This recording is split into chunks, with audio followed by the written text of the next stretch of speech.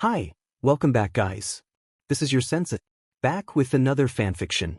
This is the first part of What If Naruto Gains Gamer Power? Now before starting, please give this video a like and subscribe to the channel if you want more videos like this. Now let's get into the fanfic. Welcome to the Naruto RPG. The words floated in front of me in what could only be described as a complete void. What? I managed to utter, shocked by the situation I found myself in. You have been chosen out of all the souls that passed at the moment of your death to be reincarnated into a special world with special powers. Lucky, that's when it hit me I had died. I fumed with anger, realizing how much I despise drunk drivers. After a few moments, a chilling dread filled me. I died, I said aloud, frustration evident in my voice. God damn it. Your power was randomly selected out of a hat. You get the powers of the gamer. Your life will now function like a video game, complete with stats, levels, skills to grind, and loot to acquire. I blinked in response, staring at the words floating in front of me. I moved to scratch my scalp but felt nothing.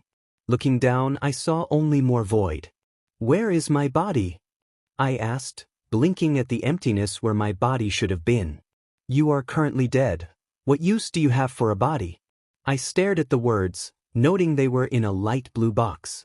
Mouthy little sheet, aren't you? I questioned, my eye twitching. You will be given a randomly generated body based on your choices in the character selection screen. Shall we begin, or will you continue to complain about every little thing? I frowned. Fine, I sighed, slumping slightly. Shortly after, a larger blue box appeared before me, filled with checkboxes and choices. First up is where you will be born.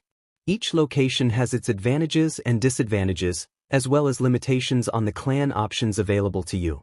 You may choose one perk for your location of birth. I hummed as I examined the choices before me and reached out to press the question mark beside the entry labeled, Aim no Kuni. Aim no Kuni, the country of Amigakure, is led by Hanzo the Salamander and the Akatsuki. This country has been embroiled in a long civil war. Related perks. Child soldier. You were pressed into service as a child, forced to learn quickly or die even faster. You will struggle to understand anything but war and battle.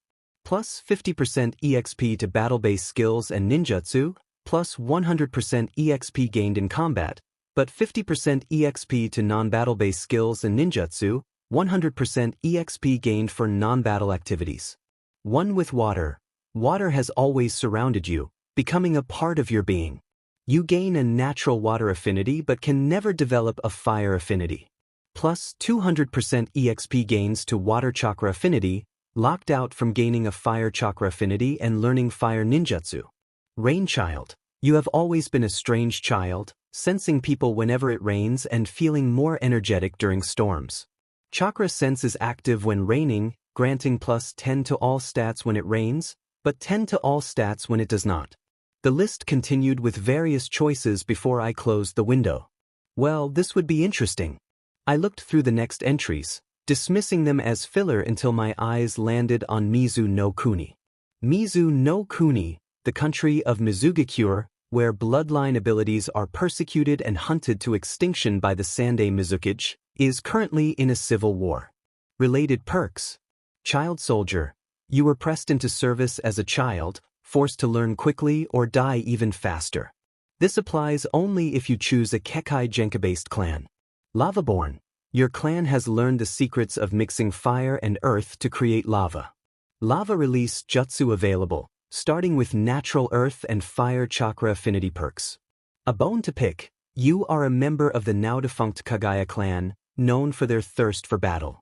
Dead bone pulse available for use, plus 25% EXP to combat-related skills and ninjutsu, plus 50% EXP gained in combat, but 25% EXP to non-battle-based skills and ninjutsu. Ice Cold. You are a member of the nearly extinct Yuki clan, able to use your clan's ice release jutsus. Ice release available for use, starting with natural water and wind chakra affinity perks. Boiling water. Your clan is gifted with the boil release, making others nervous about getting into the water with you.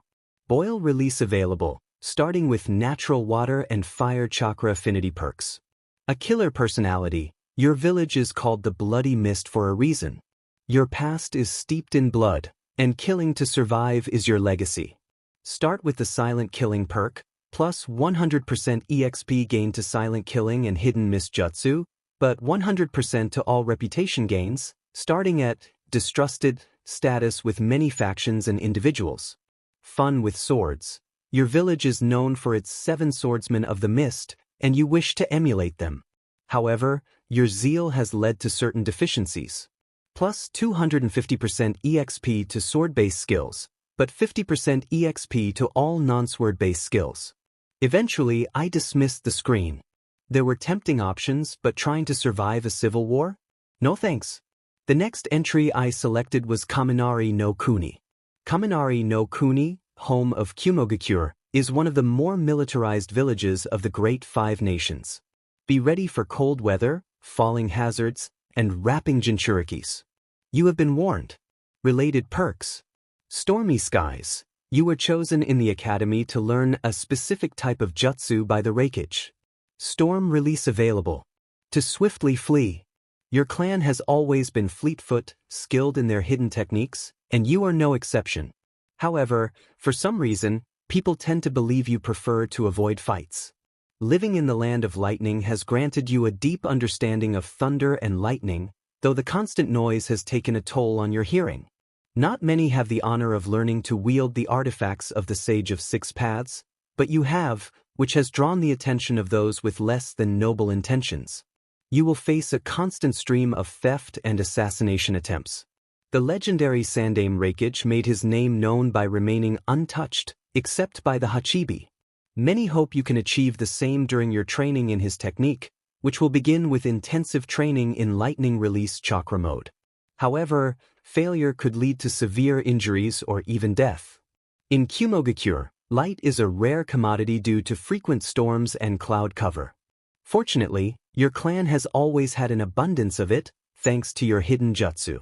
Tempting choices lay before you, especially the Ride the Lightning perk, but the risk of permanent injury deterred you. Shaking your head, you moved on to the next option. Kaze no Kuni, home of Sunagakure, a land dominated by a vast desert. The people here are resilient, unfazed by the frequent sandstorms. In this harsh environment, you possess the Sandwalker ability, allowing you to navigate the desert effortlessly without getting lost. You also know where to find oases for water. Your clan, though small, wields frightening jutsu, especially in the desert where scorching winds blow daily. You start with natural affinities for wind and fire.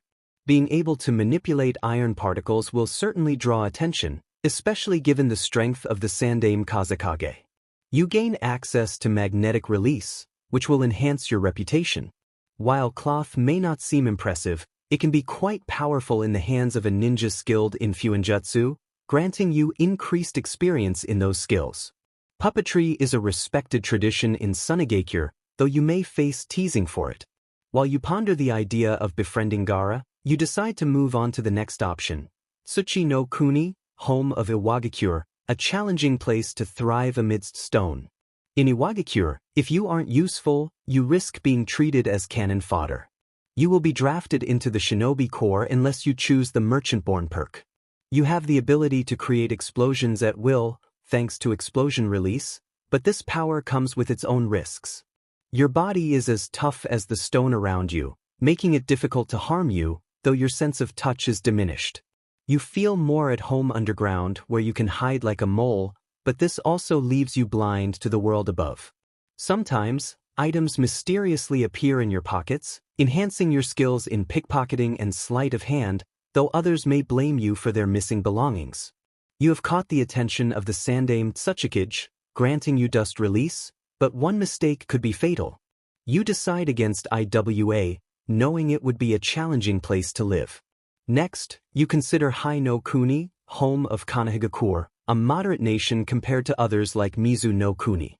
While not a military powerhouse, it boasts significant economic strength due to its vast territory. As a member of the Uchiha clan, you gain the ability to learn non-bloodline jutsu more quickly, but you must be cautious, as Uchiha are known for their mental instability. You also have access to the Byakugan as a member of the Hyuga clan, granting you nearly complete vision when active, though people may suspect you of peeping. Being part of the Inuzuka clan means you will have a loyal Ninken partner by your side, enhancing your experience and granting access to Inuzuka techniques. You will adopt more animalistic behaviors and instincts. As a member of the Aburame clan, you will gain experience in their techniques, though others may find you off-putting. As a member of the Yamanaka clan, you will have a bonus to your jutsu, but your body will be vulnerable while using them. Lastly, as a member of the Nara clan, you may be perceived as lazy, but your mental acuity and skills in the shadow possession jutsu are highly regarded. I let out a sigh as I looked through the assorted perks of Konohagakure. It was probably the best place for me to start, if I was being completely honest. Naruto was there, and he had a way of changing the world. Sasuke was also there, having once tried to rule it. Groaning, I examined the choices more carefully, considering my options before landing on the Uchiha clan perk. In for a penny, in for a pound, I muttered, accepting the perk. A wave of energy passed through me, and a new screen appeared. Congratulations on belonging to the clan of Jutsu Thieves. I rolled my eyes at the message. You start with 4 perk points to choose from the following options. These may end up being temporary due to circumstances, but you will not get any points back if they are lost, so be careful.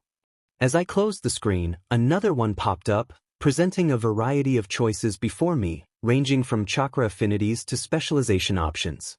I took a deep breath and prepared to make my selections. I considered several options.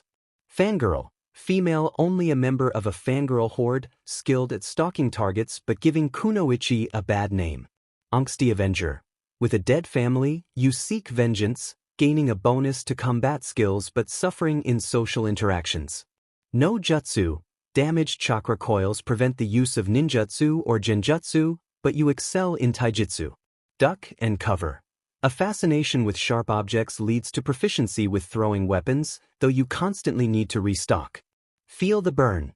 Fire is your weapon of choice, granting a natural affinity and a bonus to fire-related skills. Make a splash. A natural affinity for water, enhancing your water-related skills. Blow them away. A natural affinity for wind, boosting your wind-related skills. Strength of the earth.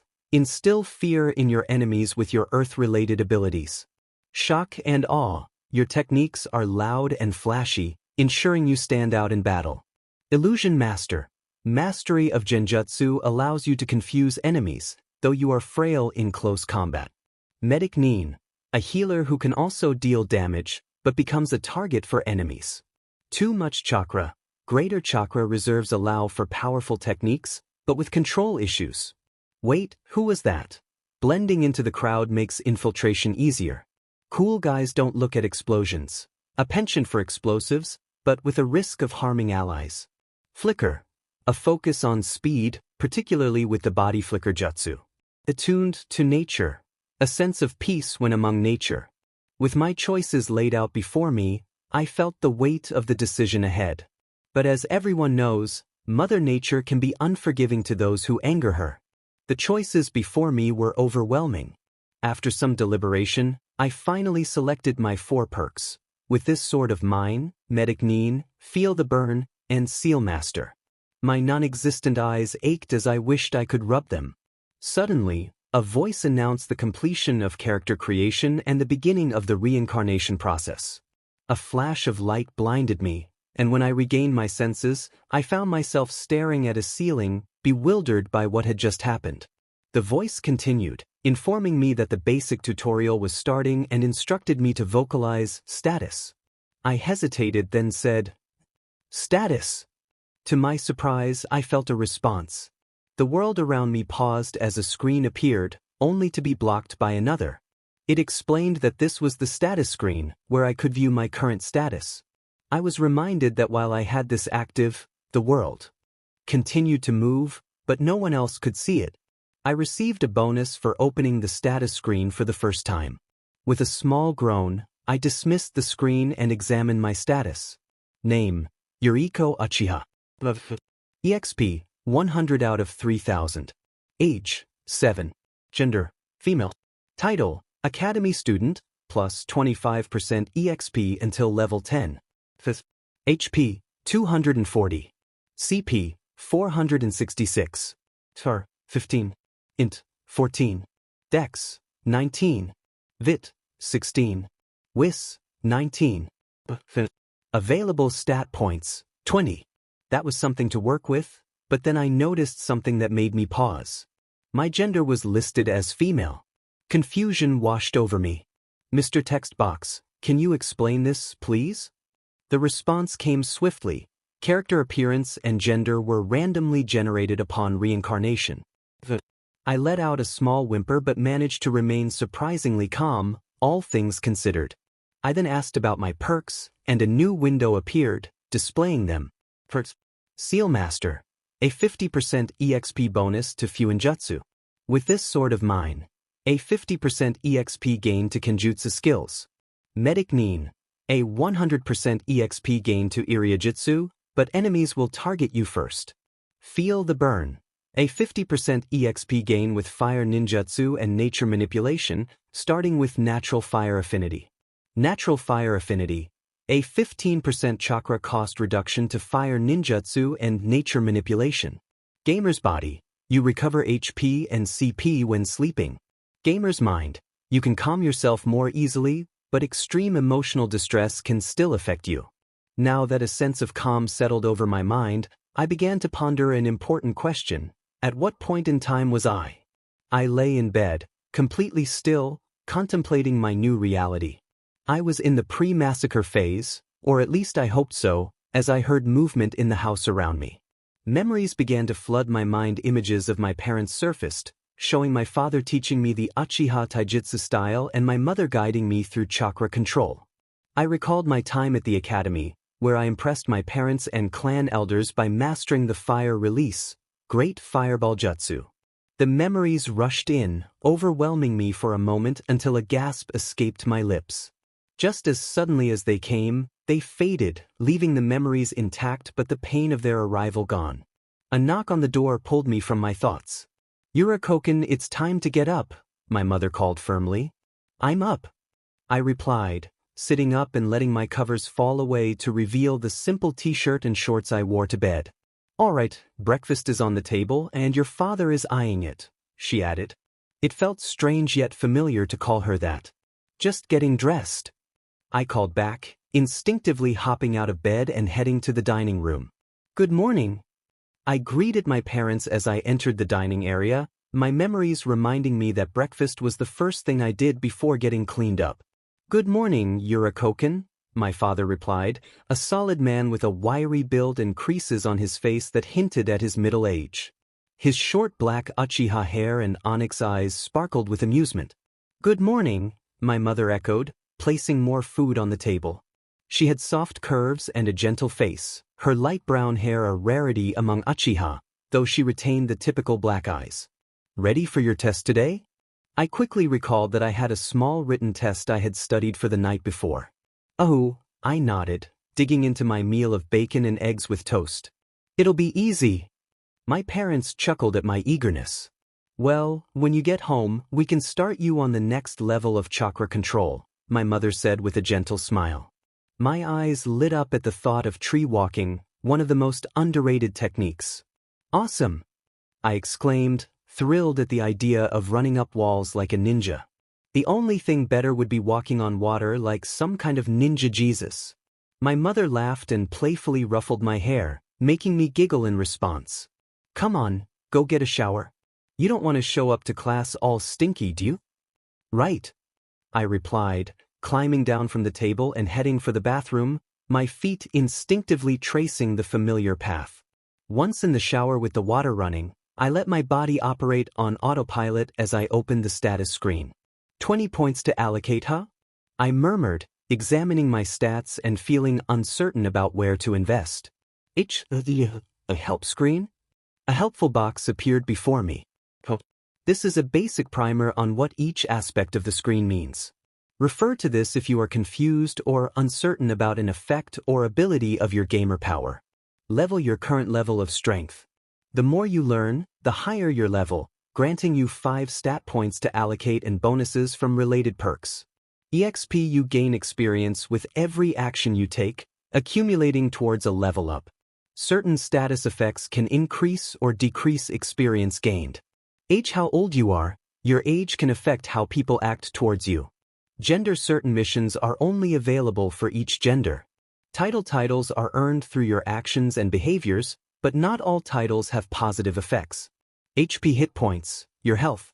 If this hits 0, you are dead. There are no retries or saved games, so be careful.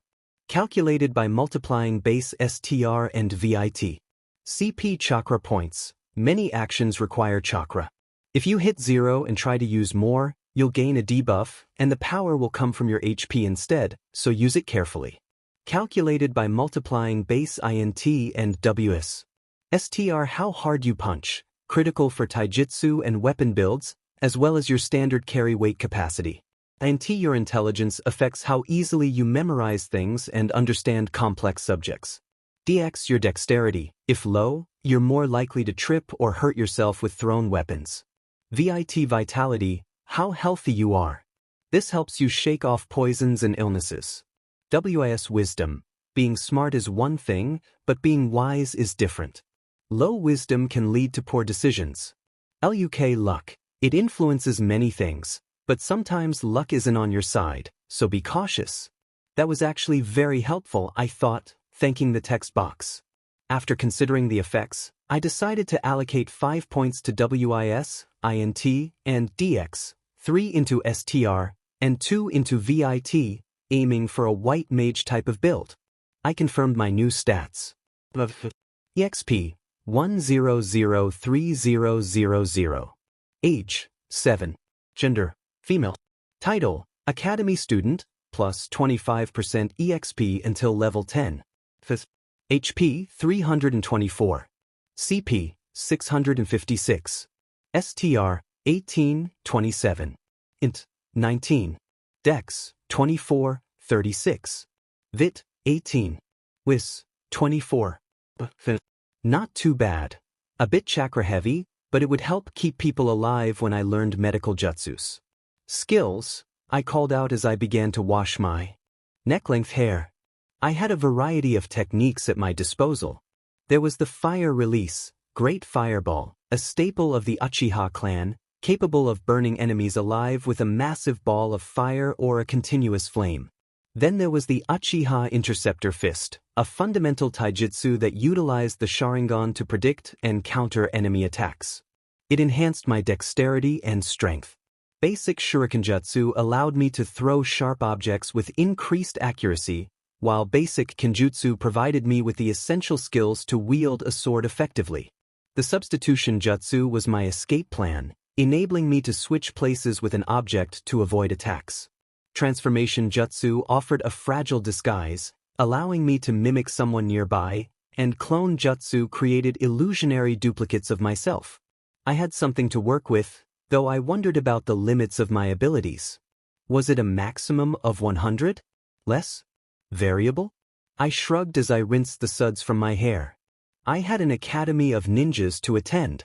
The early years would be filled with history and theory, but still, ninjas. Upside, I now know what time PRD I'm in. Downside, I'm at the tail end of the Third Shinobi World War. I activated my gamer's mind to keep myself calm. I tried to let the stress wash away, but it wasn't working. So, I decided to distract myself with classwork just as our shuriken jutsu instructor, Issei Zensei, stepped between us and the target boards. Alright, you all know the rules by now, I hope, he called out sternly. Break them, and you'll spend the afternoon with me cleaning the academy with a toothbrush. Several nervous gulps echoed as Issei Zensei glared at the class troublemakers. I watched with interest as my classmates took their turns, some performing decently while others were spectacular for all the wrong reasons. I was pretty sure one of them gained experience from the bird he hit as it flew by. I glanced at my reflection in a nearby window. My neck-length ebony hair was pulled into a ponytail, and a pair of bangs framed my chubby face. I was a kid after all. I had a cute nose and, judging by my features, I would grow into quite the beauty. My body wasn't much to look at, but I wore a plain dark blue t-shirt with an Uchiha fan on the left shoulder and black shorts, along with the strangely comfortable open-toed shoes that Shinobi liked. Sayuri-san, you're up. Sensei called, cutting off my self-inspection. I stepped forward to the throwing line. All right, throw when ready. I swallowed nervously. Physically, I had done this before, but mentally? I decided to trust my body. I flicked open the shuriken holsters on both thighs, scooped out a handful with each hand, and threw them. They made it look easy in the shows, but in reality, it was a different story. While my mind let my body run on autopilot, I could feel every little muscle twitch in my fingers as I threw the shurikens toward the targets. It was cool to be in control, but then again, training since I could walk would do that to anyone. Several thunks echoed as all 10 of my shuriken hit the target, with 4 hitting the bullseye. That was the best performance of the day so far. Excellent work as always, Sayuri-san, Sensei said with a grin and a nod of approval, making my heart flutter a bit. You may go back. I quickly checked my feelings. Did I have a crush on him? Thank goodness no. He was just extremely hard to please. I could deal with that, but getting used to this was challenging.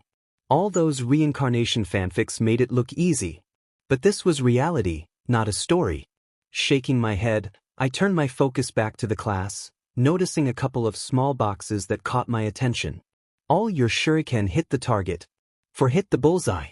Basic Shurikenjutsu XP gained. Basic Shurikenjutsu has gained a level. Your continued improvement with your training has increased your standing with the Sensei. Well, that was cool. I was ready to keep this momentum going. But one question lingered. Where were the quests that usually accompanied the gamer powers? Just below the boxes with my good news was the quest alert for the Shurikenjutsu practice.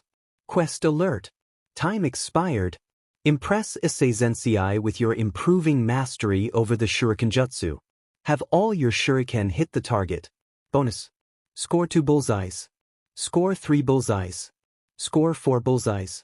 Reward, plus 150 EXP, plus 100 reputation with Kanjo Ase and the Konoha Ninja Academy.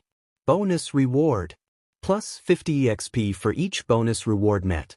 I let out a small groan of disappointment. One of my classmates heard me. Man, Sayuri, even with doing the best out of all of us, it's still not good enough for you? A blonde girl next to me asked, disbelief in her voice. She looked a lot like Ino from the show, with her blue eyes and ringlet hair. Well, I kinda realized I messed up midway through it, Chika-chan, I replied with a forced chuckle, rubbing the back of my head. You really are a perfectionist, another classmate said, approaching us with a chuckle. He had dark green eyes and short gray hair. I shrugged, smiling at my new friends. Well, my family has pretty high standards, Ao-kun, I replied easily. Aoi let out a dramatic sigh. Alas, I am but a humble former civilian and can never understand the complexities of clan life, he wailed dramatically, making Chika and me giggle. He was actually pretty funny. This helped me relax a bit more. I just needed to trust my memories. The more I relaxed, the more natural my actions became. Alright, I could do this. Ninja school was awesome once you got past all the theory and paperwork. Doing well on my tests added points to my INT score, along with 150 EXP for scoring over 75%. Thankfully, I saw the quest alert for the test. After spending some time with my friends, I began making my way home to the Uchiha district, deep in thought. If I remembered correctly, Itachi was born around the time the Third War started. The war lasted 3 years at most, and we were currently in the second year, so I should be at least 6 years older than him. For thinking things through carefully, I had exercised my wisdom. Was the text box insulting me or confirming my theory? Either way, that improved my CP. Speaking of which, I quietly vocalized, status, causing the screen to pop up in front of me. EXP, 2503000. Age, 7. Gender, female. Title, Academy Student, plus 25% EXP until level 10. HP, 324. CP, 700. 20. Dex, 25. Vit, 18. Wis, 25. Oh, 700 CP already, nice. My stats looked pretty good at the moment, although I had to admit that the Low LUK score worried me. Would it increase if I played something like poker? Just something to test out later, I suppose. My attention shifted as I crossed into the Uchiha district, noticing several shinobi darting past me through the gates, while others, sporting bandages and casts, limped their way in. Now that I thought about it, didn't my dad have his left leg bandaged up? I really needed to pay more attention. My memory reminded me that my father had been injured on the front lines while my mother was often busy in the hospital as a medic. This brought my thoughts to the perk medic Nin. I had chosen it because I thought if I learned Iryujitsu, I could help keep more people alive. But if I never learned it, then the perk would go to waste, wouldn't it? Firming my lips, I began to jog towards home, resolved to ask my mother to start teaching me Iryujitsu. Good news. My mother was home and ecstatic that I wanted to learn Iryujitsu. Bad news. Iryujitsu was incredibly hard to learn. Seriously, I was just trying to master the basic relaxation technique, and it took more than a dozen attempts to get it right enough for a window to pop up declaring my success. Congratulations! Due to your diligent efforts, a new skill has been created. Relaxation, active, level 10%, the most basic Iryujitsu used by medical ninjas. The user uses their chakra to relax the target, washing away fatigue and STMLTNG chakra regeneration. Cannot be used on self. Plus 100% chakra regeneration on target, 20 CP second. Because of your diligence in learning Iryujitsu, your reputation with Shigeru Uchiha and Genrai Uchiha has increased by 250, and your reputation with the Konoha hospital staff has increased by quest complete. You have successfully learned the relaxation technique from your mother. Plus 625 EXP, beginner Iryujitsu skill unlocked, Iryujitsu scroll. Gentle healing acquired. Amazing, Yurakoken! My mother cheered excitedly, clapping her hands together. Wow, I think we may have a medical prodigy on our hands, don't you think, dear? My father chuckled in agreement, patting my hand that rested on his shoulder, serving as my test dummy for the technique. Indeed, it's always good to have more reincarnated on hand, he said with a small sigh, keeping a hand on mine. Such a shame Tsunadesima's proposal fell through. My mother sighed and nodded in agreement. Well, either way, here, Yurakoken, this is the next basic jutsu for Irainan, she announced, pulling out a scroll from her equipment pouch. Gentle healing jutsu isn't great for serious injuries, but it's good for scrapes and bruises. I grinned as I accepted the scroll. Thanks, Mom. I replied with an excited giggle, glancing at the pop-up. Gentle healing jutsu scroll acquired. Requirements. WIS 20 plus int 20 plus YN? Grinning, I ignored the pop-up for the time being and placed the scroll in my own equipment pouch. I'll be sure to study it carefully before using it, I told her happily, earning a smile of approval in return. That's my girl, she replied, ruffling my hair, which earned a squawk of indignation from me. Just don't push yourself too hard, all right? My father requested solemnly, a sad look on his face. We are shinobi of Konoha, yes, but if we waste our lives by needlessly rushing forward, we won't be of any use to the Hokage, will we? I swallowed tightly before nodding. I guess my parents were strongly pro-Konoha. At least, I hoped they were. My father smiled in response, patting my head. Good, was all he said, and it was all he needed to say. I really needed to pay more attention to my memories, especially since I had an older brother, Sakaki, who had just returned from his deployment on the front lines. My heart swelled with excitement as he walked through the front door, looking tired but uninjured. Sakaki-ni. My instincts took over, and I rushed into my brother's arms, wrapping him in a massive hug. He let out a good-natured grunt and hugged me back, a large grin spreading across his tired face. Hey, Squirt, he greeted, his warm black eyes meeting mine. His hair was a messy mop, held back only by a headband. Man, you've gotten taller. I hope you've been keeping up with your training. I grinned back, taking control of the moment as I recalled our shared memories. I'm learning Iryujitsu, I declared proudly, stepping back to place my hands on my hips. I already learned the first jutsu Mom taught me. Sakaki smiled proudly and crouched down to my eye level, placing a hand on my head. Well, I'll be counting on you to keep me together in the field when you become a genin, he said with a chuckle. Of course. I'll be better than even Tsunadesima, I announced, caught up in the childish excitement as my family laughed in amusement. I look forward to seeing that, he chuckled. How about I show you some cool kenjutsu tricks tomorrow after class? His offer made my eyes widen with excitement. Can't have our medic unable to defend herself, after all. Right. I shouted eagerly, saluting him proudly. My brother is truly amazing. I was certain that Itachi couldn't compare to him. I had forgotten how wonderful it was to have a brother. In my previous life, my brother and I had drifted apart over time due to disagreements. This was a second chance for me, one I wasn't going to give up. Sakakini picked me up from the academy after classes, staying behind a bit to show off to some of my classmates before taking me to the clan training grounds, a pair of bakudos in his hands as we entered one of the unused areas. All right, he began, passing the smaller bakudo to me, shaped like a kodachi and sized just for me. We'll start with reviewing some of the katas we went over last time. It was fun training with my brother. I actually gained a level towards the end of our time in the training ground as we practiced the various forms I needed to master to advance. I even got some practice in with the relaxation jutsu, gaining a couple of levels and maxing out my basic kenjutsu skill. My brother watched me carefully as I went through the motions of the katas, mindful of my foot positioning and wooden blade as I moved quicker under his watchful gaze. I'm impressed, Squirt. You really have been working hard, Sakakini said with a grin as I came to a stop. I think you're ready to learn some of the more advanced techniques. Once you master those, you can branch into the Uchiha sword style. I couldn't believe it. The Uchiha had a sword style? Really? I asked, my eagerness evident. Definitely, he confirmed. And a window appeared, asking if I wanted to evolve my basic kenjutsu to intermediate kenjutsu, which I quickly accepted. We can start with that later, though, he said, cutting off my happy dance.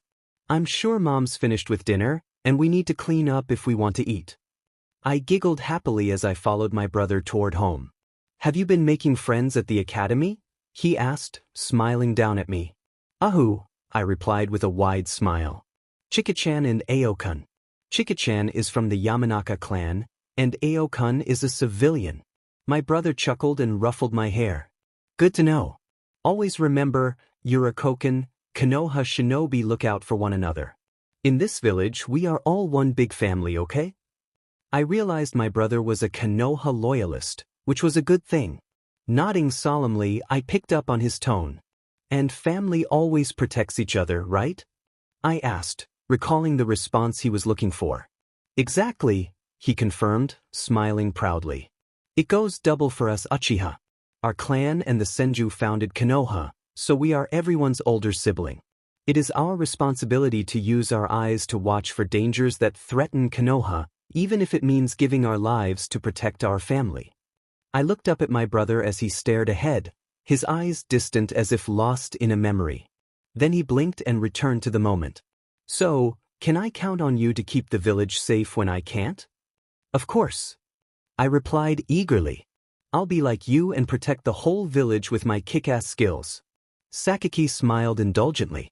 Good, he said, rubbing my head affectionately as we approached our modest home. I'm glad I can count on you. I really wish I had been paying more attention to my brother instead of basking in the warmth of his affection. Maybe then I could have seen the signs of what was to come. Lying in my bed after a satisfying home-cooked meal and a warm shower, I murmured, "Status," and the screen appeared before me. I was over halfway to my next level, which felt nice. After a moment of double-checking, I said, "Skills." My skills were building up quickly. I had been waiting to learn the gentle healing jutsu for a few days, wanting to study the scroll first and reduce the chance of raising suspicion if it were to suddenly disappear from my hands. To be honest, I had no way of knowing how I compared to the other genin. If only there was a way to check their stats. Taking out the bakudo I used in practice with my brother, I stared at it intently. Observe, I mumbled under my breath, trying to trigger the skill every gamer uses. Come on. Observe. Suddenly I created a new skill. Observe, I read, noting its description. It allowed me to see the stats of various items and people around me. I examined the wooden kodachi, a practice sword fit for a child my age, and noted its damage and experience bonuses. My excitement bubbled up as I set the bakudo back down and flopped back onto my bed, humming in thought as I considered my powers some more. After a few moments, I said, "Reputation," and a new screen popped up. My reputation with various groups and individuals was displayed, revealing that my brother held me in high regard. I wondered why that was the case. I called up the explanation on reputation, which detailed how my standing with others could affect my relationships and the quests available to me. Exalted status meant someone would prioritize my safety above all else, while honored status indicated they would always assist me when needed. Friendly meant we would look out for each other in combat, and well-liked suggested they were more likely to listen to my advice.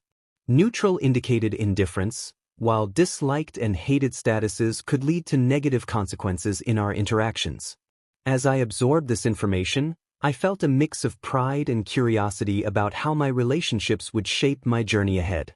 A small chance exists that they will attack you on sight unless you are on neutral ground held by a neutral party. Those who hold you in reviled status will be unlikely to listen to you. They may even take pleasure in your downfall. Teamwork skills will be significantly less effective when working with them. Similarly, if someone views you with hostility, they will remember your words and will only listen under the most extreme circumstances. In such cases, teamwork skills will have no effect, and they will also attack you on sight unless you are in a neutral setting. That was somewhat helpful, I suppose. I should probably keep an eye out for a special quest from my brother, but when will it arrive? Letting out a sigh, I roll over onto my side and dismiss the assorted boxes. It's something to figure out later. My body is still young, and a lack of sleep will only harm my health. It was rather amazing how quickly time could pass when one fell into a routine. 3 months and 5 levels had come and gone, leading into Konoha's version of winter, which was essentially above freezing temperatures. For someone from Canada, it felt fantastic. No snow to shovel from the driveway, no freezing while heading to the store. However, there was no Christmas, which was a bit disappointing. One significant event disrupted the routine. My class was graduating early due to heavy losses on the front lines of the war. After an accelerated training program, we were declared fit for duty and received our headbands following a brief examination. Once I received my headband and was assigned to a team, our new sensei didn't even give us the Jonin exam. I was presented with a new quest. Mandatory quest. You have been made a Jonin early due to the war raging in the elemental nations. Defend your home and allies from invasion while ensuring your own survival. Active. Survive to the end of the Third Shinobi World War without Konohagakure or any of your allied nations being destroyed. Reward. Experience points, reputation with Konohagakure, reputation with allied nations, and the war veteran perk. Bonus objectives. Survive with your entire squad. Failure. There was no option to decline the quest. The silver lining was that I was on a team with Chika and Aoi, which was good, I guess. I took another look at my teammates. Chika Yamanaka was a level 9 genin, 7 years old, with impressive stats and perks that enhanced her abilities. Ami Nanes, also a level 9 genin and 7 years old, had his own set of skills that made him a valuable teammate. They were among the best in our class. Turning to my sensei, I activated my observation ability again. Hisai Nato, our Jonin sensei, was older and had a title that indicated he was effective in training genin, though his stats were hidden. Alright, I know you all just graduated and early at that, but we have a job to do, Nato sensei declared as he stood before us outside the academy. Bandits are targeting our supply lines from the capital, and we suspect enemy shinobi may be assisting them. You have 2 hours to gather your supplies and equipment. I will meet you at the main gate. New quest. Bandits are encroaching upon Hai no Kuni's supply lines. Eliminate them. Active. Eliminate all of the Darkwood bandits and any shinobi supporting them. Reward. Experience points, reputation with Konohagakure and Hai no Kuni, and a sum of money. Bonus objectives. Kill 10 bandits yourself. Find out who is supporting the bandits. Succeed without a loss on your team. Failure. Possibility of death and loss of reputation with Konohagakure. I accepted the quest with a nod. I'll see you guys at the gate, I told my friends before channeling my chakra to my legs and sprinting home to gather my gear. My mother was waiting for me at the front door, concern etched on her face. "Yurakoken," she breathed, pulling me into a tight hug. "Come back home, okay?" A lump formed in my throat as I realized this might be my last chance to speak to my family. My father and brother were on the front lines, and my mother would soon join them now that I had graduated. "I will," I promised, hugging her tightly. She may not have been my original mother, but she was my mother nonetheless. "Okay, go and get ready. I have some rations for you to take with you," she said, wiping away her tears and smiling at me. "And here, you may need this out there."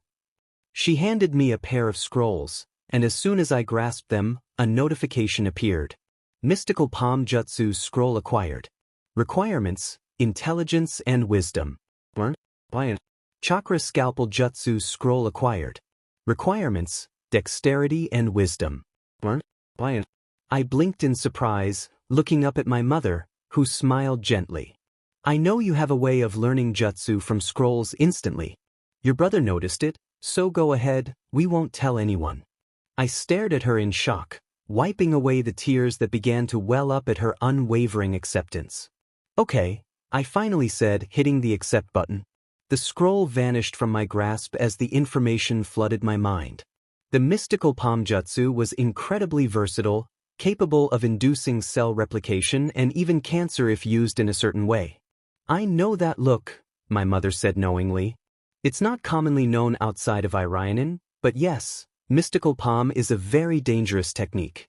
Be careful using it on your friends and only experiment with it on your enemies, alright?" I could only nod in response, staring at my kind and gentle mother who encouraged me to experiment on our enemies. But then again, we were both shinobi. "Right, I will," I promised after a moment. "I'm going to get my stuff now." My mother smiled and nodded. "I hope that when we see each other again, you can trust me with the secret you've been keeping," she said hopefully as I walked toward my room. I paused in the hallway at her request. "I promise," I said finally, swallowing the lump in my throat. "I will explain all of it." My mom hugged me from behind, patting my back. "Now go before I keep you here forever." I shot a quick grin over my shoulder at her. "Like I wouldn't drive you crazy within the first week." "Far too true," she sighed dramatically as I entered my room. "Equipment," I said aloud, not bothering to lower my voice since my mother was aware of it. A box appeared before me, displaying my image in the center as I began to load the gear my brother had given me as an early graduation gift before he left for the front lines. I knew my mother was watching from the door as my gear materialized around me. As I equipped the gear, I bent down to wrap the ends of my pants around my ankles to avoid tripping. Once that was done, I grabbed the gift my father had given me and quickly used Observe on it. Custom-made Kodachi, a Kodachi forged from chakra-receptive metals, named and gifted to you by your father. You can use the skill chakra flow with this sword. I clipped it in place on my back, making a few test draws to ensure it was easy to access. Satisfied, I took a deep breath and turned to the door, where my mother stood with a few boxed lunches in her hands. "I'm heading out now," I told her quietly as I accepted the lunches and placed them in a seal in my equipment pouch. "I look forward to when I can see you again," she said gently, placing a soft kiss on my head. "Watch your teammates' backs and listen to your senses, okay?" "I will," I promised solemnly. "See you again soon." I gave her one last quick hug before dashing out the door, wiping my glistening eyes on my sleeve as I rushed toward the gate for my mission. "Are you seeing anything out of the ordinary, Uchiha?" My sensei's voice crackled quietly in my ear. I lowered my binoculars and pressed a hand to the throat mic I was wearing, mentally cursing my lack of sharingan. Being able to see chakra would be incredibly helpful right now. "Nothing on my end," I reported, my voice barely above a whisper. "Their scheduled guard rotation went off at the same time today." "Understood, Yamanaka is on her way to switch out with you," he replied. "Code word is sanguine." "Understood, sanguine," I responded, mentally cross-checking my mental code phrase manual. I would give my detailed report when I returned. My sensei was incredibly paranoid. That entire conversation was in code. Yamanaka wasn't coming to relieve me at all, as she was positioned in the north. Sanguine was the code word for unknown spotted on the eastern side. Subtly adjusting myself, I was thankful I had yet to go through PBRY. Sitting here, watching and noting every little thing happening in the bandit camp below was difficult enough. I was nowhere near ready to do it while on my PRD. Just that thought alone sent shudders down my spine as I raised my non-reflective binoculars to my eyes and scanned the eastern side of the camp, spotting the unknown my sensei had reported from his position on the opposite side. The man was tall, standing at a massive 7 feet 5 inches, solid muscle, and moved with a cat-like grace. A high tie on his forehead with a slashed Yugakure symbol indicated he was a missing ninja from Yugakure. Thankfully, he wasn't hiding. There was no way I was ready to deal with that level of crazy. Nor did he have any symbols of Jashin. On him, at least none I could see. Hopefully, this guy wasn't some kind of Jashinite. Even if he was weaker than Haydn, immortality was a serious issue. I pondered whether Haydn's immortality extended to something like cancer as I studied the bandit camp, noting that the shinobi was having a heated conversation with someone we tentatively identified as the bandit leader. Unfortunately, I was too far away, even with binoculars, to accurately read their lips, so I noted down my best effort for my sensei to review. I murmured quietly, "Skills," bringing up my skill list to review my newest additions that I had tested during our travel time and when we stopped for the night. Mystical Palm, active. The standard Iryujutsu of medic shinobi everywhere. This versatile technique includes the chakra scalpel jutsu, allowing me to heal allies or damage enemies with creative application. Healing is 50 HP per second, and damage varies depending on usage. Chakra scalpel, active. A standard jutsu learned by both the medical profession and interrogators. This technique can cut only what the user wishes to cut, including targeted organs while leaving the skin intact. Damage varies depending on usage. I knew my life felt like a game right now, but I had to wonder about the house rules for damaging someone's heart. A jutsu like this, if aimed at the heart, could cause near-instant death, requiring someone like Tsunade to save them. Well, I guessed I would get a chance to test that theory when we attacked the 40-plus bandit camp tomorrow. Looking down at the sole shinobi we had eyes on, I brought up my binoculars. "Observe," I murmured, trying to see if the range was set or could be enhanced by my binoculars. Target out of range. No, they did not. Letting out an inaudible sigh, I settled in for a long wait. Finally, it was time. Sensei had given us the signal to start our approach as dusk fell, about half an hour before the sentries changed their shift. This was when they were at their most inattentive, focused on getting drunk around the fire or heading to bed. I kept my breaths quiet as I slowly approached my unaware target, subtly adjusting my grip on my kunai as I crept in close. Once I was in range, I leapt up, wrapping my hand around his mouth and struck with my kunai twice, just as we were taught in the academy. The first strike hit him in the larynx, silencing him, and my second strike hit him in the temple. The man went slack, crumpling back into my arms. I barely suppressed a yelp of surprise at the dead weight of a 30-something-year-old man slumped on my 7-year-old frame. Thankfully, I had my chakra reinforcing my muscles, allowing me to quietly set him on the ground. My eyes caught a pop-up notification. Sneak attack critical. Instant kill. Plus 437 EXP, plus 500 Ryo gained, Yubao and 10 wooden arrows looted and stored in inventory. I had just killed a man. No. It was difficult to keep myself from vomiting as I stared at the blood staining my hands, my eyes wide and shaking. Holy hell, I just killed someone. Uchiha, you okay? My sensei's voice broke through my panic before it could settle in. Swallowing tightly, I replied, "First sentry down, sensei," marveling at how calm I sounded. Moving on. Understood. Taking a deep breath, I saw the notification of Gamer's Mind activating before I dismissed the window and focused on my mission. My team is counting on me, I reminded myself as I continued moving silently, a sudden clarity of my surroundings catching my attention. It was strange. I just knew where everything was going to be: the falling leaves, the lone squirrel running up a tree. It wasn't really a slow-motion effect, just a supernatural awareness of everything I could see. The second bandit sentry I was to eliminate came into view as I moved, and I could see the vague outline of chakra surrounding him.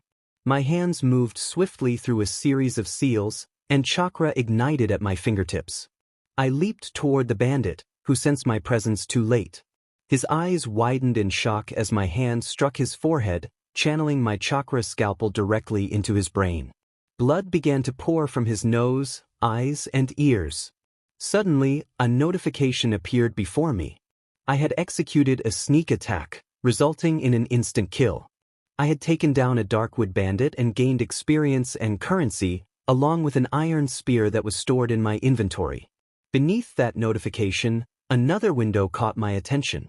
I had awakened my Kekkai Genkai, the sharingan, at stage 2 due to the stress of my first kill and my determination to protect my teammates. I shook my head, dismissing the notifications, and refocused on my mission. With my 2 targets eliminated, it was time to attack the camp directly using ninjutsu to create chaos and cover my teammates' approach. Ascending one of the taller trees, I reached the top and looked down at the camp. I formed the 5 seals needed for the fire release, Great Fireball. Once completed, I inhaled deeply, channeling the fire-natured chakra into the desired shape before exhaling a massive fireball into a cluster of tents at the camp center. Another notification flashed before me. I had executed a critical sneak attack, killing 5 Darkwood bandits and gaining a significant amount of experience and currency, along with various weapons stored in my inventory. I ignored the panicked screams around me and formed the seals again, releasing another fireball on the opposite side of the camp. Yet another notification appeared. I had taken down 4 more Darkwood bandits, gaining more experience and currency, along with additional weapons. Before I could act again, my sharingan alerted me to fast-moving projectiles.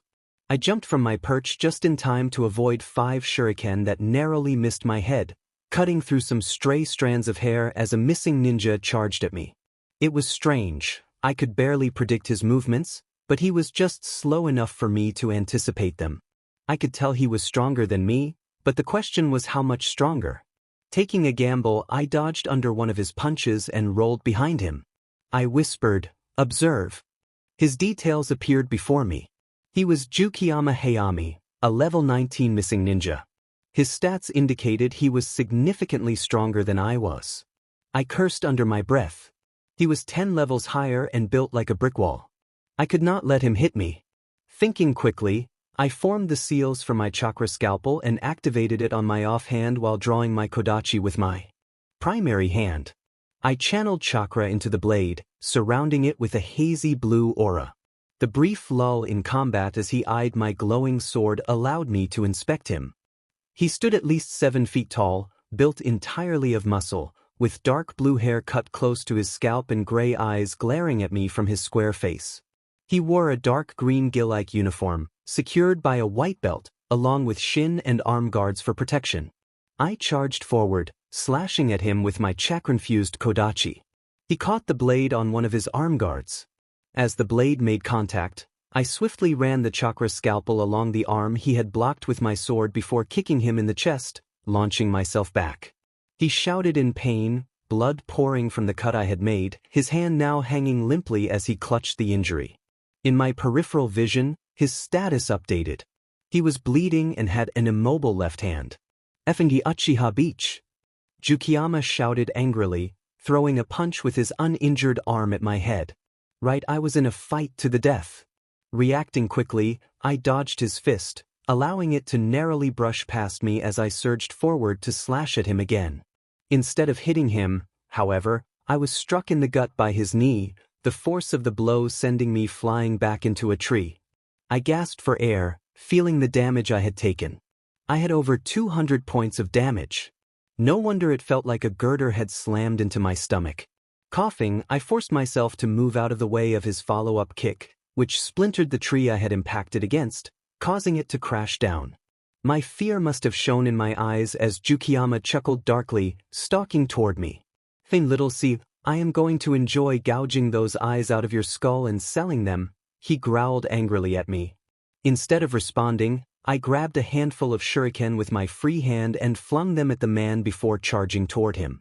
He easily dodged the shuriken as he surged forward to meet my charge, his eyes glinting madly as he threw another kick at me. Predicting the movement with the sharingan, I leapt off to the side, letting go of my kodachi and chakra scalpel to quickly form the 5 seals needed for the jutsu. Moving faster than I realized I could, I inhaled and released a steady stream of fire. Fire release, great fireball. The flames swept over the missing ninja as his leg was still extended from the kick, garnering a shout of pain from him before white smoke appeared at the edges of my flames. My eyes widened as I cut off the flames and threw myself forward, a fist clipping the back of my head enough to send me tumbling. Rolling to my feet, I was thankfully within arm's reach of my kodachi, so I renewed the chakra scalpel before picking it up with chakra flow active and double-checked my chakra levels. Keeping a careful eye on Jukiyama as he growled angrily at me, I tried to come up with a plan. He seemed to be bleeding steadily, and there were scorch marks on his rough gill-like clothing from when I tried to set him on fire. Then he locked eyes with mine. I had not trained much with my sharingan. I had just awakened it, but I knew its abilities, including the fact that it could be used to hypnotize with direct eye contact. Channeling chakra into my eyes, I focused and tried to convey a haziness to him as we each searched for an opening to attack. A box appeared before me a couple of seconds later, indicating I had learned a new skill, sharingan, genjutsu. My moment of distraction was all my opponent needed to charge at me with a heavy punch, which I managed to evade, his blow missing by a large margin even with my delayed reaction. A new addition to his status confirmed my suspicion. Jukiyama Hayami, level 19, age 24, male, missing ninja. His status showed he was bleeding and had an immobile left hand, along with a minor illusion affecting his accuracy and dodging. That saved my life. Letting out a breath, I dodged another follow-up attack before swinging my chakra-infused kodachi at his side with a heavy slash. He quickly brought his leg up in response, catching it on his shin guard, a deep cut alighting the protective equipment as my sword ran across it. Spinning with my momentum, I ducked under his kick from the leg he used to block my sword before running my chakra scalpel against the thigh of his extended leg, severing one of his tendons. A roar of pain erupted from his mouth as his leg was cut open from my jutsu, causing him to topple over as he unintentionally put weight on it. Seizing the opportunity, I surged forward and stabbed my sword into the shoulder of his good arm, essentially pinning him to the ground as it dug into the earth beneath him.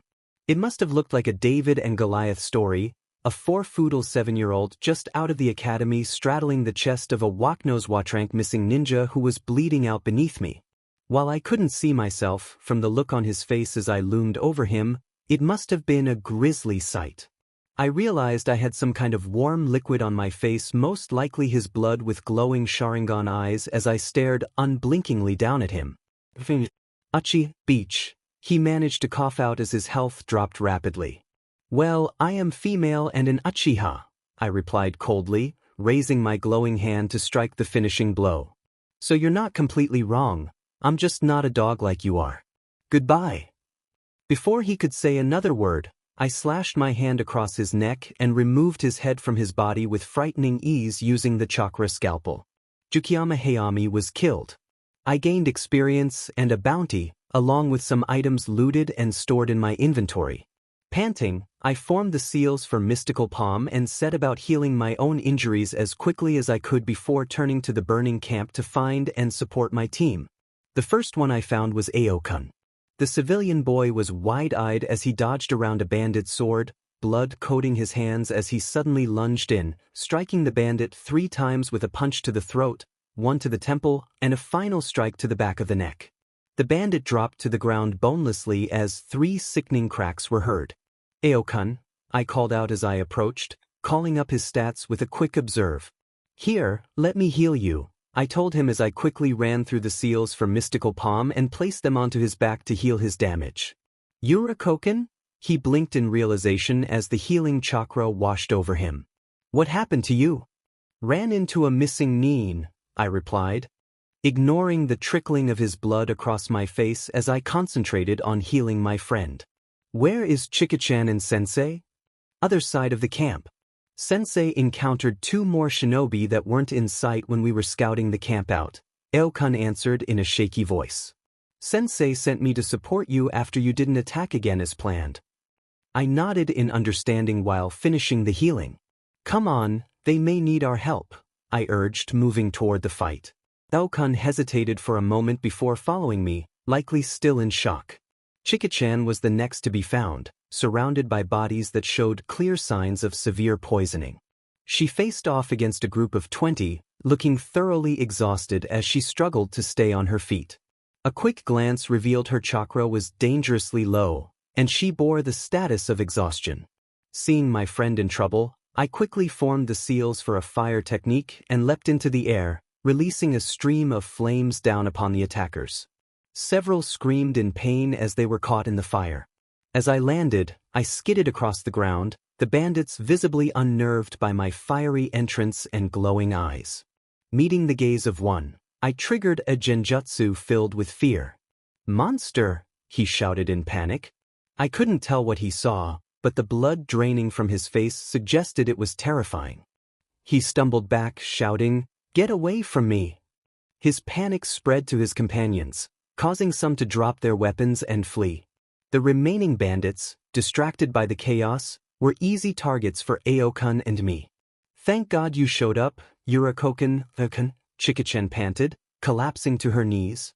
I placed my glowing hands on her back, using a healing technique. "I had no idea what I would have done if you hadn't come."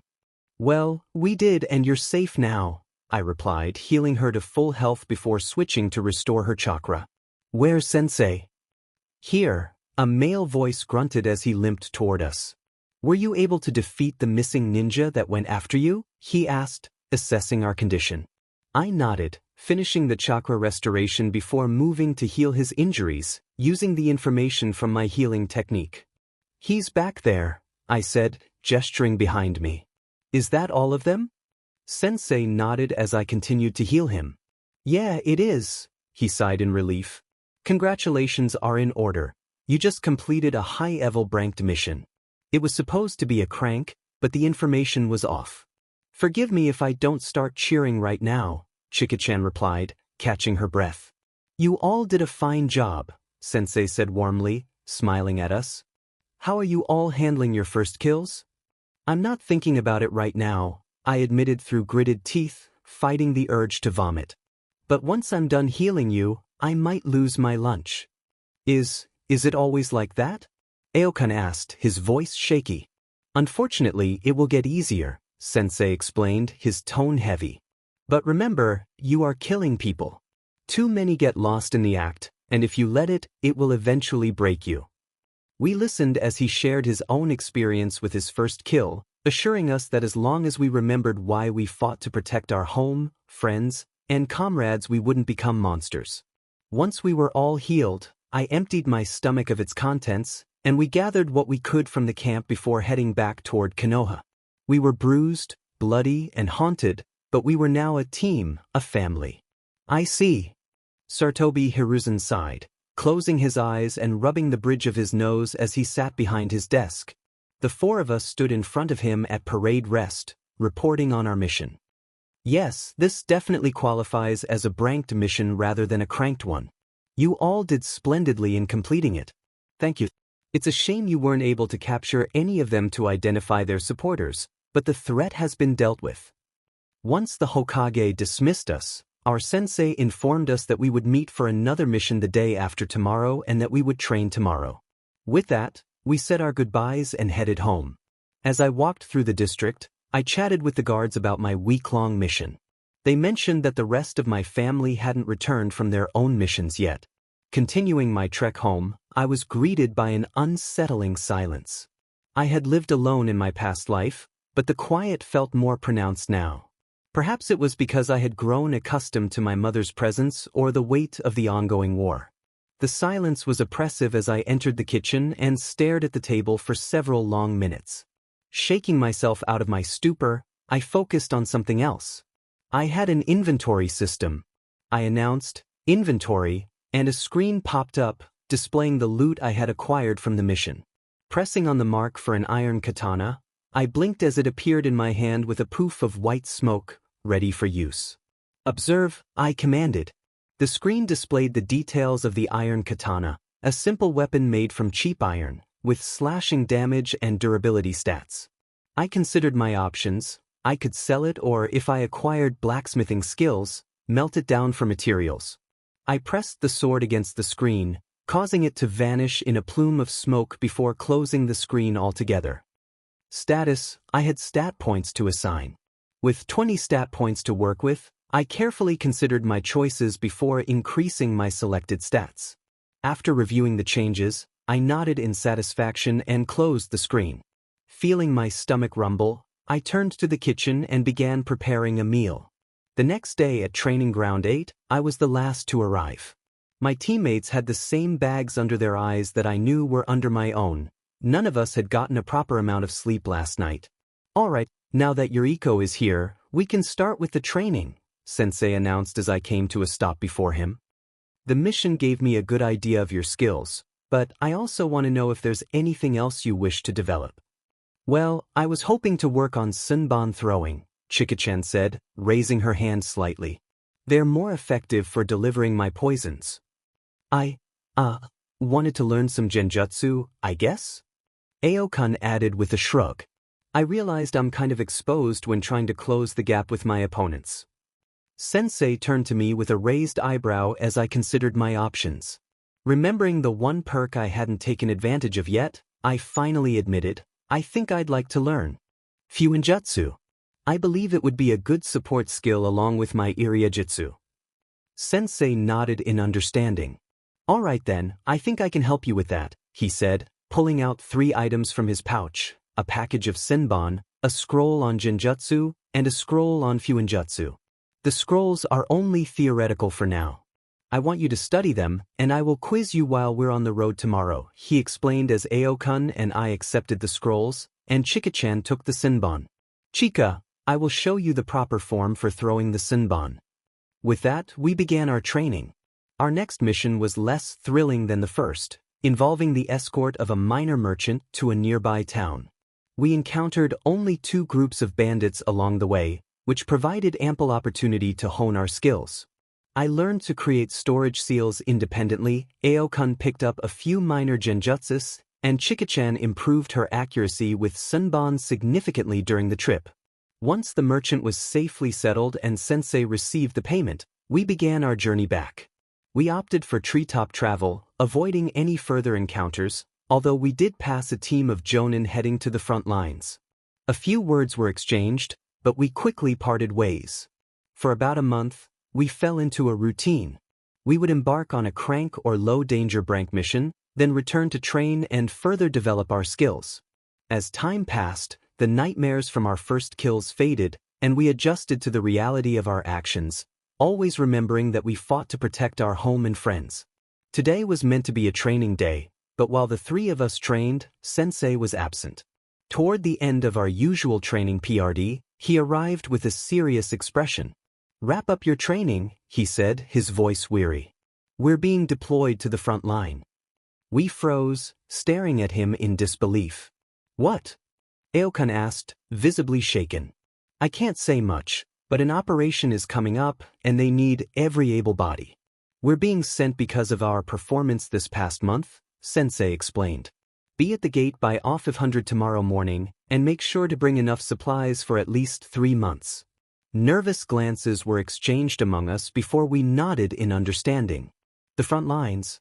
I've heard some bad things about them, Aokun whispered as we made our way to the Shinobi Market District to gather supplies. It is, I confirmed, recalling the haunted expressions on my family's faces during our rare meetings. But we will survive, we just need to watch each other's backs like always. I attempted to smile encouragingly at my friends, but it felt forced, and they noticed. Yeah, we will, Chika-chan declared, sounding more confident than I felt. And when we get back, we'll celebrate, all right? Yeah, that sounds good, Aokun agreed, and I nodded in support of the idea. All right then, let's get our gear. Chika-chan shouted as she dashed toward our first store. The forward operating base where Yuriko and Squad 8 were deployed was a stark representation of wartime conditions, chaotic and grim. Mud and blood stained the ground and walls, and many fortifications were heavily damaged. Despite this, the Konoha shinobi and the daimyo's samurai moved through the base with grim determination. Squad 8 reporting as ordered, Goryuteko. Sensei announced as we approached a middle-aged man focused on a map spread across a table. Welcome to FOB Hachi, Goryuteko replied, nodding as he scrutinized us with a frown. I knew we were getting Jonin, but them? While I understood his concern, I couldn't help but scowl at being dismissed so easily. They are young, yes, but they have proven themselves and have already bloodied their hands, Sensei said calmly. Best I could hope for in this situation, I suppose, Goryuteko sighed, rubbing his face. I noticed the dark circles under his blue eyes. All right, on to the briefing. You're here to participate in our counteroffensive against the Iwas and Kumo forces across No Man's Land and capture the Tensei Bridge. If we succeed, we control their primary point of entry into Hai no Kuni. Sensei studied the map intently before nodding. What will our role be in the battle? He asked, raising an eyebrow. Your team will be part of the second attack wave, attached to Meiji Company under Jonin Saiga, the commander replied. Understood. When does the attack begin? 5 hours from now, Goryuteko answered grimly. I'm sorry I can't give your team more time to rest, but we need to maintain the element of surprise while we can. They will notice the reinforcements sooner rather than later. Understood. We'll be ready, Sensei replied, his expression serious as he turned to us, signaling it was time to leave. As we followed Sensei out of the command building, we remained quietly professional, walking to a more secluded area of the base. I wish I could say you all are ready for this. In all honesty, you aren't, at least not completely, he admitted bluntly, and we exchanged worried glances. The chances are high that one of us will die today, so, Sensei sighed, unsealing 4 cups and pouring sake into each, keeping one for himself. I shouldn't be doing this considering your ages, but as your sensei, I wanted to share your first drink with you. He held his cup out to us, and we hesitantly returned the gesture. May each of you grow into splendid shinobi, he whispered gently. While we may march toward death, we shall not fear, for we are family, and we march side by side as one. Recognizing the cue, we each spoke up. Family, we chorused, clinking our cups together before following Sensei's lead and downing the alcohol. We promptly coughed as it burned our throats. And that's the non-alcoholic version too, Sensei chuckled, smiling warmly at us. This was a perfect representation of Sensei's stern and foreboding, yet underneath, he was a warm man who cared for our well-being. He fussed over us when we were injured, ensured Chika-chan and I were all right when our families were away on the front lines, and taught Aokun those little tricks only learned through family ties in the shinobi world. He was our sensei, and while we each had a father, he was also a father figure to us. He taught us how to be shinobi and showed us what it meant to live for the village. He showed us little things, like common plants that made excellent skis and playful pranks to ease the tension among comrades. It finally struck me that my sensei might die today. My pulse quickened at the realization. This was not like facing bandits or rogue ninjas. This was an organized army. Sensei was just the tip of the iceberg. Chika-chan and Aokun faced even greater risks in the battle ahead.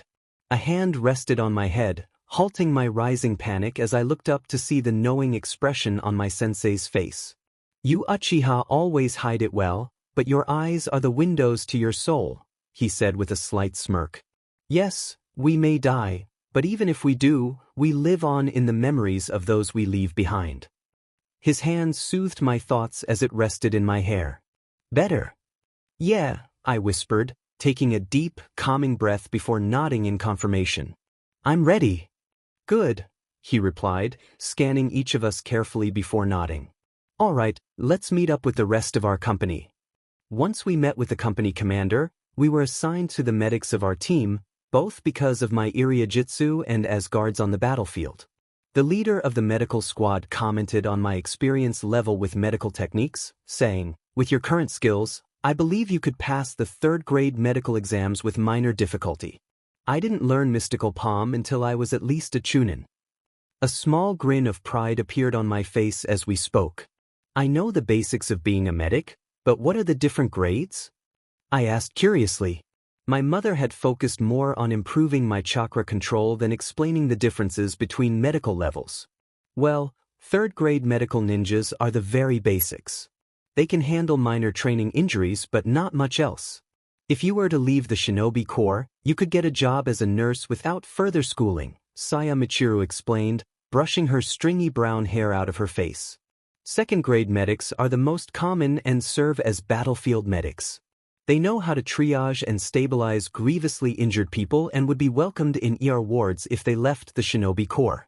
Finally, first-grade medics are full surgeons and specialists. They could open their own hospitals without any issues. I nodded, understanding her explanation. That makes sense. I think I'll aim for the third-grade examination when things settle down. If you want, I can issue a letter of recommendation for you to skip to the second-grade test if you perform well during your deployment, she offered with a slight smile. I can guarantee that by the end of your deployment, you will have the experience needed for it. Before I could respond, the squadron commander called out to us. The operation was beginning. In movies, these moments were filled with heroic speeches and shouts of defiance, but here, once the first wave left, silence reigned in the base as we waited with bated breath, the distant sounds of combat echoing. Second wave! Goryateko shouted, signaling us to charge forward. I activated my sharingan as we rushed ahead. While I believed it was a tool not to be depended on, I knew I needed every advantage to survive the coming battle. The screams hit us first, followed by the sounds of clashing metal and crackling lightning. Medic! A voice shouted, the captain of the medical squad raising her hand and signaling a change in course toward a group of Takigakure ninja protecting downed shinobi. The captain surveyed the scene with an odd sense of calmness.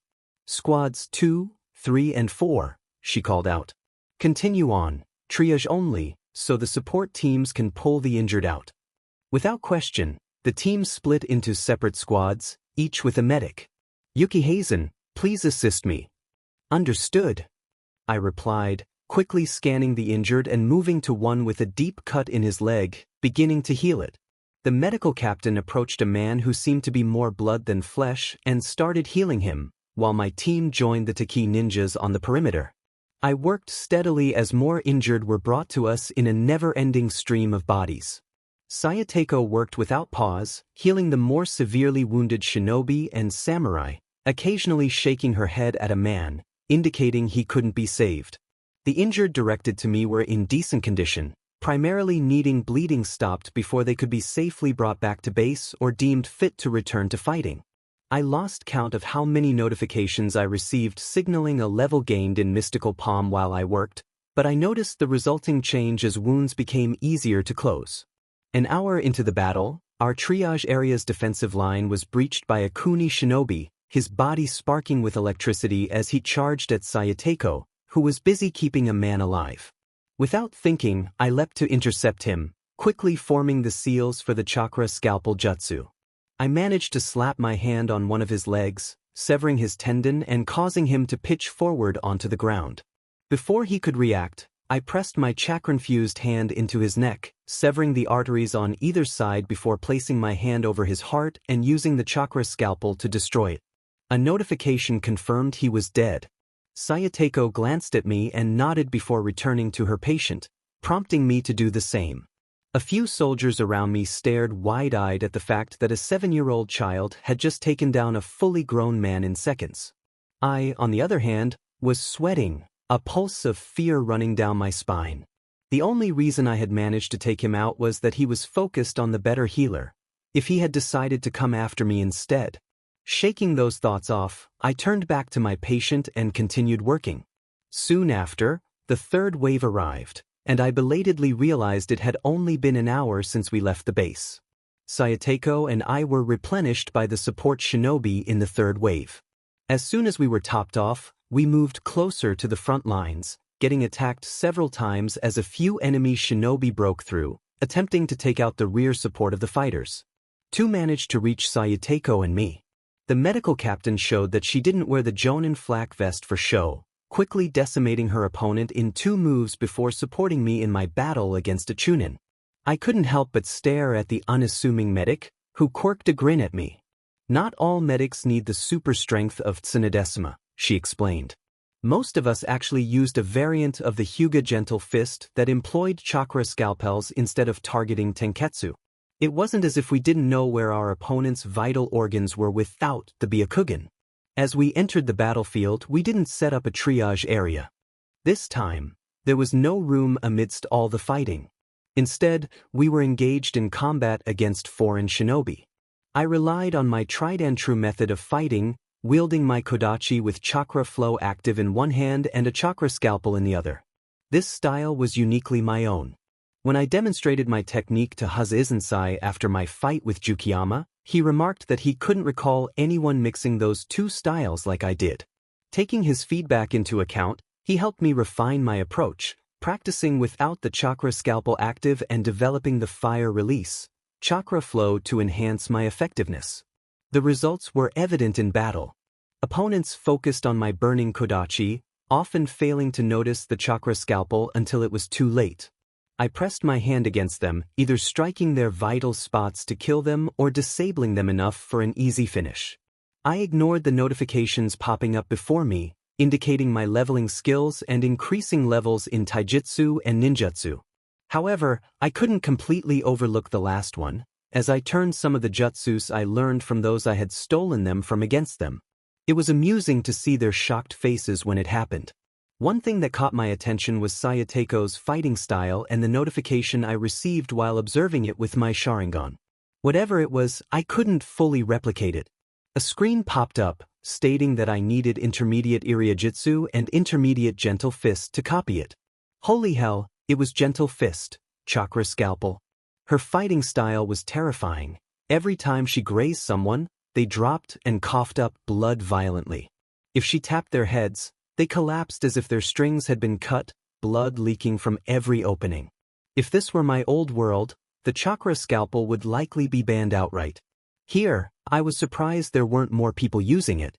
Pulling my attention away from the medical captain, I focused on the enemy, dodging a swipe from a tanto wielded by what appeared to be a Kumo Chunin. I barely vocalized, "Observe," as I assessed him. His name was Shiki Ihara, a level 22 Chunin. The electricity enveloping his tanto explained the danger as he charged at me again. I mentally thanked my choice to be reborn as an Uchiha. Without the predictive abilities of the sharingan, I wasn't sure how I would have survived this fight. My face was numb from all the close calls with the lightning-charged blade, but it still wasn't enough. My health was critically low, and my right arm was numb, reducing my effectiveness and disrupting my chakra flow. The only thing keeping him wary was the chakra surrounding my left hand. He had seen what I had done to his allies and was fully aware of my capabilities. Panting, I lunged at him, clumsily swinging my kodachi while sweeping my more responsive left hand low, hoping to blow out one of his kneecaps. He simply leaned out of the way of my sword and swung his knife down toward my good arm. Not wanting to risk it, I pulled my hand away before he could strike and leapt back to gain some distance. This was a bad situation. Unlike Jukiyama, this guy was smart enough not to give me any space as he charged forward, keeping close as we continued our deadly dance. He managed to land 2 more hits, dropping my health below 100 points and numbing my chest and left leg, completely disrupting my chakra flow and causing the chakra scalpel to cut out. Growling in frustration, I glared at the impassive Chunin. I had to hand it to him. He was professional about the whole thing, no insults, no mocking, just a quiet determination to kill me. Panting, I tried to keep out of his reach as he relentlessly pursued me. All around us, our allies were distracted with their own battles as I narrowly avoided death by a hair's breadth. One misstep with my numbed leg and it would be over. I was going to die. The sharingan that had kept me alive until now felt useless as I lay prone on the ground, Shiki Ihara standing above me with his tanto ready. Cold fear gripped my heart as I stared up at him. I was stronger than when I fought and defeated Jukiyama, who was near Shiki's level, but I lacked the experience my opponent had, and that made all the difference as he systematically dodged my inexperienced strikes and wore me down. He knelt on my chest, my breath strangled as his weight prevented my lungs from fully expanding. I couldn't muster enough strength to push him off. He raised his knife, and I saw my mother's face, laughing at a joke my father had told her. Time slowed as the knife descended. I could see my team smiling at me as I arrived at our training ground. The knife was about to pierce my chest when suddenly, and Shiki were gone. Confused, I looked around and spotted a familiar figure standing over me. Shiki tumbled back, blood spurting from his mouth. "Keep the F away from my sister," my brother coldly announced as he stood over me, unarmed but threatening, clad in a simple blue shirt with a large Uchiha fan on the back and black shinobi pants taped around the ankles. It was a realization that struck me as I stared at him, unarmored and confident, certain that they wouldn't even be able to touch him. My breath caught in my throat when I noticed his eyes. They bore the characteristic red and black of the sharingan, but instead of the usual three kama-like shapes, they formed a solid black, four-pointed shuriken with a red iris at the center. My brother had the Manjikyu sharingan. Shiki coughed up blood as he regained his footing, eyeing my brother warily. Seeing their allies struggle, two more Kumo Chunin joined him to face Sakaki, who appeared completely unconcerned. "Nidat-san," I managed to gasp, struggling to sit up and help him. "It's all right, Squirt," he replied easily, glancing at me with a smile. "Heal yourself up, I'll be finished here in a moment." To their credit, the Kumo shinobi showed no visible reaction to my brother's words. They simply surrounded him as he stepped forward with an unhurried stride. The Kumo Chunin charged in, weapons drawn, while the others wielded kodachis, slashing at him. Sakaki dodged each attack with frightening ease, anticipating every strike and avoiding them effortlessly. Then in an instant he struck.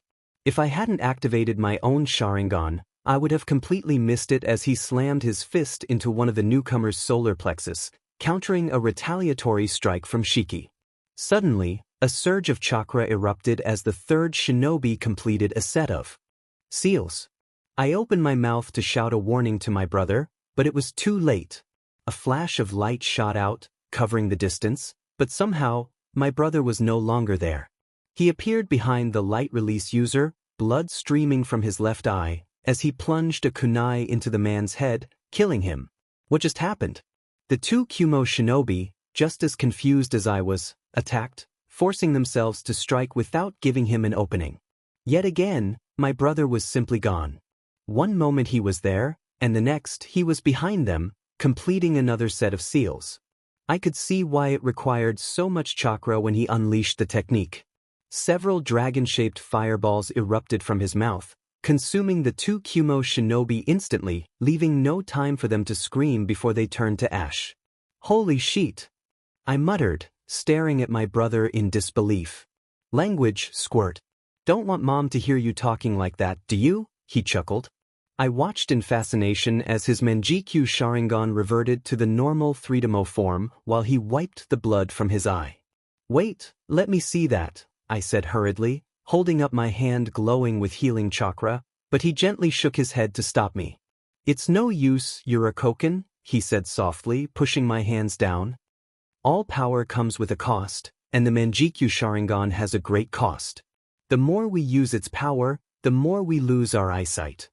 I blinked several times, already knowing this but feeling as if I wasn't supposed to. Is that how you got behind them?" I asked as everything clicked into place. Sakaki nodded. "Kashinto," he replied simply, patting my head. "Come on, we're still in a battle." I blinked in response before nodding in agreement and getting to my feet, reclaiming my kodachi. "Let's go," I said, moving after my brother to reunite with our team. Fighting beside my brother revealed just how far I had to go if I truly wanted to make a difference in the world.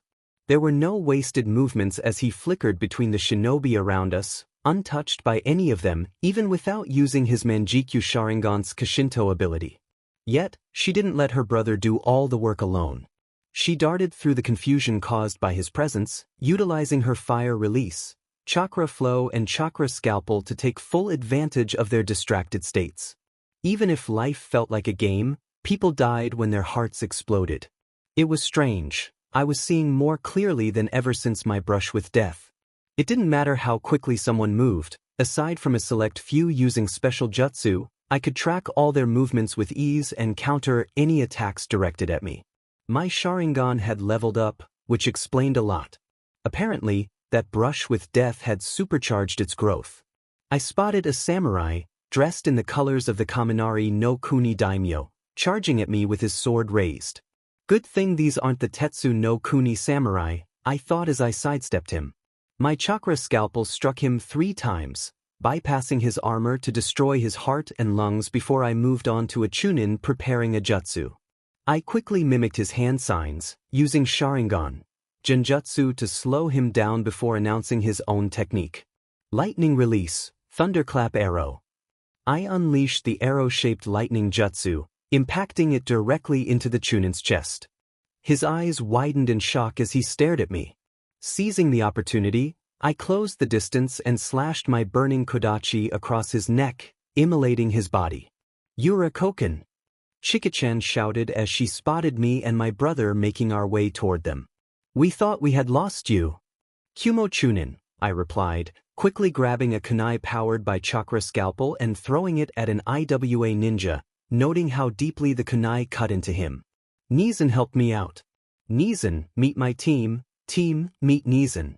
Hazezensai snorted, rolling his eyes at me. "Good to have you with us, Saseki," he greeted respectfully as we quickly formed a loose formation around me while I began healing their minor injuries. "Are you good to be here?" "I was assigned to support this area, Hazazen," Sakaki replied with an easy grin. "Remember the combo we used at Shiroran Pass?" Hazezensai snorted as he molded chakra. "How could I forget?" he replied, flashing through a set of seals before slamming his hands together as a nearby leaf ninja threw up a signal flare for a temporary retreat.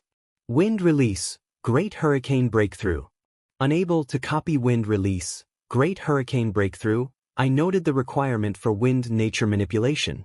Beside him, my brother finished his seals.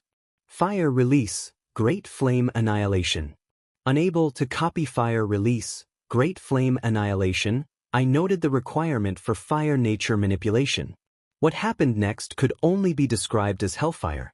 I wouldn't be surprised if the strength of the 2 ranked ninjutsus combined matched the power of strength ninjutsus.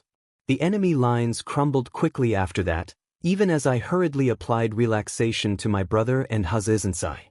"Wow, that was something," Aokun stated, looking utterly dumbfounded at the devastation. Even as the chakra ceased its empowering, the flames still raged across the field, with the onrushing allied forces steering clear of it while a group of Taki ninja began using water release techniques to quench the flames. "That is what happens when you work as a team," Sakakini stated with a grin. Hazezensai chuckled and clapped my brother on the back. "Come, we still have a base to secure," he announced. "No rest for those with wicked hearts, Sakaki-san?" Sakaki snorted, ruffling my hair and earning a yelp from me. "Indeed, Hazazen," he nodded as he stepped forward. "I'll follow your lead here." Hasai nodded as we rejoined the remaining members of our company.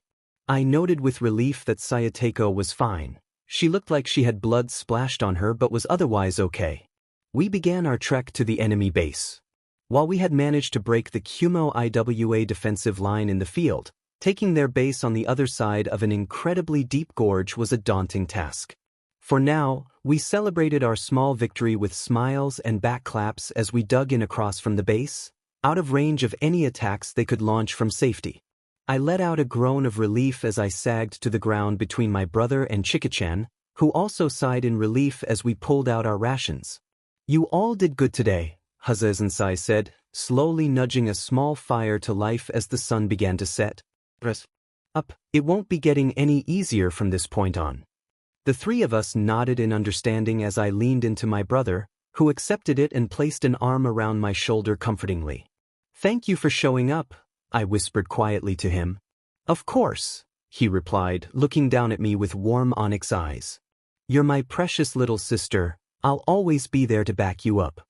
I couldn't help but smile as I enjoyed the warmth of his body. "That technique you used, how did you do it?" I asked in confusion.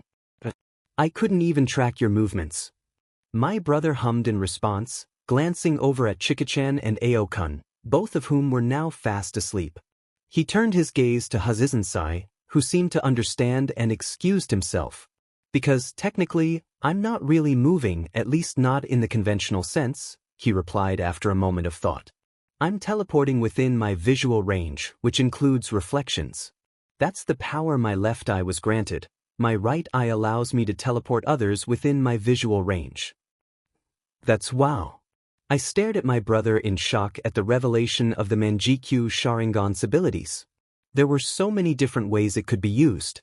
I know, it was confusing when I first started using it, but I got the hang of it eventually, he admitted. When I got the Manjikyu, I gained instinctual knowledge about its capabilities, though I wasn't sure how to integrate it into my fighting style, he said with a shrug. But what about your power? I hesitated, searching for the right words. Do you remember that game we played together before you became a Jonin? I asked, recalling my 5-year-old self. The RPG where you could build your character however you wanted? He nodded and I swallowed hard. Well, somehow I have powers like that, I finally admitted. Invite Sakaki Uchiha to party. My brother raised an eyebrow at my unusual phrasing, and suddenly, a screen appeared before him. Yuriko Uchiha has invited you to her party. Accept? Why? This is not a genjutsu, he remarked casually as he pressed, why, to accept the invite. Now what? Say status, I instructed, and he complied, blinking as a new window popped up. Name, Sakaki Uchiha. Level, 53. EXP, 13,587 28,500. Age, 21. Title, Elite Jonin, plus 50% to all stats, plus 25% to all Rio rewards for completed missions. Wow, so you somehow have an ability that allows you to quantify all of your stats into numbers? He asked, astonished. Not just that. As long as I meet the requirements, I can instantly learn a jutsu from a scroll, and I receive items whenever I defeat someone, I explained, finally sorting through the various pop-ups that had appeared during the battle. Thankfully, they stacked neatly at the edge of my vision. My brother glanced over and blinked, realizing the number of pop-ups in front of me. Each time I do something or defeat someone, I gain experience. Whether it's practicing a technique or doing push-ups, it all adds up, leading to level-ups or bonus stat points. I rambled, but my brother patiently listened. For instance, today, with everything that happened, my power auto-looted 500 standard shuriken, 100 standard kunai, several other odds and ends, 5 jutsu scrolls, and about 25,000 ryo. That is a terrifying ability, he finally said. And what happens when you level up? Well, for techniques, the effect increases. It's essentially a milestone for my mastery over the jutsu. Overall, I grow stronger, gaining 5 points to allocate to any stat I want, along with a bonus to my WIS and DX, and an increase of 50 to my chakra pool due to my Uchiha heritage. The potential of this ability is staggering, my brother remarked after a moment of silence.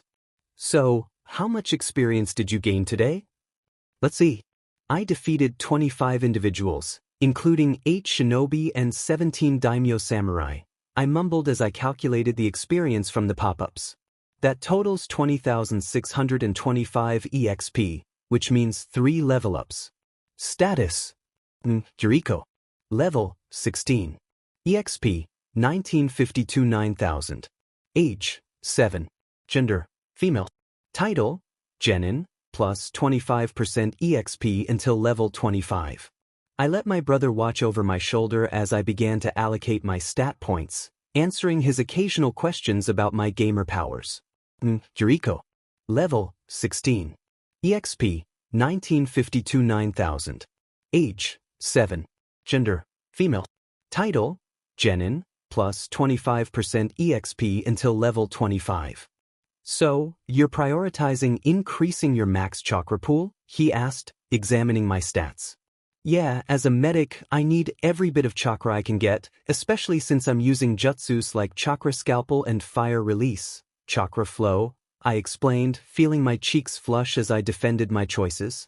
I'm also trying to ensure my STR and VIT don't fall behind, so I do extra physical training for bonus points. My brother nodded approvingly. A good decision, he said with a nod. I understand why you kept this hidden. If it got out, there would be a lot of contention over your power. We'll help you keep it a secret. I sighed in relief, relaxing further against him as my eyes began to droop. Thank you, I whispered, receiving a chuckle and a pat on the back in response. Get some sleep, Squirt, he advised. I'll keep watch.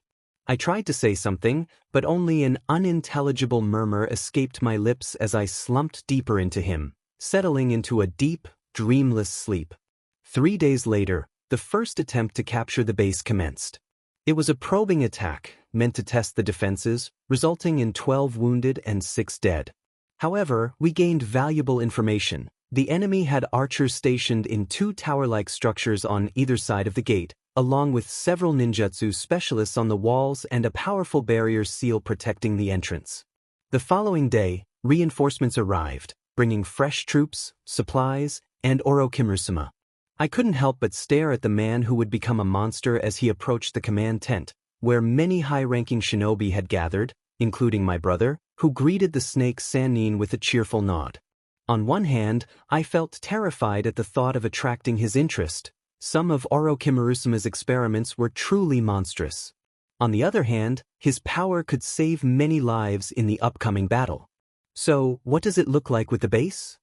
Orochimaru asked, and I managed to get close enough to overhear their conversation. The archers in the towers aren't too bad, but they have a chakra-draining seal protecting them. Any ninjutsu we send gets drained, and explosive seals refuse to activate, Goryateko explained with a heavy sigh. The gate itself is protected by a powerful barrier seal or ninjutsu, and we can't send a breaker at it because they have ninjutsu specialists on the walls. That is troubling, Orochimaru frowned as he studied the map. I was struck by how normal he looked in a standard Jonin's uniform, without that peculiar bow. I wonder what your sister has to suggest, Sakaki-san? I let out an involuntary gasp at being called out. It wasn't as if no one could hear the conversation. There were no silencing seals set up, and one of the tent walls was missing to allow people to filter in and out. Sorry, Orochimaru, I stammered, stepping out from behind the tent wall, my face flushed. Quite all right, Yurikoken, was it? The snake Sannin asked kindly. I nodded in response to his question. Tell me, with what you know of our collective abilities, how would you suggest we attack the base? Goryateko looked at Orochimaru as if he were crazy. He was, just not in the way Goryateko thought, while my brother and a couple of the Jonin suppressed chuckles. I racked my brain for an answer, considering the abilities I knew we had. One thought was of my brother's Kishinto, but he would have suggested it already if he thought it would work. Suddenly an idea struck me. You summon large snakes, right? I asked Orochimaru, who smiled and nodded, gesturing for me to continue. Well, the biggest problem is that this bridge is the only way across for miles, and the other points are days away and already under siege. Since this route is heavily defended, why not create our own way across, away from them? Oh, and how would you suggest that? Orochimaru began before pausing, his brow furrowing in thought. Wait, you're suggesting using my summons as an improvised bridge to get across the gorge? I nodded. Not right beside the base, of course, and not all of us. We can make it look like we're simply holding the line here and send a large enough group a few hours away before crossing over at night, I concluded. That? If your summons can do that, it could work, Goryateko said, his eyes wide with realization. Children often think outside the boxes we adults trap ourselves in, the snake summoner agreed with a smile. And yes, my summons are capable of such a task. As for the attack, I would like to request her to be a part of it. I blinked. Goryateko blinked. Sakakini-san blinked. Orochimaru grinned. Oh, wonderful. It was rather easy to cross the gorge. Our sensors didn't detect any scouts on the other side as we ran across the back of one of Orochimaru's snake summons, quickly approaching the base. Each of us suppressed our chakra as much as possible. The only ones actively using chakra were myself, Sakaki, and the 2 Hyuga with us, their Dijitsu scanning for any signs of ambush. We stopped atop a cliff overlooking the base to make our final preparations. While many of us would have preferred to rain ninjutsu down upon them, we wanted to capture the base in relatively good condition for our incursions into Kumo's territory. Once we signaled our readiness, Orochimaru gave the command to attack. Our primary objective was to disable the archers and open the gates. I ran in beside Saya and another elite Jonin named Izumi, heading for the closest archer tower. Of course, our approach was spotted, and the watchmen began shouting alerts and raising the alarm. But by the time they scrambled for the walls on their side of the bridge, it was too late. We had scaled the walls and were among them. I saw Sakaki teleport to the far side of the base, right in the middle of the panicking archers, quickly dispatching them with a kunai, his face expressionless as he worked. I was the first to enter the archer's nest. The archer in front of me had wide eyes as I vaulted in, shoving my kodachi into his throat and activating the fire release, chakra flow, injecting flames directly into his neck. The rest fell quickly to Saya and Izumi before I signaled our allies to begin their approach by lighting the tower on fire. Jumping away from the tower, I spotted Orochimaru locked in combat with half a dozen elite Jonin, handling them with ease as he systematically tore them apart with a flurry of kenjutsu techniques. I blinked in surprise as I copied one of his skills and used it on a panicking Mizu Chunin, who quickly fell under my attacks. When I looked up again, I saw Orochimaru grinning widely at me as he spat a glob at an enemy, blinding them. I felt a grin slip onto my face as I continued to fight, managing to hold my own in a battle filled with elite Jonin. I kept busy taking out the smaller foes for the Jonin on my side. A shout drew my attention to a new opponent, a large-chested, red-haired, dark-skinned woman wearing a brief outfit consisting of an open short sleeveless red jacket and short shorts as she charged at me. I murmured, "Observe," as I dodged her opening kick. She was a Jonin, wonderful. I leapt back to create some distance and made one-handed seals for the chakra scalpel. Once you hit level 50 with a jutsu, you could perform the seal one-handed with a 10% chance of failure. It wasn't surprising that I reached 50 during the skirmish a couple of days ago, considering how often I had used it since acquiring it. The bonus from Medic Nin certainly helped with that. I realized I was encountering all these strong opponents because of that very same perk. Now was not the time for questions. I needed to avoid the water dragon. I quickly cancelled fire release, chakra flow and activated chakra flow, neutral chakra instead. If she was a water-natured ninjutsu user, my flaming blade would be useless. I loved my flaming blade. Throwing myself into a roll, I managed to evade another kick before lashing out toward her thigh. "Ah," the kunoichi sang, dancing out of my reach. "I've seen what that nasty little hand of yours does to people. I won't let you harm my beauty with such a dirty technique." Growling, I charged her, hoping to push her back, but she evaded each of my strikes with ease.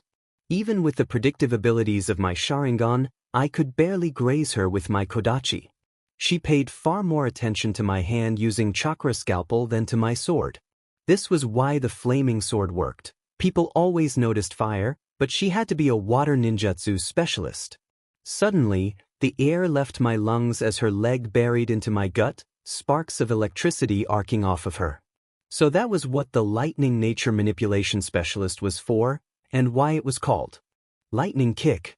My back hit the outer wall of the base as I coughed, trying to pull air into my lungs. I quickly ran through the seals of mystical palm and struggled to my feet, healing what I could. A tsking sound made me cut my efforts short and throw myself out of the way just before a loud cracking sound echoed behind me. "This is why I don't like you, Irionin. You always try to heal the damage I do to you," the kunoichi shouted, pouting as she pulled her leg from where it was buried in the wall. "It's very rude, I tell you." "I'll show you rude," I panted, my eyes darting around for my kodachi, which had fallen from my hand during my kick-induced flight lesson. Unable to see it, I formed the seals for the chakra scalpel in both hands and took the Uchiha interceptor fist-opening stance. Growling, the woman scowled at me. Now that I was aware of it, I could see her chakra gathering in her legs, preparing for another strike. It was obvious how superior she felt compared to me, a 7-year-old genin, so of course, she wasn't going to take this seriously as she charged directly, using the same move that had caught me off guard the first time. This time, I spun out of the way, slapping my left hand into her abdomen and pulsing the scalpel into her.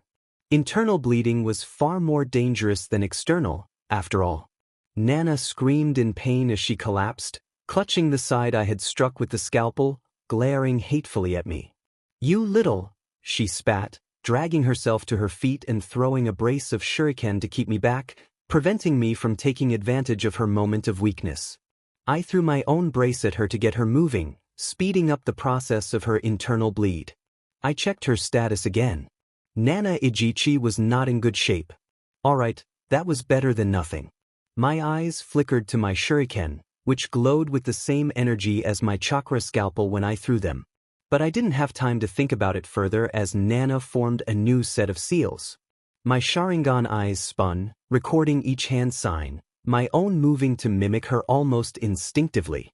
Remembering Kakashi's trick against Zabuza, I began to employ it against Nana, using sharingan genjutsu to create a small illusion of her over my shoulder, forming the same seals.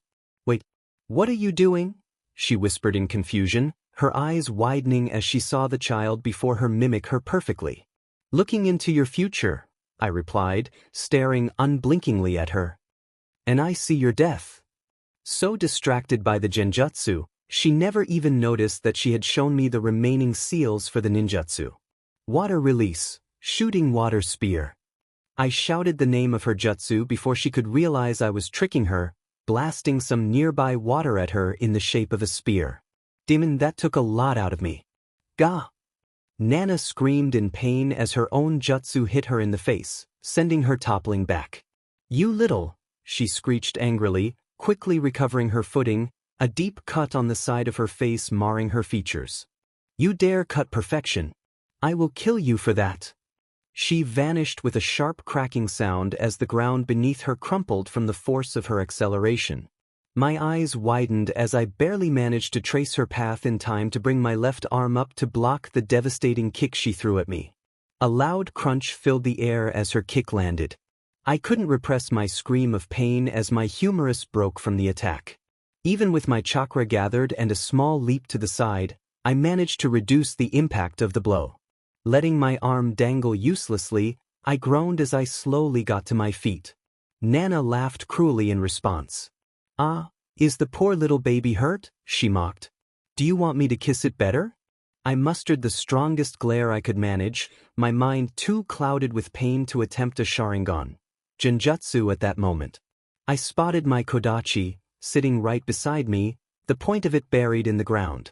But I didn't have time to pull it out, so instead, I formed the seals for the chakra scalpel one-handed and took up a weak stance against her, earning derisive laughter in response.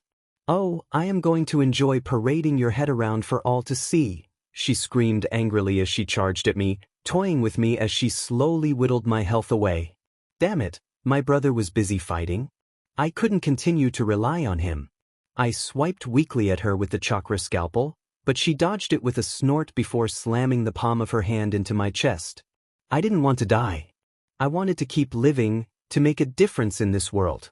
I managed to keep myself from falling by grabbing the hilt of my kodachi. I wanted to live to try and prevent the massacre. My grip around the kodachi tightened as it began to glow slightly. Nana laughed as she punched my face, a sharp crack echoing off the walls in response. Dying? No way. I created a new technique, chakra flow, chakra scalpel. It would inflict internal damage on contact, applying bleeding and organ damage status effects. I'm going to kill this beach. And live, to give Naruto a friend. I will live. I shouted loudly, causing Nana to flinch back in surprise. It gave me a moment. A moment was all I needed as my empowered kodachi was ripped from the ground. The now supernaturally sharp blade whipped at Nana with all the strength I could muster at that moment. The kunoichi cried out in pain as my sword managed to cut across her chest lightly, but I knew differently. Chakra flow. Chakra scalpel allowed me to cut deeper with even the lightest of contact. I shredded the woman's lungs, and blood sprayed from her mouth as disbelief filled her eyes. She collapsed to the ground, struggling to breathe, choking on blood and the lack of oxygen. I stood over her, glowing sword in hand, contemplating my next move. I'm better than you, I said finally, raising my sword. I won't let you suffer at the very least. With those words, I brought the sword down, cleaving her head from her body and ending her life. Exhaustion swept over me as I fell back, a distant shout reaching my ears before a comforting warmth enveloped me. Until that moment, I had never truly experienced unconsciousness, the kind where your brain decides enough is enough. The first thing I remembered after that brutal act was the smell of hospital-grade disinfectant, the kind that seemed like it could burn if it touched your skin. Then came the steady beeping of a heart monitor. I had mistakenly tried to open my eyes, instantly regretting it as the light above seared my vision. A groan escaped my lips as I became aware of my surroundings, feeling the somewhat itchy blanket on top of me. I could hear vague voices as I attempted to open my eyes again, making decent progress despite the pain. Things were blurry for a few moments before I blinked myself into focus, finally able to see the room around me, particularly the window beside my bed. I realized I was in a hospital room, and the large window showed me Konoha. "Ah, Uchiha-san, you are awake," a cheerful feminine voice announced. A nurse with pastel blue hair and green eyes stood at the door, signaling to someone in the hallway. "Good afternoon, Michiru-sensei should be here shortly. She insisted on being your primary physician when they brought you in." I tried to question how long I had been out, but my dry mouth and throat protested, causing me to rasp and cough. The nurse gently helped me into a sitting position, pouring me a glass of water and assisting me in drinking it. "Try again now, dear," she encouraged. "How long?" I managed to ask as my thoughts became clearer. The nurse confirmed my question with a nod. "A week. You were brought back along with the more severely wounded shinobi from the front lines. You've been in the hospital for about 4 days now." "A week?" I had been unconscious for an entire week. "I'm sure you have questions, but you'll have to wait for Michiru-sensei. She'll be able to answer all of them," the nurse assured me. Feeling something strange down below, I glanced down and paled slightly at the sight of a tube leading out from between my legs. A catheter? I decided not to dwell on it. "Well, it's about time you woke up," a familiar voice stated dryly as Sayataicho stepped into the room, out of her Jonin uniform and dressed in an outfit that resembled a blend of a smock and a kimono. Her brown hair was pulled back into a ponytail, and her silver eyes glinted with amusement. "Go ahead and continue your round, Sachi-sen. I've got it from here." "Of course, Michiru-sensei," the nurse replied with a small bow before stepping out of the room. "How are you feeling, Yurakoken?" Sayataicho asked, raising an eyebrow as she took my chart and a pen from somewhere. "Confused mostly," I admitted, "and a little uncomfortable with a tube shoved inside of me." Sayataicho snorted at my frankness before shaking her head and making a note. "Once I finish my checkup, we can work on getting that out of you and walking a bit," she assured me. "What is the last thing you remember?" "Well, we were assaulting the enemy base on Tensei Bridge. We had successfully gained entry and were in a pitched battle trying to open the gates. I ended up fighting a Jonin, I think," I said, frowning in thought. "A lot of it's a blur, but the last thing I remember was cutting that woman's head off before falling unconscious." Sayataicho nodded in approval as she made several more notes. "That's better than what most do when first coming out of a week-long nap," she informed me with a grin, eliciting a chuckle from me. "I saw the ending of that little spat you had with her, especially when you applied your chakra scalpel to a weapon. The result was devastating. Orochimaru was curious about your improvised jutsu, performed an autopsy, and sent a report. Your cut mutilated her lungs. It would have taken someone on Tsunade's level to save her." I stared wide-eyed at Sayataicho in surprise. "What?" I questioned. She nodded in confirmation. "Hokage-sama has classified it as your personal jutsu for the time being," she explained, patting my leg. "Congrats, not many create their own jutsu before hitting their teen years," she teased. "By the way, your left humerus was broken in half by the time I got to you, along with severe bruising on a couple of your organs and cracked ribs. And you managed to pick up a minor infection while fighting her, along with giving yourself some chakra exhaustion. All said and done, you were completely messed up but lived to tell the tale." I couldn't help but giggle at Taicho's words, earning a grin from her. "So, how long am I trapped here?" I asked, glancing around the room. 3 days at the shortest, she replied after a moment. You're fully healed, but I want to make sure you're mobile before sending you back out. You'll also be on medical leave for a month after that. She raised a hand to stop my protest. Hokage's orders. You'll be meeting with a psychiatrist to discuss your 2 near-death experiences to ensure you're still mentally stable.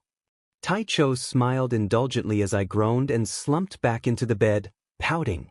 What about my team? I asked nervously. Alive and well, she assured me with a smile. They're still on the front lines and weren't injured during the mop-up operation. So we captured the base then? I asked for confirmation, receiving a nod in response. Taicho chuckled as I suddenly yawned, unable to keep my eyes open. Get some sleep, Yurakoken. You earned it. Nodding blearily, too tired to argue, I slumped back against my bed and drifted off into a deep slumber. Hospitals are universally acknowledged as boring for patients, a sentiment even shared by shinobi from IWA and Konoha alike. To combat this monotony, televisions were introduced in hospital rooms to provide some distraction. Unfortunately, daytime TV proved to be just as dull for a shinobi. Soap operas like The Young and the Ninja were laughably inaccurate, and shows like Shinobi Stunts, where civilians attempted to mimic shinobi feats, offered little more than a chuckle. Talk shows were even worse, often trivializing the sacrifices made by shinobi to protect their homes. Kids' shows, while colorful, were predictable and pandering. Fortunately, I discovered my own slice of television bliss in 3 places: genuine anime reminiscent of One Piece, and My Hero Academia, the news, and a special channel dedicated to ninja that required channeling chakra into the remote to access. I couldn't explain how it worked, but I was grateful to Sayateko for showing me the way. The channel featured shows that resembled cooking programs, but instead of preparing meals, we learned to create deadly ninjutsu and mind-bending illusions. Much of it was theoretical, but it captivated shinobi and kept me busy taking notes. As I was engrossed in my viewing, the door to my private room opened, and I quickly turned off the television, sitting up as straight as I could. The Hokage strode in, and I felt a rush of excitement. To me, Hiruzen Sarutobi was the epitome of a shinobi. He lacked flashy clan jutsu or overpowered transformations, relying instead on summoning, basic ninjutsu, and his sharp intellect to outmaneuver everyone. Hokage-sama! I exclaimed in surprise as he entered, smiling at me. He appeared younger than I had imagined, with fewer wrinkles and some colors still in his hair. You may relax, Yurakoken, he said, waving me down. There's no need to stand at attention while you're a patient. Thank you, Hokage-sama, I replied, feeling my cheeks flush. This was Hiruzen Sarutobi. After all, anyone would blush in his presence. He chuckled softly as he glanced at my notes, a knowing smile spreading across his face as he noticed the doodles in the margins. It's good to see you recovering well, he said kindly, making my cheeks heat up even more. I've been reviewing the reports on your progress and your performance at Tensei Bridge. My body stiffened as I looked up at him in shock. Yes, your progress is quite remarkable, he continued, nodding to himself with a grin. That's why I'm promoting you to Chunin once you're cleared for duty. I was certain my jaw had dropped to the floor as I stared at the Hokage in disbelief. Promote me? I managed to stammer. Indeed, he confirmed with a chuckle. Sayasen recommended it, and it was supported by both Goryosen and Orochimaruken. The mention of Orochimaru made me swallow hard. I wanted to voice my concerns about him, but I had no proof, and speaking up could draw unwanted attention to myself. And my team? What will happen to them? I asked. You will remain under Hisazen's command for the duration of the war, and your team will stay together. However, you may occasionally be pulled for missions as needed, he explained. It won't be official until you're cleared for duty, but the paperwork is already completed, and a flak jacket is being prepared for you.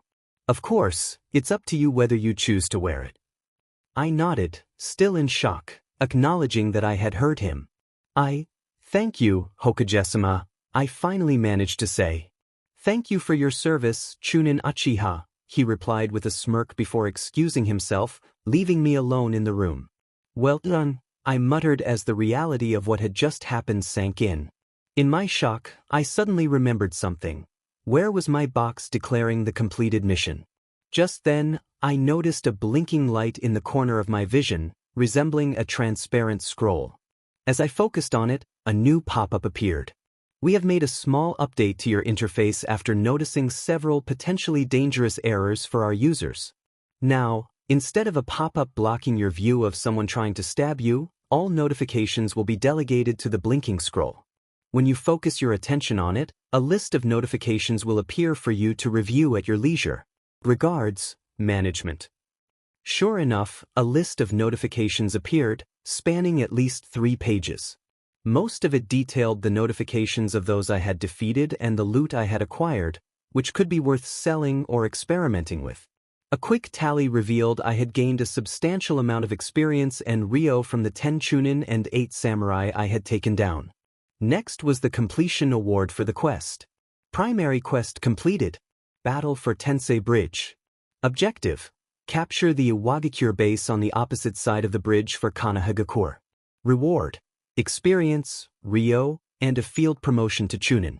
Bonus objectives: capture the base with less than 40% losses, personally heal 250 soldiers, and ensure your team survives. I had completed all objectives, earning a significant amount of experience and Ryo. The total experience gained from the mission alone was astonishing, and it explained the multiple level-up alerts I had received. Jesus, mother of all the kami. It was tempting to open the page and start allocating my stat points, but I remained focused on sorting through the various alerts. One in particular caught my interest.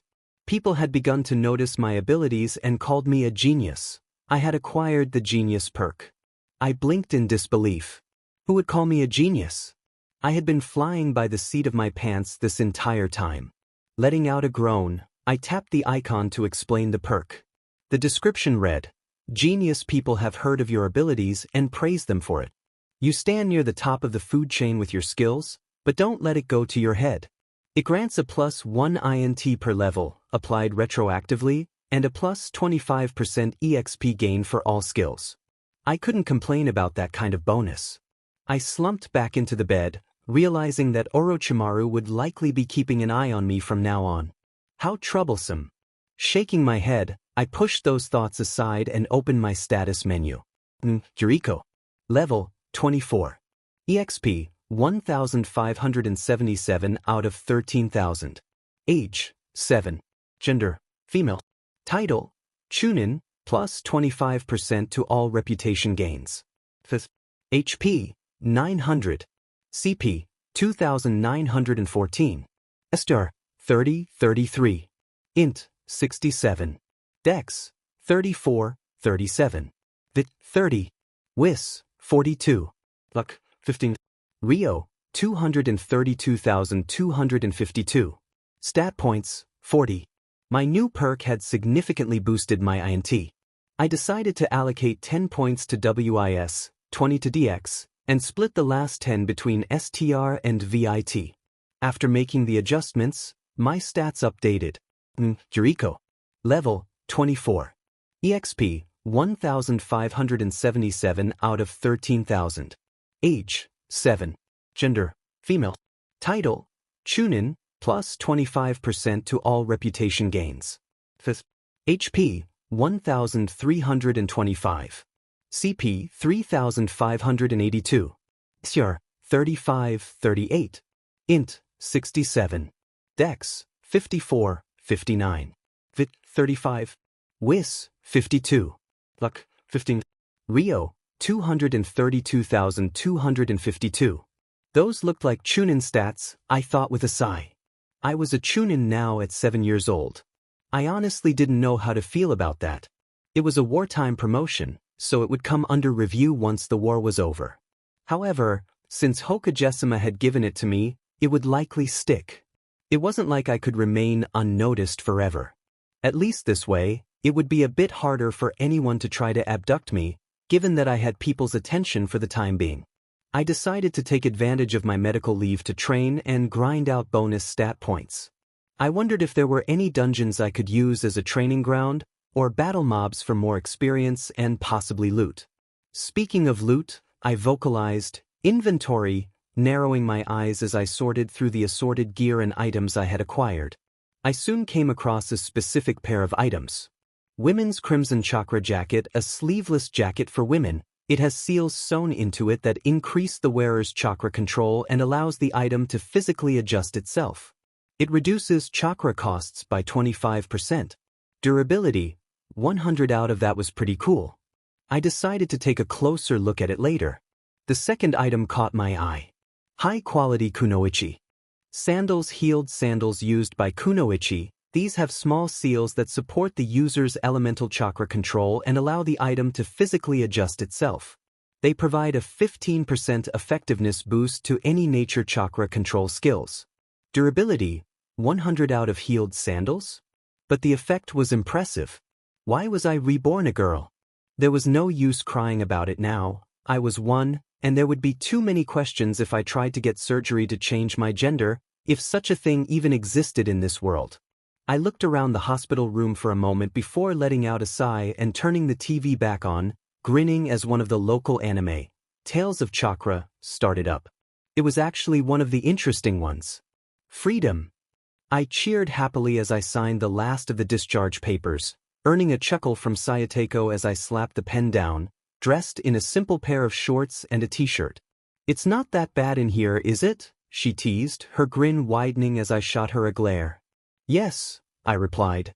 "The food is terrible, most daytime TV is awful, the books here are boring, and USCK for making me stay here for 72 hours. I was being childish and I didn't care, I was a child after all." Sayateko took it in stride, ruffling my hair despite my protests, before walking with me to the doors.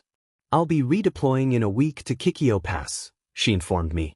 "Mizu seems to be making a push for it." I nodded, understanding her words. "Be safe," I said, realizing it was a clumsy choice of words. Sayateko was older and more experienced, but I still wanted her to be safe. "No worries, Squirt. I'll be around to terrorize you when you end up in the hospital again," she assured, patting me on the back. I rolled my eyes at her before impulsively hugging the older woman and heading out the door, catching a brief look of surprise on her face as I left the hospital. Taking a deep breath of fresh air, I focused on my next task, heading home. Walking through the village was an interesting experience. While most recognized the clan symbol on my clothing, some shinobi recognized my face. One even stopped to thank me for saving his life during the battle at Tensei Bridge. It felt strange to be thanked. I only vaguely remembered the man from the chaotic blur of the battle, where I spent most of my time healing, popping soldier pills to restore chakra, and healing again. Relief washed over me as I entered the Uchiha compound, greeted cheerfully by the guards. I paused at the front door, realizing it felt like ages since I had been there. No one had been home since I left for the front lines. Blinking back tears, I pushed my way inside, calling out a greeting to the empty house as I took off my sandals. Once I was sure I was alone, I opened my inventory screen and pulled out 2 items that had caught my interest. Both were a deep red color, with a collar that fell a few inches short of my chin. The jacket was short, ending just below my ribs, and seemed designed to be left open since I couldn't close it around my flat chest. "I'm going to grow, aren't I?" Strangely enough, the sandals were oddly comfortable once sized to fit me. Maybe it was my dexterity that helped me keep my balance as I tested moving around in them at increasing speeds in the backyard. Satisfied they wouldn't affect my mobility, I set them aside and stored my old sandals in my inventory. Picking up the jacket, I examined it curiously. The inside had seals, while the outside was fairly plain with no distinguishing marks. Making up my mind, I quickly ran into my room, stripped out of the hospital clothing, and searched through my wardrobe for something else to wear. Finally, I settled on a sleeveless black shirt and a dark blue skirt that fell to my knees. I had been hesitant to wear skirts at first, but they were in my wardrobe and I would probably need to wear one on a mission someday. So, I decided to just woman up and wear it, with a pair of biker shorts underneath, of course. Once dressed, I made a quick trip to the washroom to clean my face and tame my hair. Normally, I kept it neck length, but due to my early graduation, I had less time for maintenance than just brushing it out and tying it in a ponytail. Now, as it fell past my shoulders, I found myself actually liking it longer and unbound. After brushing out the tangles, I decided to leave my hair as it was and headed to the door, slipping on my new sandals. Grabbing the jacket on my way out, I made my way to my outfitter of choice. It was a place my brother had taken me to once. The shopkeeper, a burly man who seemed broader than Jiraiya, endeared himself to me with his jovial attitude and quick jokes. The shop was called Sugiro's Shinobi Outfitters and offered high-quality items at reasonable prices. "Welcome," Sugiro called out as I entered, beaming at me as he looked me over. "Well, if it isn't the medic who kept a quarter of my customers alive." "What customers? You mean this place is a store?" I shot back, grinning as he gave me a bewildered look before bursting into laughter. "Oh, I like you, Yurikoken. You're the only Uchiha I've met with a sense of humor," he said between laughs, earning a bigger grin from me in return. "So, need to do some resupplying, kiddo? Or more stuff to sell?" "I might have some items for you later," I replied. Sugiro was my preferred merchant for the loot I acquired during battles. Thankfully, he never asked too many questions about where I got them, just if I knew any details. "You do some customization work on clothing, right?" "Well, not myself personally. My daughter does all the work," he informed me with a shrug. "She isn't here at the moment, she's on a date with some boy." I couldn't help but giggle at his growl. "But if you leave the order with me, I can pass it along to her." "That works," I concluded after a moment of thought, placing the jacket I was carrying onto the countertop. "I acquired this jacket during my trip to Tensei Bridge," I explained, opening it up to show him the seals. "From what I can tell, the seals help with chakra control somehow," I continued, tracing the seals for him as he nodded, his eyes glinting with understanding. "And no, I am not selling it. I wanted to add the clan symbol onto the right side of the front here. I'm leaving the back open in case I find a symbol for myself." "Ah, you know me too well, lass," he chuckled. "All right, I'll let her know what you want. Do you mind if I make a trace of the seal, though? Even if I can only produce a lesser effect, it would be a big seller." "Only if I get a copy of the trace," I shot back, grinning.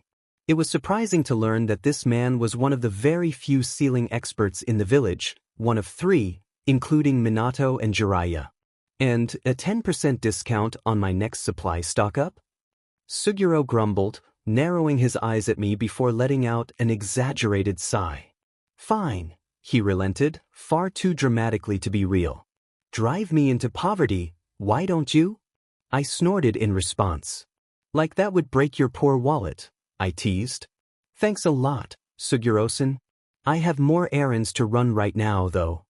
"Alright, come back tomorrow.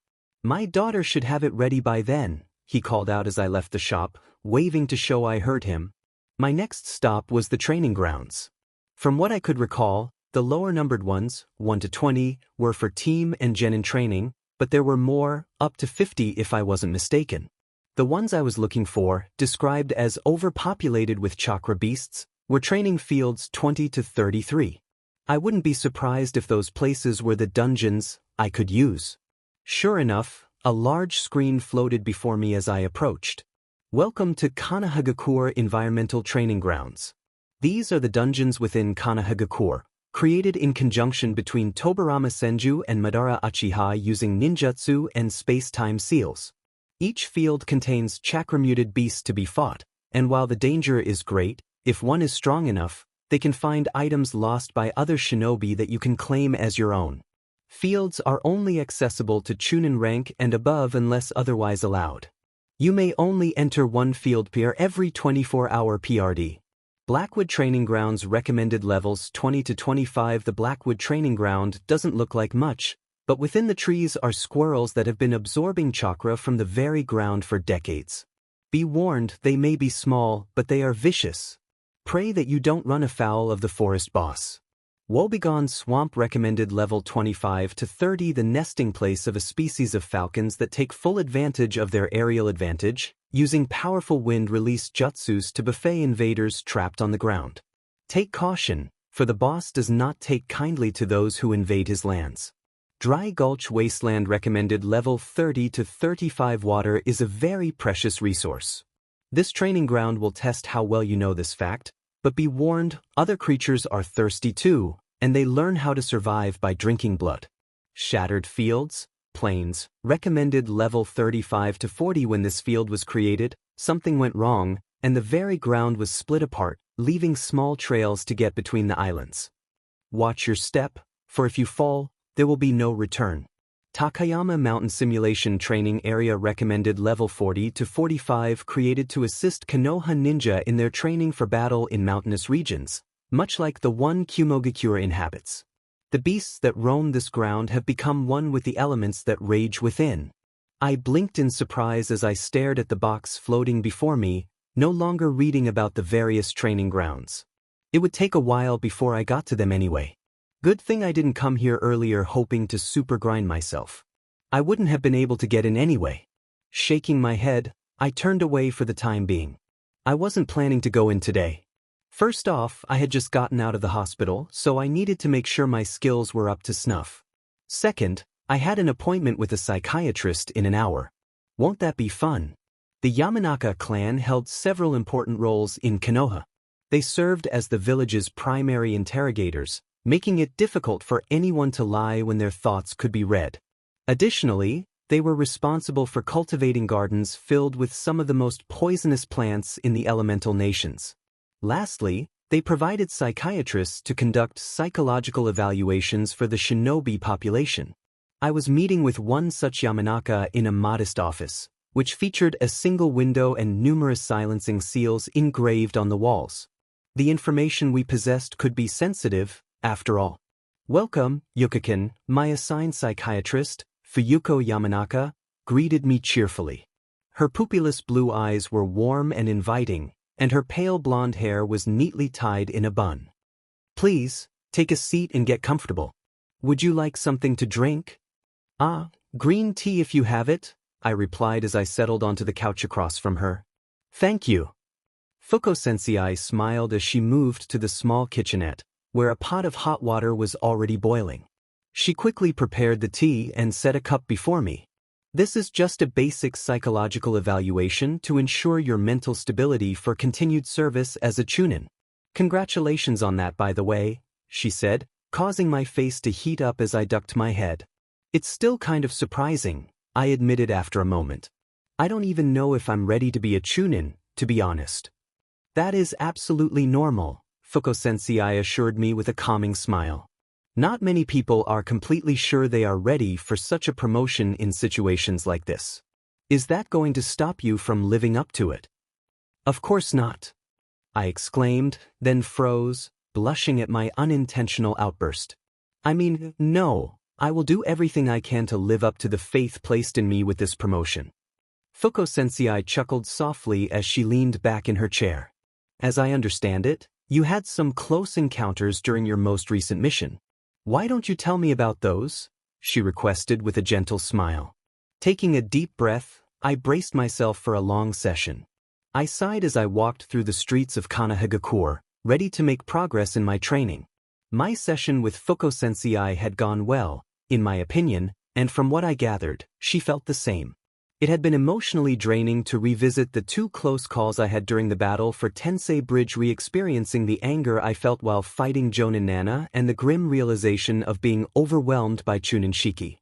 She had assured me that those feelings were completely normal, especially for shinobi who never knew what would happen next. Each mission could genuinely be our last, whether due to bad luck, an accident, or simply facing a stronger opponent. The rest of our meeting focused on the fact that I had experienced a war before even reaching my teenage years. I sensed she was probing to see if I harbored any resentment against Konoha for being forced to fight at such a young age. I didn't, for the record. After the meeting, I went straight home, only stopping to grab a meal from a local restaurant. Our fridge was empty, as none of us knew when we would return, leaving only canned goods that could last through an apocalypse. Honestly, I would rather eat field rations than those. After eating, I spent some time improving my chakra control skills with tree walking and water walking before calling it a night, sleeping soundly. Now, I was on my way back to Sugiro's shop to pick up my new jacket. Unfortunately, my usual combat outfit had been damaged beyond repair during my fight with Nana, leaving me with limited defensive options. But as a kunoichi, I was trained to dodge attacks, not just absorb them. Besides, I had recently discovered a nifty seal that could enhance the defensive capabilities of cloth-based items. While it wouldn't be as strong as iron, it could make a cotton shirt as resilient as Kevlar. Given that most shinobi outfits were made from tougher materials, I believed I could manage without armor. "Good morning," I called out as I entered the shop, catching Sugiro's attention. "Ah, welcome back, Yura-koken," he replied cheerfully. "Here to pick up your order?" "One moment, Heini. Yuriko is here for her custom order." "Coming," a feminine voice responded before a red-haired, blue-eyed woman appeared from behind the large shopkeeper. Heini was much smaller than her father, with soft curves that made her look delicate in comparison. "Yes, I have your jacket right here," she confirmed, smiling widely as she handed it to me, the Uchiha clan symbol emblazoned on it. Grinning, I accepted the jacket and immediately put it on over my sleeveless black shirt, testing its fit.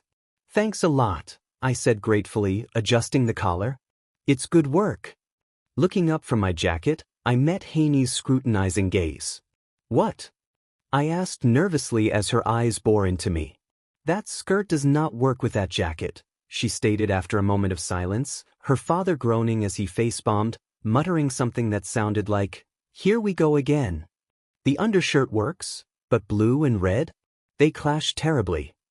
I blinked, taking a nervous step back from her, a strange feeling of inadequacy welling up inside me. "I don't have any other colors for my skirts?"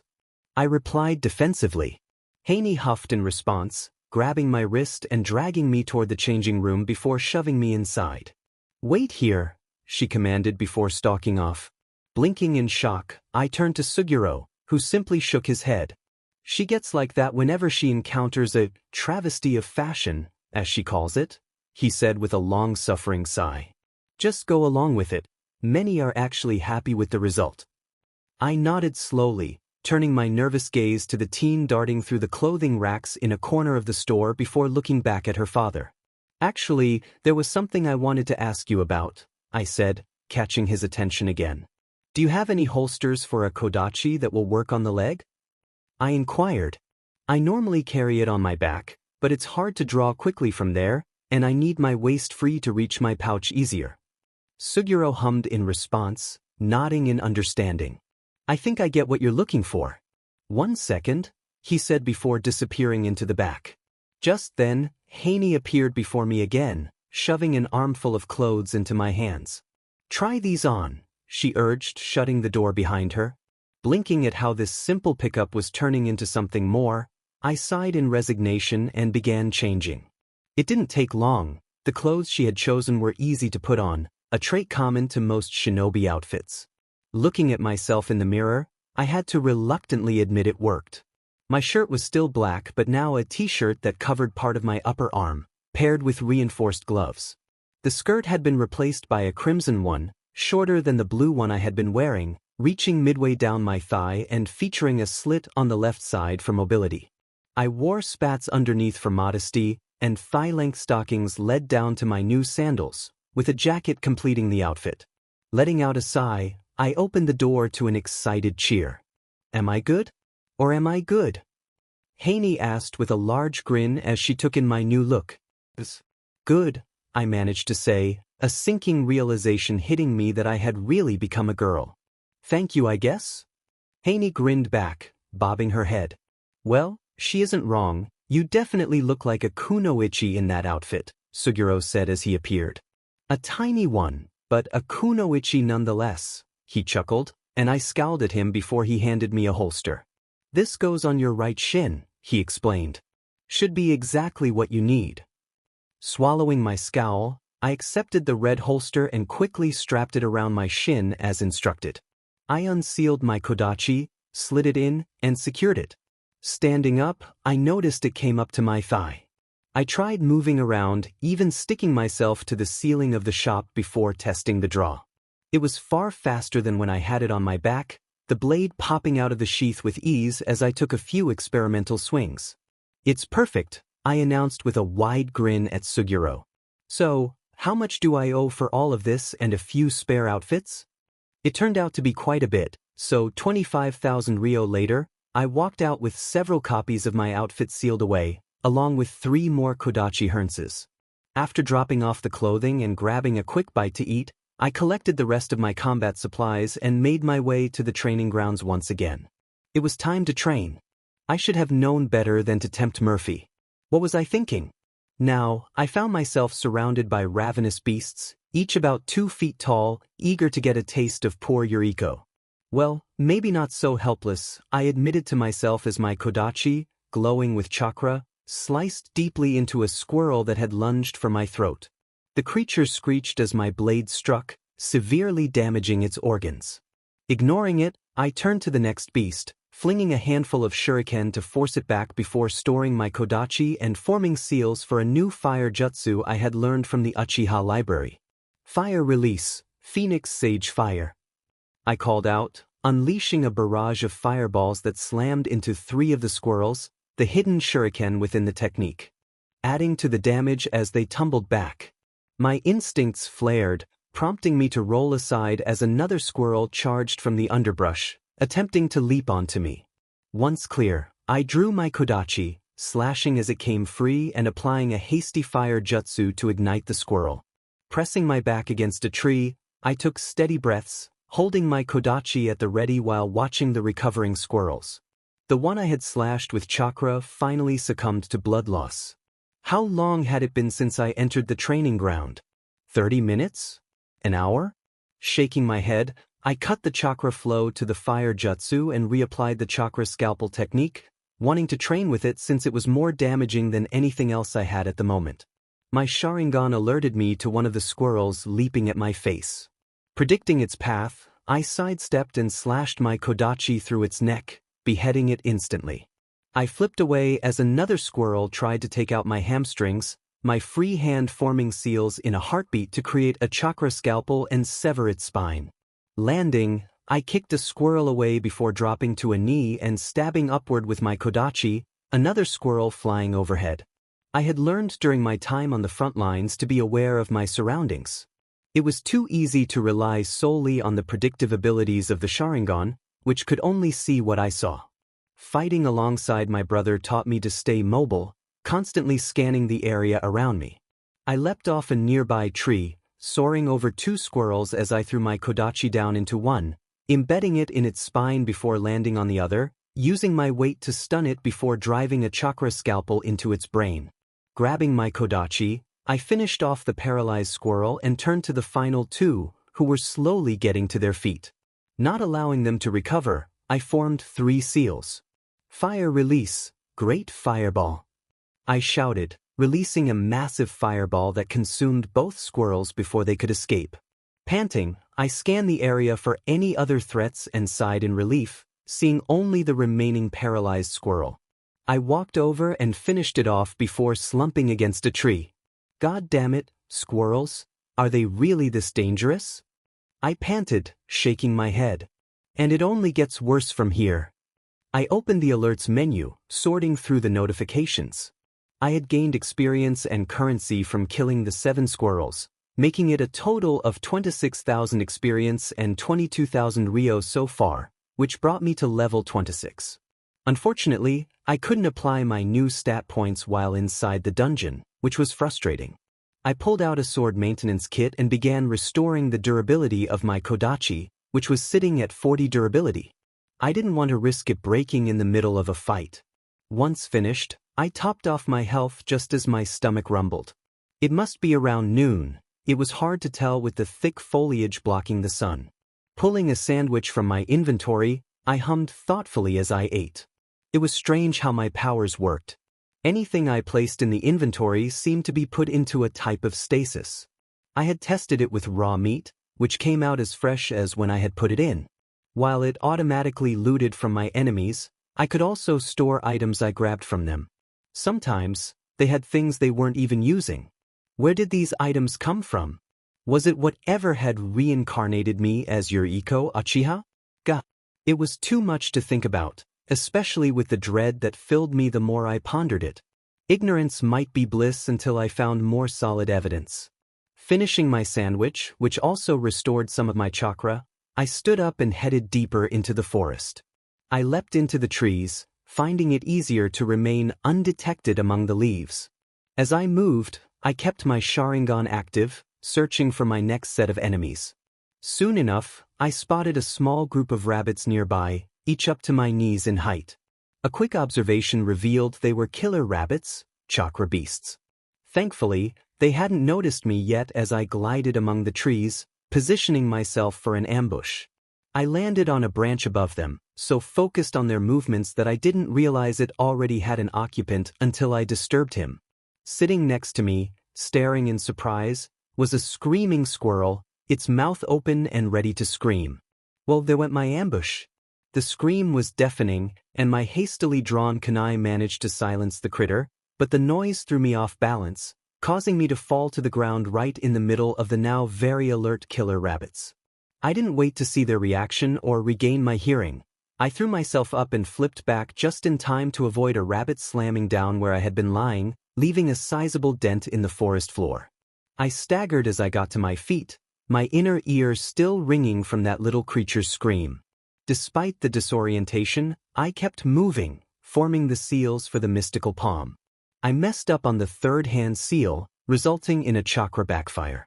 I scowled as my hands shook from the backlash, ducking out of the way of a rabbit's bite. Those teeth were sharp. I formed the seals correctly this time, placing my now glowing hands over my ears to correct the damage to my inner ear and restore my equilibrium. Just in time, as the rabbits managed to herd me into a trap, 5 of them jumped toward me at once. My kodachi was out in a second as I slashed one of the rabbits, tilting my head just enough for another to pass by, though it left a scratch on my ear.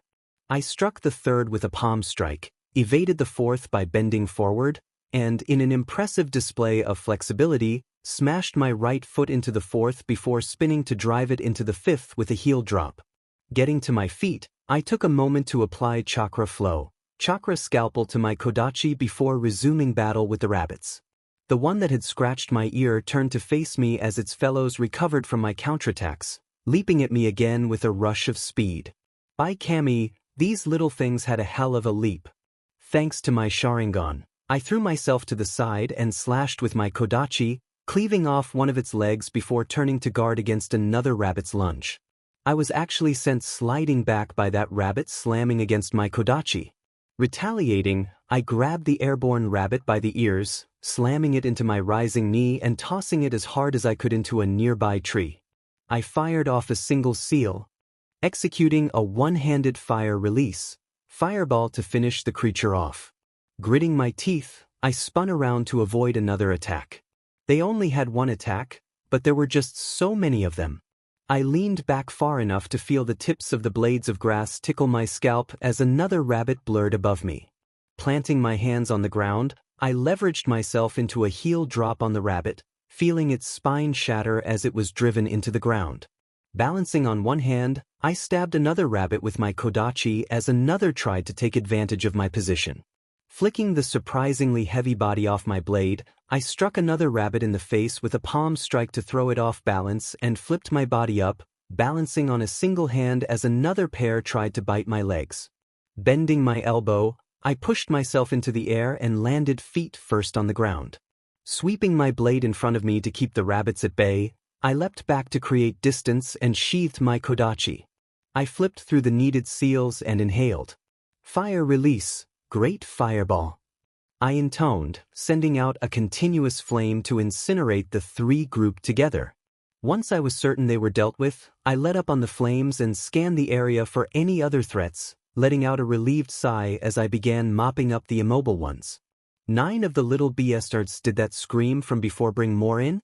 Gonna have to be more careful of those screamers, I muttered as I looked up at the foliage above me. Stupid little buggers. Alright, let's see what I got from that little adventure. Opening the alerts menu to check the reports on my gains, my eyes lit up at an alert for a new perk. Your skill at avoiding your enemies has granted you a new skill. Dodge, passive, plus 15% effectiveness at avoiding enemy attacks. Alright, I could definitely use something like that. I didn't like getting hurt, and situations like the one against Nana would have been much easier if I could evade her attacks. Letting out a breath, I shook off the memory and sorted through the assorted kill alerts. Alright, 9 killer rabbits and a screaming squirrel, totaling 7,400 EXP and 5,900 Ryo, along with assorted crafting items. I really should learn a crafting skill or bring them to Suguro. Taking a moment to gather myself mentally, I sighed, relaxed my body, and started forward again. It was strange, though. I didn't encounter anything as I moved deeper, nor did I see any signs of habitation. It felt as if the chakra mutations avoided this entire area, even though there was decent vegetation. My eyes snapped up as I caught sight of some movement, my body tensing as I waited with bated breath. When a small, normal-sized rabbit hopped out of the underbrush of a nearby cluster of trees, I let out a breath of relief. "Well, hey there, little guy," I called out, a small smile of relief on my face as I relaxed my guard and stepped closer. "What are you doing in here? How have you survived?" I asked, noticing the rabbit freeze as I approached. Its beady eyes tracked my every movement. I leaned down to pet it, hoping to check for tags in case it was lost, when chaos erupted. The rabbit suddenly vanished from my sight, and before I could react, something hit me in the gut with incredible force. I found myself airborne, crashing into a tree with enough impact to splinter the trunk. Blinking in confusion, I tried to regain my bearings, only to see the same rabbit hopping toward me, but this time with bold red letters floating above it. Rabbit of Kerbanig level 30. Oh no, what had the founders of Konohagakure done to me? In that moment, I resolved that when I encountered Tobirama or Madara, I would kick them straight in the ball chakra, scalpel and all. They might be zombies, but it was the principle that mattered. Where had the rabbit gone? Suddenly, I realized it was charging at me. I threw myself aside just in time to avoid its attack as it tore through the tree like it was nothing. I quickly got to my feet, drawing my kodachi and channeling chakra into the blade as I searched for the rabbit hidden in the underbrush. I could never let Sakakini-san find out I was being hunted by a rabbit. My instincts flared, and I dodged again, catching a glimpse of the rabbit as it lunged for my head. I managed to graze it with my chakra-infused blade, but the rabbit's own chakra repelled my attack. What was this rabbit? Creating distance, I leapt onto an overhanging branch, trying to escape what could only be the boss of the Darkwood Forest. "Observe," I panted, keeping the rabbit in sight as I moved. Rabbit of Kerbanig level 30. For its unassuming form, its appearance belies its strength, making any who approach underestimate it. Superior chakra beast, this creature is the alpha predator of its environment, feeding on other chakra beasts, making its own chakra unusually dense. If I survive this, I vow to train in more offensive jutsu than just my chakra scalpel. This was ridiculous. Sheathing my kodachi, I began molding my chakra. "Fire release, Phoenix Sage Fire," I shouted, unleashing a swarm of fireballs at the demon rabbit. Most missed, but a few struck true. With a flick of my fingers, the shuriken hidden within the flames broke free, spinning to ensnare the rabbit in the wire. The rabbit simply bit through the wire, which could hold a grown man. "This is insane. It's just a rabbit," I yelled, running and hurling chakra-infused kunai behind me. "It has to be the bijou the sage never mentioned." Drawing my kodachi again, I applied fire release, chakra flow and doubled back toward the rabbit. My sudden change in direction caught it mid-leap, and I managed to slash its flank. Hitting a normal-sized rabbit with a sword while it was moving was surprisingly difficult. Not stopping to assess the damage, I continued to run, relieved to find I was faster than the rabbit. Oh, great, the forest was on fire. Fire plus trees equals more fire, and I was heading straight for it, with an angry rabbit on my tail. Gritting my teeth, I altered my path, sheathing my kodachi. I slammed my foot against a branch, launching myself at a 90-degree angle before turning midair to complete a set of hand seals. "Fire release, great fireball," I shouted, pouring extra chakra into the jutsu. The rabbit had indeed been following my every move as I unleashed a fireball twice my size directly at it. I watched as the fireball traveled before exploding. That wasn't supposed to happen. I would need to check my alerts later. Unfortunately, the rabbit blurred out of the flames, radiating pure rage. Was this real bloodlust I was feeling? Rabbit of Carbanig level 30. Alright, I was doing damage, but now it was ricocheting off the trees, moving like a blur. I coughed in pain as it slammed into my back, taking a significant chunk of my health. I began to predict its movements better, my sharingan sharpening as I countered its attacks. It became a battle of attrition as I caught its side with my kodachi again, but it managed to trip me, slamming me into the ground and taking more health. With the rate at which its chakra points were dropping, it had to be using some technique to increase its speed. All I needed to do was survive until it ran out of chakra. Then, hopefully, it would be helpless against my offense. When it finally happened, I nearly shouted with joy as it pushed me below 200 health points. The rabbit suddenly came to a halt and dropped to the ground, leaving a mess of broken trees and scorched earth around us. Alright, you little BSE, time for revenge, I growled, applying chakra flow, chakra scalpel to my kodachi. Let's see you repel my chakra when you don't have any of your own. It wasn't making my revenge easy, as it used its natural evasiveness to avoid my attacks. However, using a clever trick with rebounding kunai, I managed to drive one into a strike that cut its rear leg's hamstring. The beast toppled to the ground, unable to continue with its legs so badly injured. 3 times? I've nearly died 3 times since I arrived, I panted, a giddy rage filling me as I stared at the helpless creature. Well, I am getting my revenge. I formed the hand seals I needed to finish it off. Now burn. Fire release, great fireball. I shouted, unleashing a torrent of flames onto the beast, keeping the fire going until I nearly depleted all my chakra. Congratulations, you have defeated the Rabbit of Carbanig. 10,000 experience points and 15,000 Ryo received. Inaba Rabbit Jutsu Scroll and Darkwood Forest Key looted and stored in the inventory. You're goddamn right I beat that thing, I crowed proudly, laughing. I don't know who put that DM rabbit in here, but if I ever find them, I am going to remove their genitalia. Now exiting Darkwood Forest, I would find my clear reward at the entrance. I was tired, hungry, and just wanted to go home. But once the flash of light from the transportation faded, my gaming instincts led me to a chest that looked like it had been sitting there for decades, a note atop it declaring it the reward left by Hashirama for whoever cleared the forest first. Given the beast of a rabbit that had been inside, I wasn't surprised that no one had cleared it yet. Pulling the key from my inventory, I unlocked the chest and opened it to find a sheathed kodachi inside. Observe, I called out as I stared at the blade.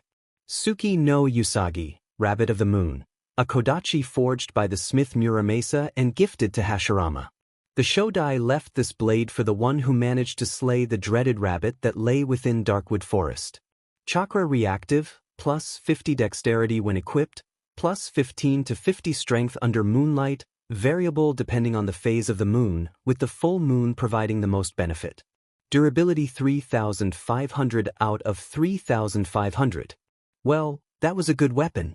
I hesitated to replace my current one, as it was a gift from my father, but in the end, I needed the strength it offered, so I swapped the swords in their holsters. Alright, time to head home, I told myself with a groan as I began to limp my way back, healing myself as best as I could along the way. Sometimes, being a gamer SE, you have slept in your own bed. Health points and chakra points restored by 100%.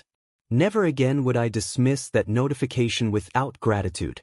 Seriously, that goddamn rabbit could burn in hell for all I cared, but now that I thought about it, didn't I get a jutsu scroll from it?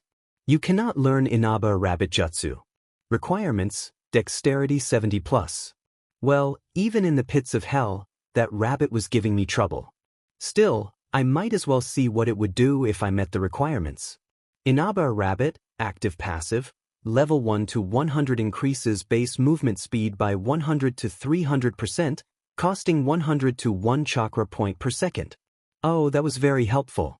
Before I could contemplate it further, I heard the front door open and close. I'm home, my father's voice called out. Dad! I shouted back, bolting out of bed, uncaring that I was only in a t-shirt and shorts, and barreled into my laughing father, who returned my tight hug. Hey kid, Hokage-sama told me you were home and that you were being promoted. Congratulations, my father said, looking tired but proud as he looked down at me. My heartbeat fluttered at his acknowledgement, and my face hurt from the smile that spread across it. Stepping back, I let him take off his shoes and walked with him into the kitchen, where I promptly told him to sit down while I made breakfast. You're reminding me more and more of your mother every time I see you, he said warmly, watching me cook. So, I heard a rumor that you've created a new technique? I blushed at the comment but grinned, applying chakra scalpel to one of the kitchen knives. The knife didn't carry the chakra well, but it was enough to demonstrate the technique. It's actually really simple, I explained as he studied the knife with his sharingan active. Chakra flow and chakra scalpel are both already similar techniques in nature. This just takes advantage of that. Once I get comfortable with chakra nature manipulation, I'm going to start trying to mix that in to see what happens. My father nodded in understanding, letting his sharingan fade as I dropped my own technique. Still, impressive. You are living up to everyone calling you a genius, he said, making me blush even more as I turned back to my cooking. I don't feel like one, I mumbled, apparently loud enough for him to hear, which earned a chuckle. I remained silent for a few more minutes, focusing on cooking breakfast. So, you and Mom know about my abilities? I asked, breaking the silence. We do, he confirmed calmly, his voice accepting. Your brother was the one who caught on to it first. He spotted you learning a jutsu from a scroll without even opening it. And here I thought I was being careful with that, I grumbled with a pout. But, yeah, it'll be easier to show you. Invite Janai Uchiha to the party. Father blinked and stared at the box that appeared before him with a dumbfounded expression. Your Iko Uchiha has invited you to her party? Accept? Yes or no? Curious, he hit the accept button. Now say status, I prompted, encouraging him to follow through. My father examined his stats with curiosity. It's accurate, I take it? As far as I can tell, I replied with a shrug while preparing our breakfast of simple eggs, bacon, and hash browns. When I gain a level, I receive 5 stat points to distribute, and I do feel stronger when I do. He nodded slowly. What else can it show? He asked, his interest piqued. Try saying perks. It should bring up modifiers, I suggested, searching for the right words to explain. They can be natural or appear due to events. I got a perk for genius when I returned to Konoha because everyone kept calling me one. He acknowledged my explanation and opened the perks menu, noting the few he had. Very accurate indeed, he mused, studying the perks. And how long have you had this power? A couple of months, I admitted. It started a month before I graduated from the academy. I didn't mention it because I wasn't sure if it was just me or if it could be passed on. Understandable. This power could easily be abused, and I wouldn't want to see my daughter used as a tool, he said, nodding in understanding. Have you told anyone else? Just Sakakini-san when we met at Tensei Bridge, I sighed. Nobody else. I'm not even sure I want to tell anyone else. He nodded. Then we won't say anything, he assured me calmly. I blinked away a few tears. Like Mom, he was showing a level of acceptance I had never experienced before. I couldn't help but wonder if this was because of the honored reputation status I had with them. Shaking my thoughts away, I smiled at him happily. Thank you, I whispered gratefully. I'm planning on training later today. Would you be able to help me? Of course, he replied warmly. I can help you find your chakra nature and show you the basics of nature manipulation training for your chakra elements. Sounds like fun. I chirped, feeling the tension in my shoulders release. I look forward to spending time with you, Dad. His smile warmed my heart as he chuckled softly. I'll only be in Konoha for a week, but I look forward to spending time with you as well, Yurakoken, he said kindly. Beaming at him, I turned back to my meal, excited for the week ahead with my father. A plan of attack was quickly assembled now that they had a path across the gorge and a team in place. Orochimaru, Sakaki, my sensei, Saya, and 24 elite Jonin were present, including the original Inoshikacho trio, or so I believed. I felt quite out of place among them. Orochimaru. I called out to the man walking ahead of me.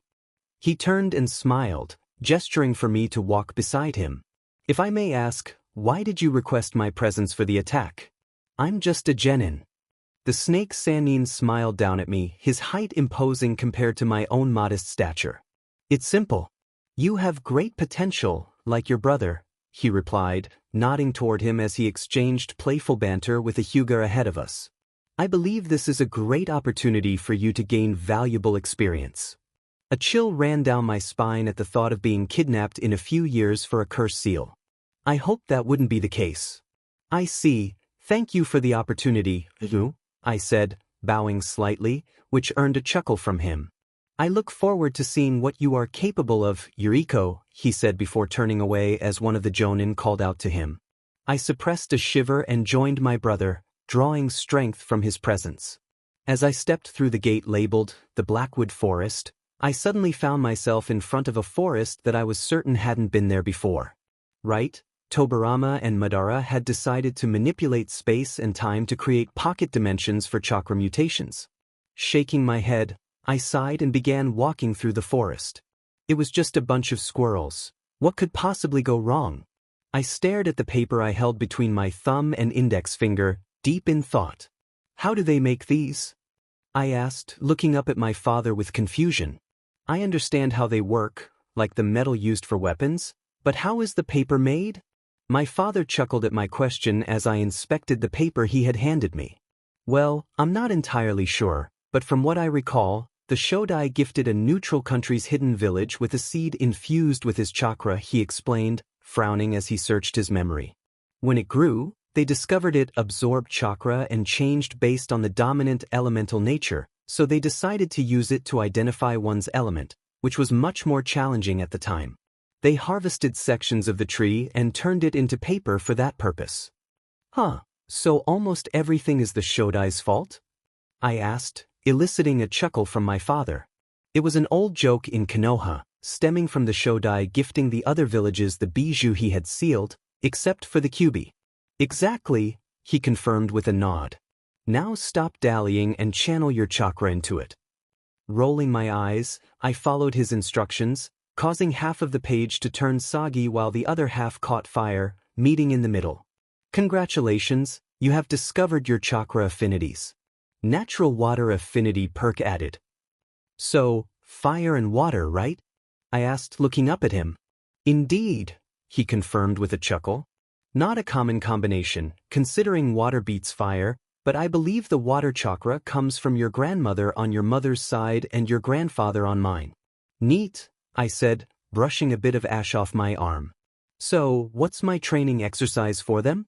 For fire chakra, you need to ignite a leaf using chakra, and for water chakra, you drain the water out of it, he explained, reaching up into the tree in our backyard to pick a leaf.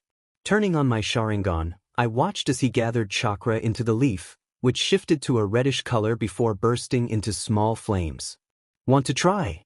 Definitely, I confirmed as I took a leaf of my own, jumping up to pull one off a branch before sitting down on the grass and concentrating on my chakra.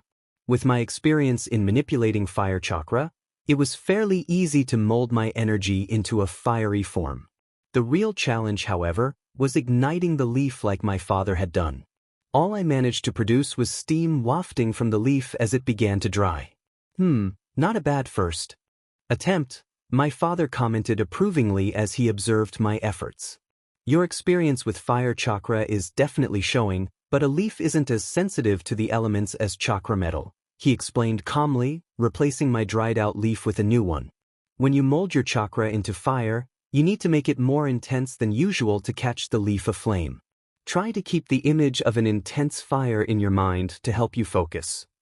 Accepting the new leaf, I took a calming breath, closed my eyes, and repeated my actions. I channeled my chakra into the leaf, remembering the flames I had released against a rabbit. Gritting my teeth, I felt my chakra shift before something briefly burned my fingers, causing me to yelp and drop the now burning leaf, shaking my hands to cool them to my father's amusement. That's the way, he cheered, clapping his hands. That's exactly how you do fire manipulation. Excitement surged through me as a new skill window appeared before me. Yes, I shouted, laughing a bit in my excitement, which made my father chuckle. Want to try it with water now? He asked, raising an eyebrow and holding out a leaf in a challenging manner. I won't be able to give you an example this time. You know it. I'll get it down in no time, I exclaimed, snatching the leaf and riding the high of my recent success. Once settled, I took more calming breaths to center myself as I began channeling my chakra into the leaf. It was tough at first, trying to hold the image of water in my head, specifically a memory of swimming in the lake near the compound with my brother. I could feel something happening with the leaf, and my chakra felt like it was flowing differently. A liquid sensation on my hands broke my concentration, and when I opened my eyes, I saw the leaf had split open and was gushing water from the crack. That's not what's supposed to happen, is it? I asked, looking up at my father, who shook his head in response. No, the leaf is supposed to be dry when you complete the exercise, he informed me gently. Instead of pushing the element in, you need to pull it out. Nodding, I accepted a new leaf and concentrated again.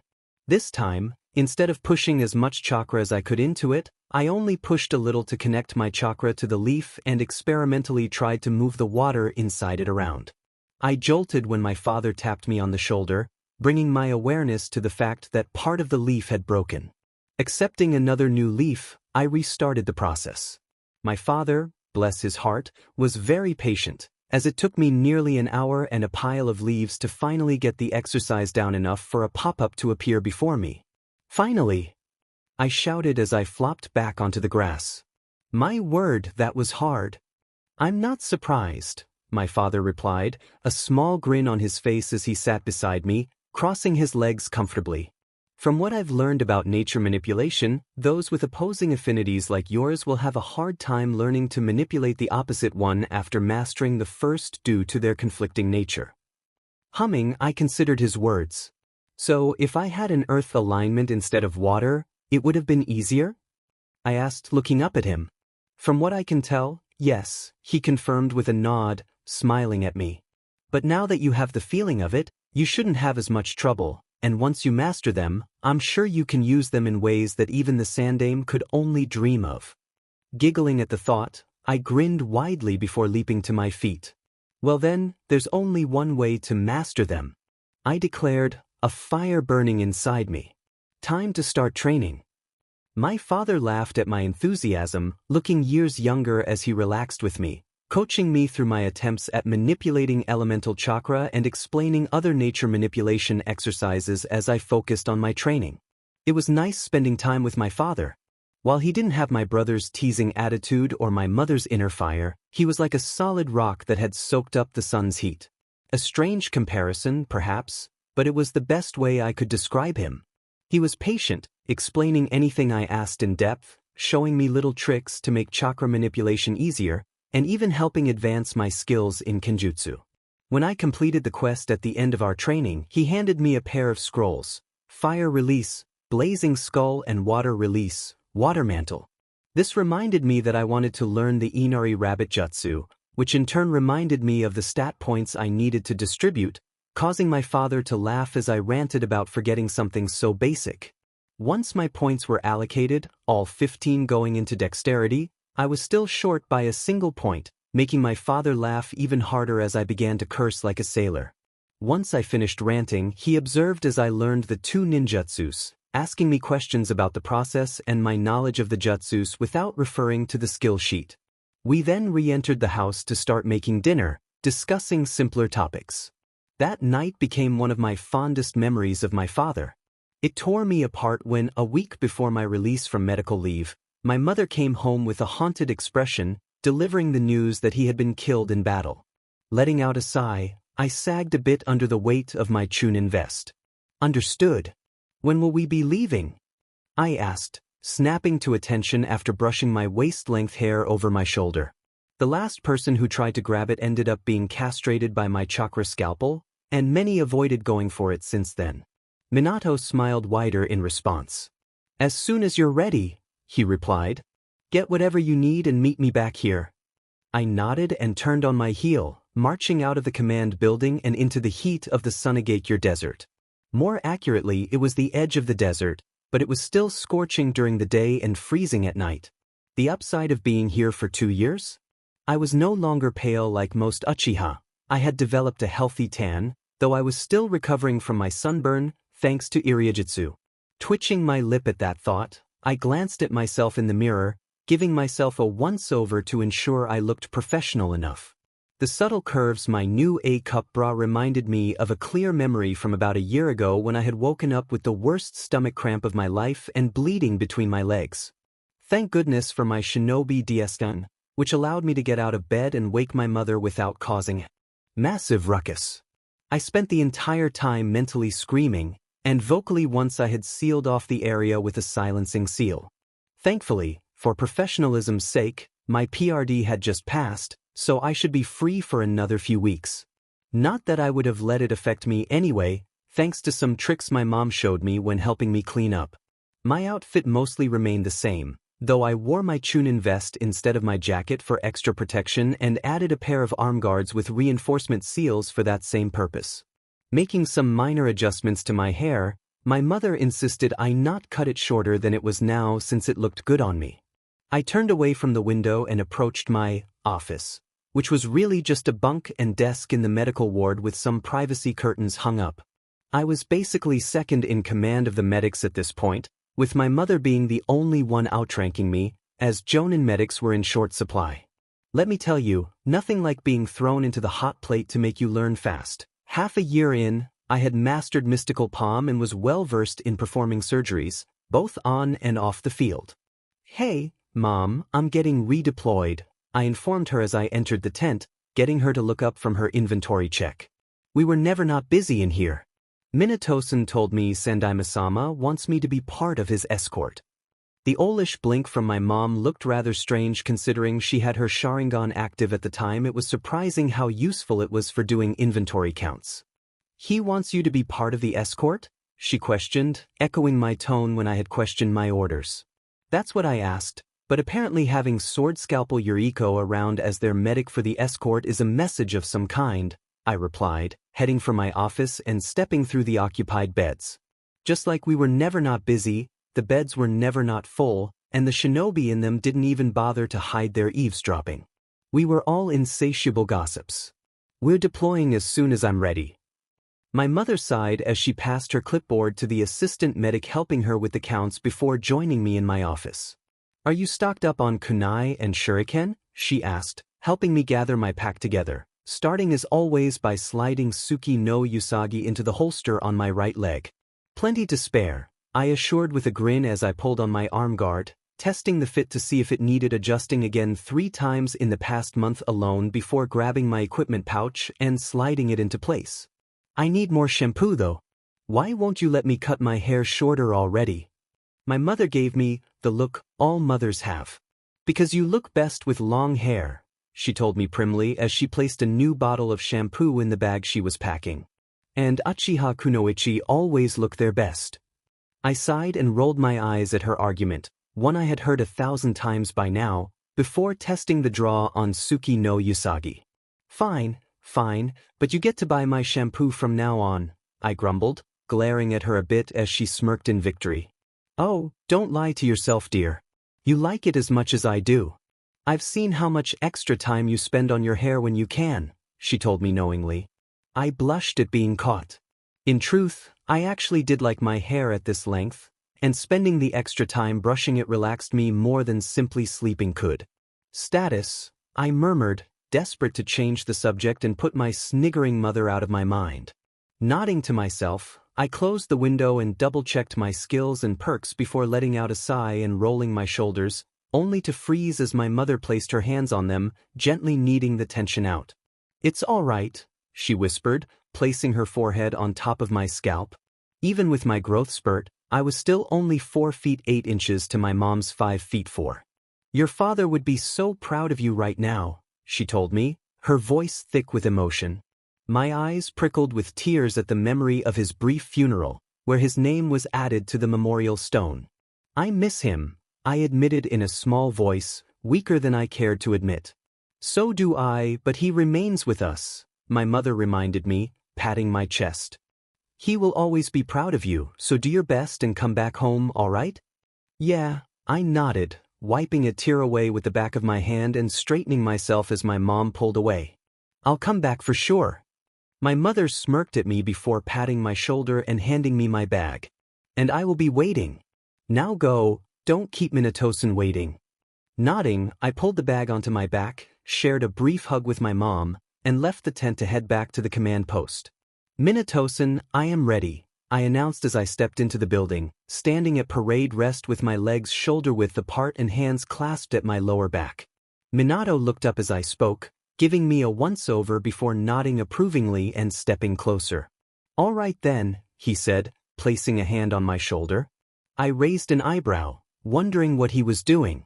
As Sensei would say, clench your butt. The next thing I knew, the world was turned upside down and became yellow. As time moved on, I redeployed as a Chunin of Konohagakure. Unfortunately, I was not reunited with my teammates but instead joined my mother on a different front that required more medical support to handle the overwhelming number of injured. The Sandaime had given me a certificate declaring my advancement to medic, 2nd grade, alongside my Chunin vest, telling me I earned it through my actions during the Battle of Tensei Bridge. I remained at that front, supporting Sunagakure Shinobi against Kirigakure for the next 2 years. It took my mother reminding me it was my birthday the second year to realize I had been there for a year. My memories were a blur, sometimes resolving in a medical tent, shouting for another medic as I tried to stop a man from bleeding out from an artery. Another memory involved cutting my way through what could only be a Hozuki clan member with my chakra flow, chakra scalpel, blood sprayed all over me. Thankfully, I had rejoined my team on that front. Hazezensai was the same as ever. Chika-chan was quieter than usual and tended to shake in fear whenever the earth trembled, and Aokun was more determined than ever, becoming increasingly vicious when engaging the enemy. I knew I had changed as well. It was subtle, but it shook me to my core when I realized I no longer cared about the injuries I inflicted on my opponents. It no longer disgusted me as it once had when I shredded a man's lungs, leaving him gasping for breath. I was nearly hysterical when I came to this realization, and it took both my mother and Hazezensai an hour to calm me down, along with a month of being restricted to the medical ward before I could return to the battlefield without shaking. That was when I first met Minato Namikaze, the father of Naruto and future Yondaime Hokage. We had been hearing rumors of a possible ceasefire with IWA, supported by a lack of Iwagakure shinobi on the field, which was later confirmed when Minato-san walked into the base we shared with Sunagakure, looking for me. "I'm sorry, Minato-san, but you want me to be part of the escort for Sandaime-sama?" I questioned the blonde man incredulously. "But I'm not even 10, and I'm only a Chunin." Minato-san smiled at me, looking completely at ease. "Simple, you are 9 years old and a Chunin," he replied.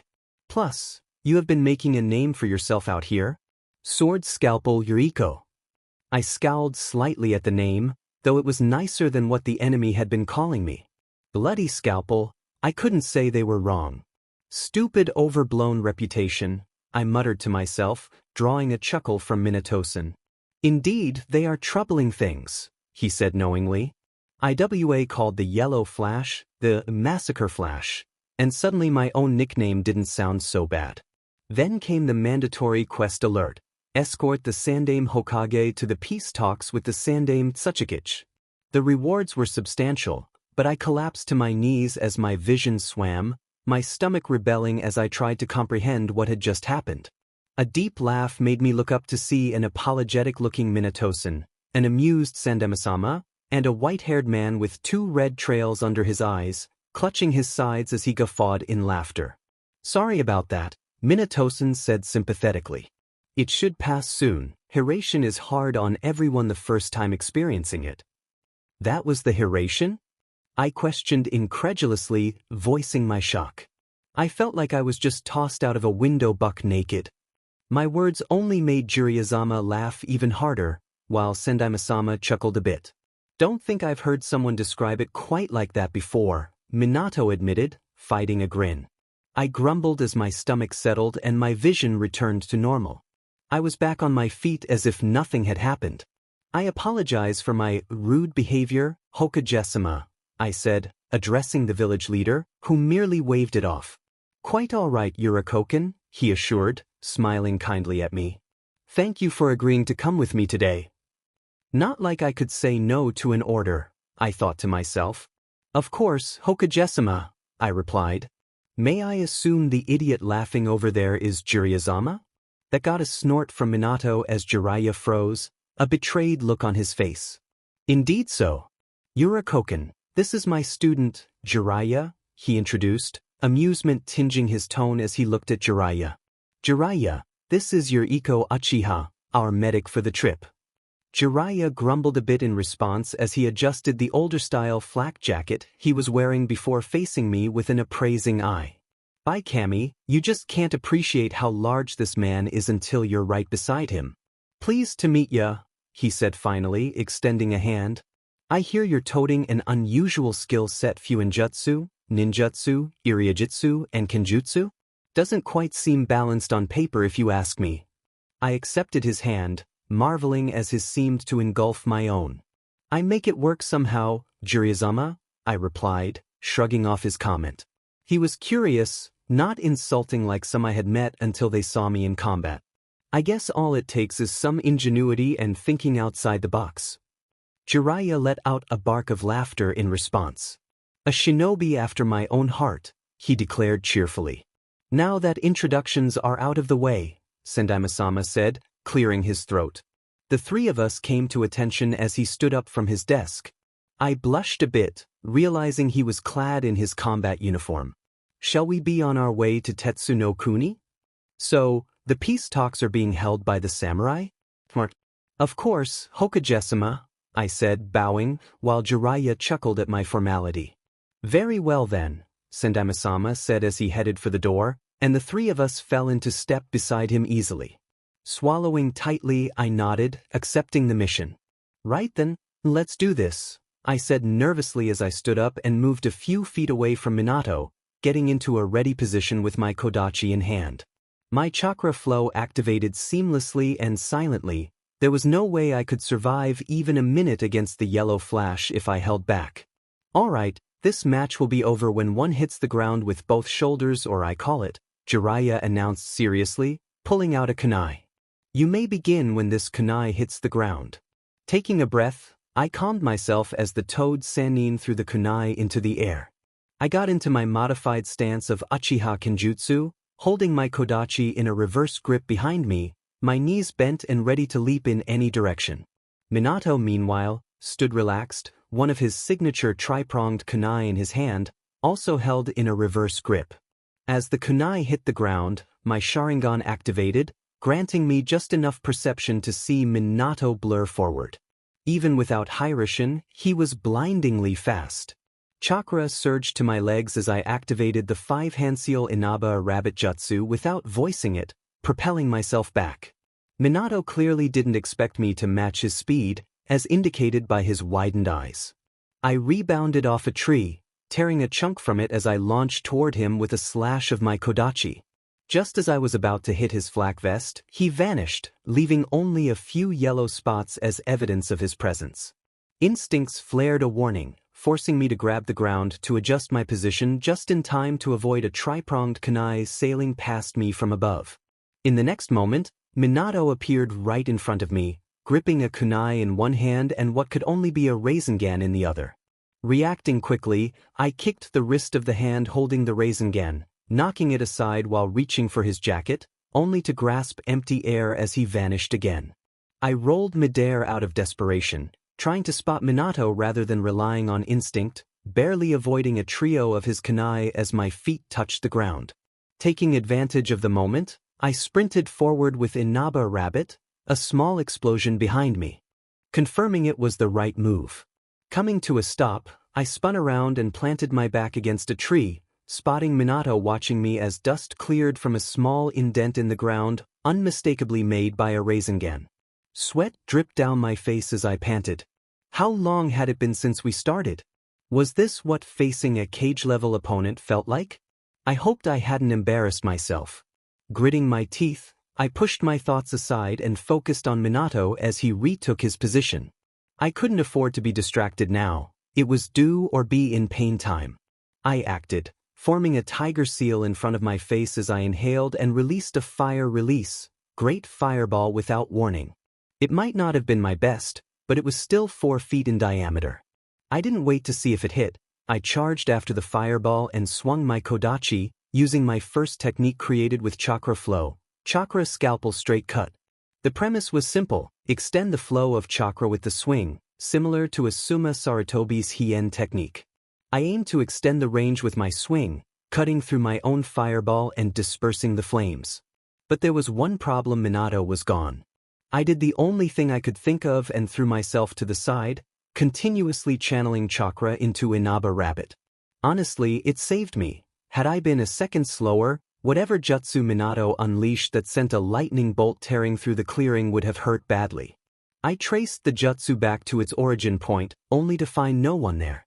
A flash in the corner of my eye caught my attention, and I blinked in confusion as Minato teleported directly in front of his own jutsu. My eyes widened as I saw him complete a set of seals, holding his tri-pronged kunai just as his jutsu reached him and vanished. I paled as a crackling sound erupted behind me. Turning my head, I barely caught sight of the jutsu before it slammed into me, my mind blanking out as electricity surged through me before I collapsed. "It's over!" Jiraiya shouted, ending the match as I blinked several times, twitching slightly as I tried to process what had just happened. "Holy," I finally managed to say as I regained control of my body. Jiraiya chuckled, helping me sit up and patting my back. "That's exactly what I said when we sparred after he learned the Hiration," he admitted. "All said and done, good hustle out there. How are you moving so quickly?" "I found a scroll for the Inaba Rabbit Jutsu a couple of years ago," I admitted, blushing. "I practiced until I could do it without seals." "Oh, haven't heard that jutsu name in quite a few years," Sandaime said, a nostalgic look crossing his face. "Where did you find it, if I may ask?" "The Blackwoods training ground," I replied. "I found it on the demonic rabbit that was there." "Demonic rabbit?" Minato questioned, raising an eyebrow. It was in the center of the field," I explained, flushing. "I managed to kill it, but it was a nasty little beast. I think it somehow learned the jutsu itself because it was moving as fast as I do when using it." Sandaime hummed in response, nodding in contemplation. Yes, the chakra mutations," he said after a moment. "Have you been into any of the other ones?" "I haven't had the chance with being deployed," I admitted, blushing as I began healing the damage I had accrued during our short fight. "Plus, I wanted to gain more experience before going into the next one." "Commendable," Minato said approvingly, a smile on his face. "I must say, your skills are impressive for someone your age." I'm not much," I denied reflexively, trying to hide my darkening blush in the collar of my Chunin vest. The 3 men around the fire chuckled, and I glanced at the quest completion alert from the corner of my eye. "Holy crap, that was only a minute and a half? What are you looking at, Yurakosen?" Minato-san prompted gently, his blue eye kind as he observed me. I froze, unsure of how to answer without raising their suspicion. "She was definitely reading something earlier," Jirizuma chimed in easily, his entire body relaxed, while my stomach twisted in fear. "It's all right, Yurakoken," Sandaime-sama's voice cut through my panic like a knife. "You can tell us." Turning my head towards them, I shyly glanced at their welcoming faces before letting out a heavy sigh. It might be easier just to show you," I finally said. "Invite Minato Namikaze, Jiraiya, and Hiruzen Sarutobi to party." All 3 blinked as the boxes appeared in front of them, asking if they wanted to accept my invite. They exchanged glances and confirmed they each had one. "My power. I call it the gamer, because it makes things look like a game to me," I explained in a small voice. "I get quest pop-ups when things happen, like when Minato-san asked me to spar with him. The condition was that I had to last a minute against him, with a bonus reward for every extra 30 seconds I lasted." I swallowed and dared another look at the trio of the most powerful Konoha ninjas seated near me. They were examining the boxes with curious expressions. "And you can relate this power to others by inviting them?" Sandaime-sama questioned, raising an eyebrow. "Only in part." I elaborated, biting my lip. I experimented with my mom while we were deployed together. When we're in a party, I can track their position, health, and chakra pool, as well as their current status. But while I get stat points to distribute as I wish upon leveling up, others don't. Theirs are distributed automatically. I'm not quite sure how, but it allows you to look at your own stats, perks, and skills. How would I do that? Minato asked as he accepted the invite. His name appeared in the corner of my eye, along with a level beside it and his HP and CP totals. Holy crap, he is level 89. Just say status, skills, or perks respectively, I answered, slowly feeling more confident as I spoke with them. Sendai-Masama's and Jiraiya's names appeared alongside his shortly after, their levels being 90 and 88 respectively. My god, these three were monsters. Fascinating, Sendai-Masama mused as he began looking through what must have been a massive skill page. I take it these levels relate to our mastery of jutsu? I nodded in confirmation. Yes, and I recently learned I couldn't start dropping seals for my jutsus until around level 50, with the option to drop another seal every 10 levels after that. But it would reduce the power of the jutsu if I do that. I rambled a bit. I only maxed out a few like chakra scalpel because I used them so much and am really comfortable with them. Relax, kid, Jiraiya rumbled comfortingly, smiling at me reassuringly. What else is it capable of doing with a party, was it? Oh, I can set up a communication network with anyone in the party, I informed, relaxing a bit. It only has a range of about 2.5 miles, though, and it would look like you're talking to yourself. Still handy, Minato said approvingly. I can see why you would be nervous about revealing this. The possibilities are almost endless. I blushed and nodded slowly. I didn't want to be put into a room or something, I mumbled, shrinking in on myself a bit. I was afraid that people would try to get the power for themselves somehow or try to breed me to get more people with access. I'm not even sure if any kids I have would get it. I don't even know where it came from, not for certain anyway. You have a theory? Minato questioned gently, raising an eyebrow. Well, when I got it, I had a dream. Vision? I'm not sure, but something was talking to me through the boxes. I told them, using a partial truth reincarnation was one can of worms I didn't want to open. From the tone of it, I guess I'm just amusement for them or something. The three adults shared a serious look. Danzo would do a lot to try and get his hands on her if he knew, Jiraiya commented grimly, making Sendai-Masama flinch slightly. He would, unfortunately, he sighed heavily. Minato, Jiraiya, this isn't class secret, he announced after a moment, making me blink as I looked up. Never say a word of this to anyone else. To everyone else, Yurakoken here is just another splendid shinobi of Konohagakure. I stared, slack-jawed at Sendai-Masama as the other two shinobi nodded in agreement. You would do that for me? I asked quietly, still in shock. Of course, Sendai-Masama assured me with a warm smile. You are a member of Konohagakure's shinobi corps, and one with such potential. I will protect your freedom as I would any other. I sniffled, trying to stem the tears welling up in my eyes, wiping them away with the palm of my hands. Thank you, Hokage-sama, I managed to choke out, an arm dropping around my shoulders comfortingly as Minato sat down beside me. Of course, Yurakoken, he said, and that was all it took for the tears to start flowing freely in relief. Yuriko had just completed a mandatory quest, successfully sparring with Minato Namikaze for a full minute. This achievement earned her a significant reward of experience points and increased her reputation with notable figures like Minato, Jiraiya, and Hiruzen Sarutobi. She had also met a bonus objective, lasting 1.5 minutes in the spar, which further boosted her experience and reputation. With her recent accomplishments, Yuriko had gained a level, and her reputation with Jiraiya, Minato, and Hiruzen had reached a friendly status. At just 9 years old, she had already reached level 41, with a wealth of experience points to her name. Yuriko was a Chunin, which granted her a bonus to all reputation gains. Her health points and chakra points were impressive for her age, and her stats reflected her training and dedication. She had developed a range of skills, including powerful jutsu like the Great Fireball, which allowed her to unleash devastating flames upon her enemies. Her proficiency in taijutsu was evident through her Uchiha interceptor fist, enhancing her strength and dexterity. As she honed her abilities, Yuriko became increasingly accurate with her shuriken and kunai, and her mastery of Uchiha-style kenjutsu made her a formidable opponent with the sword.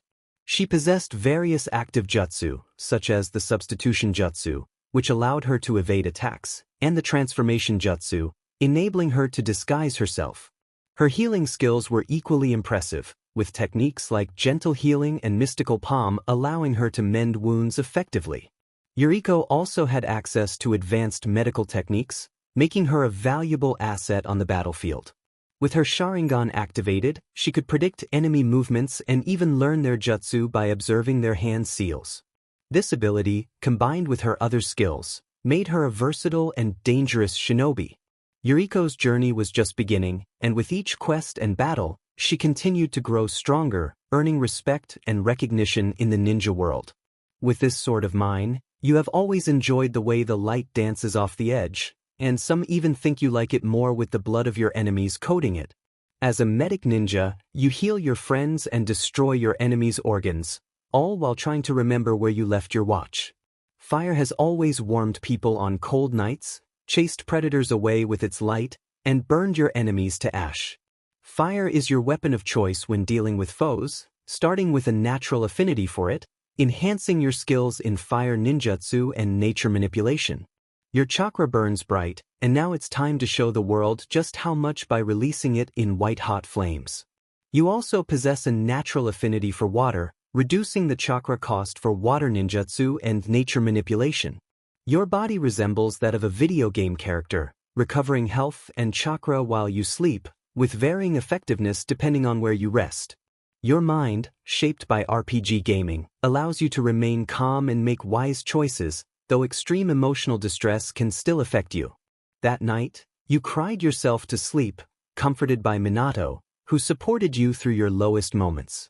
You began to understand why so many loved him as Hokage, a feeling stirring within you that you had not realized before. At dawn, you woke with the others as the sun peeked over the horizon. Over breakfast, you shared your stat page, allocating points from leveling up into your dexterity and wisdom. A new perk appeared as you confirmed your changes, Fleetfoot, increasing your base speed, evasiveness, and accuracy. Excitedly, you discussed the different seals you used on your clothing with Jiraiya, showing him how it worked while he took notes. You eagerly questioned Minato about his Hiraition jutsu, absorbing everything he shared about it, even if some details were beyond your understanding. You suggested a seal that could mark a shinobi's position, relaying it to a map for real-time updates on allied troop positions. Sandaime had to raise his voice to bring you back to the present, but he took your distraction in good humor. It was surreal to be treated as an equal by these powerful shinobi, being asked for your opinions on current events and jutsu combinations. You laughed heartily at a story Minato told about his earlier adventures, losing your balance and face-planting on the ground. After a week, you approached the border of Tetsu no Kuni, feeling the chill in the air. You donned specially made all-weather cloaks that used a bit of chakra to warm your body. You made a mental note to copy the seals onto your clothing, amusing Jiraiya, who joked about you wearing more seals than clothing. Your first meeting with the samurai of Tetsu no Kuni was fairly unremarkable. You simply stated your names, affiliations, and purpose before being allowed entrance with a swift samurai escort to the capital. As you entered the city, you marveled at the buildings and shops lining the main street. Minato chuckled and patted your head, causing you to hide your blush in the high collar of your cloak, wishing you still had your face mask to conceal your embarrassment. Upon reaching the hotel assigned to you, Sandaime gathered everyone in the lounge of the diplomat suite. He explained your roles, Minato as his successor and deterrent to prevent Inoki from acting foolishly, while you and Jiraiya were there as bodyguards. Jiraiya encouraged you, assuring you that you wouldn't have been brought along if they didn't believe you could handle it. Taking in his confidence, you nodded firmly, mentally preparing for the talks the next day. Right? You said with a heavy breath. I can do this. Minato ruffled your hair, earning a squawk of indignation from you. I'll be counting on your support then. How is it that he can make me blush so easily? I shot a glare at Jiraiya, who was chuckling at my embarrassment. In a moment of childish defiance, I threw a pillow at his face. Thus began the Great Pillow War of Tetsu no Kuni, with Minato siding with me against his mischievous teacher, while Sandaime came to the aid of his beleaguered student. Later, as I curled up in bed with a wide smile, I realized what the trio was doing. They were helping me heal. For 2 years, I had been fighting and healing without pause. As one of the few combat-rated medics in Konoha, a lot of expectations had been placed on me, whether consciously or unconsciously. My mother, bless her heart, tried her best to support me, but she was grieving her lost husband while helping me cope with my own loss. She was a strong woman, no doubt about it. The next morning was solemn. There were no funny stories or jokes as we went through our morning rituals, dressing in our full uniforms and ensuring every crease was in place. Sandaime scrutinized us as we assembled at the door of the hotel room. Pleased with what he saw, he nodded approvingly and stepped out, greeting our escort politely as the samurai led us to the main hall. I positioned myself behind Minato's left shoulder while he sat beside Sandaime, with Jiraiya standing behind his teacher's right shoulder. As we entered the main hall, we found the Tsuchikage's delegation waiting for us, only the Tsuchikage looking familiar to me. I resisted the urge to activate my sharingan, knowing that Minato had explained how the samurai might see it as an act of aggression, given our ability to cast genjutsu through eye contact. That urge became even harder to suppress when the Tsuchikage spoke up. Are you so desperate for soldiers that you're bringing a kid as one of your bodyguards, Hiruzen? Inoki growled, sneering at me. Hardly, Sandaime retorted with a small grin. I brought her along because she is a highly capable kunoichi, although I am certain you already knew that given the bounty you put on her head. I had a bounty on me? It took every ounce of willpower to suppress my shock, managing only a twitch of my hand, which I kept clasped behind my back. That would explain the increase in people targeting me during battles. Inoki snarled as Sandaime turned his attempted insult back on him, just as an elderly man took a seat between the two groups. If you two are done bickering, may we get down to business? He requested, sounding as if he were lounging on a beach rather than sitting between two groups of shinobi ready to clash. The meeting itself turned out to be rather dull, with the two village leaders arguing over who gets what and how much things are worth. It was amusing to see Sandaime turn every one of Inoki's barbs against him. I did my best to maintain my professionalism, unlike Jiraiya, who hurled insults back at Inoki whenever the man became obstinate. After nearly 12 hours of uninterrupted arguing, with only a few breaks for lunch and dinner, the ceasefire was signed, and both sides prepared to leave. That was when Inoki decided to address me again. I look forward to the day your head lands on my desk, Uchiha brat, he growled, clearly trying to intimidate me and slight Sandaime for bringing someone weak to negotiations. I'll enjoy gouging your eyes out for my shinobi even more. Glancing at Hokage out of the corner of my eye, he nodded, giving me the go-ahead to speak for myself. I turned to the Tsuchikage and gave him the sweetest smile I could muster. And I look forward to castrating each and every one of the assassins you send after me, bronzing their ball, and then having them delivered to you, I replied in my best childlike voice as I clapped my hands together. You can start a collection with them. The room fell silent for a moment before Jiraiya burst into laughter, clapping me on the shoulder in approval as he bent over. The Tsuchikage sputtered in rage as his guards hurriedly escorted him out of the room to prevent him from attacking me and angering the samurai. Kid, you are my hero, Jiraiya announced, gasping for air between chuckles. Did you see the fence-sitter's face as he tried to process what you just said? Minato was more restrained, simply chuckling as he patted my shoulder while we headed toward the exit leading to our hotel. Well done, Yurakoken, he told me approvingly. Not many would be willing to risk the Tsuchikage's wrath like that. I flushed, ducking my head as I tried to lift the collar of my flak vest to cover my cheeks. I was only able to do so because you all were here, I mumbled, wondering what was wrong with me. I had never had this much trouble speaking with someone before. All the same, Yurakoken, you managed to keep your calm before a superior shinobi as he tried to make you lose your cool and turned it back against him. Masterfully done, Sandaime said approvingly. Although, in the future, I would recommend using less crass language. It is ill-becoming of a lady to speak like that after all. My blush deepened as I acknowledged his words. Yes, Hokage-sama, I replied in an embarrassed voice. Shall we get some rest? It is going to be a long journey home after all, Sandaime suggested as we approached our hotel. But at least we return with good news this time. We left the village with little fanfare, just a brief meeting with Hamura and Koharu, while Sandaime gave them XPLCT instructions before we headed out the gate and quickly took to the trees. I received appreciative looks from them as I managed to keep pace, thankful that I didn't need to use the Inaba rabbit jutsu to keep up. Soon enough, chatter began between Minato and Jiraiya, who questioned me about my Fuinjutsu skills. I admitted that I mostly used it in a support role, enhancing my clothing with seals for passive benefits.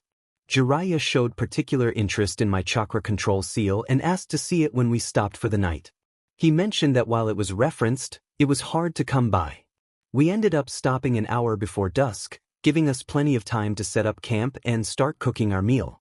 Yuriko, would you mind sparring with me? Minato asked politely once our tents were set up and a fire was going. Ah, with me, Minato? I questioned, feeling uncertain. I don't think I would be much of a challenge for you. Minato shook his head, an encouraging smile on his face. Nothing like that. I just want to see your skill set in combat. It's one thing to talk about it, another to see it in person. The journey back home to Kanehigakure was as enjoyable as the trip to Tetsu no Kuni. I was especially surprised when all three of them began teaching me little tricks, like Jiraiya showing me how to increase the power of an explosive note with just a couple of brush strokes. Minato demonstrated how to compress my seals, making them smaller without losing effectiveness, while Sandaime shared a wealth of ninjutsu tips and even helped me start on the second stage of nature manipulation training for both fire and water.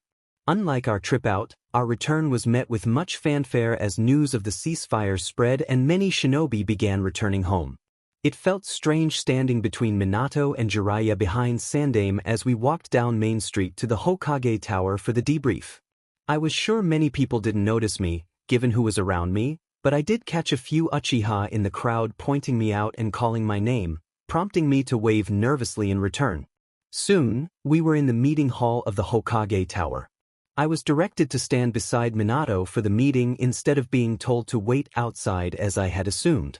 We proceeded to give our report to the assembled clan heads, with Fugaku giving me a speculative look as I stood beside the future Yondaime. We reported on our gains and losses from the treaty signed. Questions were raised and answered, and I was even asked a question by a man who could only be Shikaku Nara about the front lines alongside Tsunagakure. Thankfully, I managed to suppress my nervousness enough to answer his question professionally, admitting that my information might be outdated. Eventually, the questions died down, and Sandaime dismissed the assorted clan heads. Fugaku paused to send me another contemplative look before leaving. Well, I would say that was a successful mission, wouldn't you?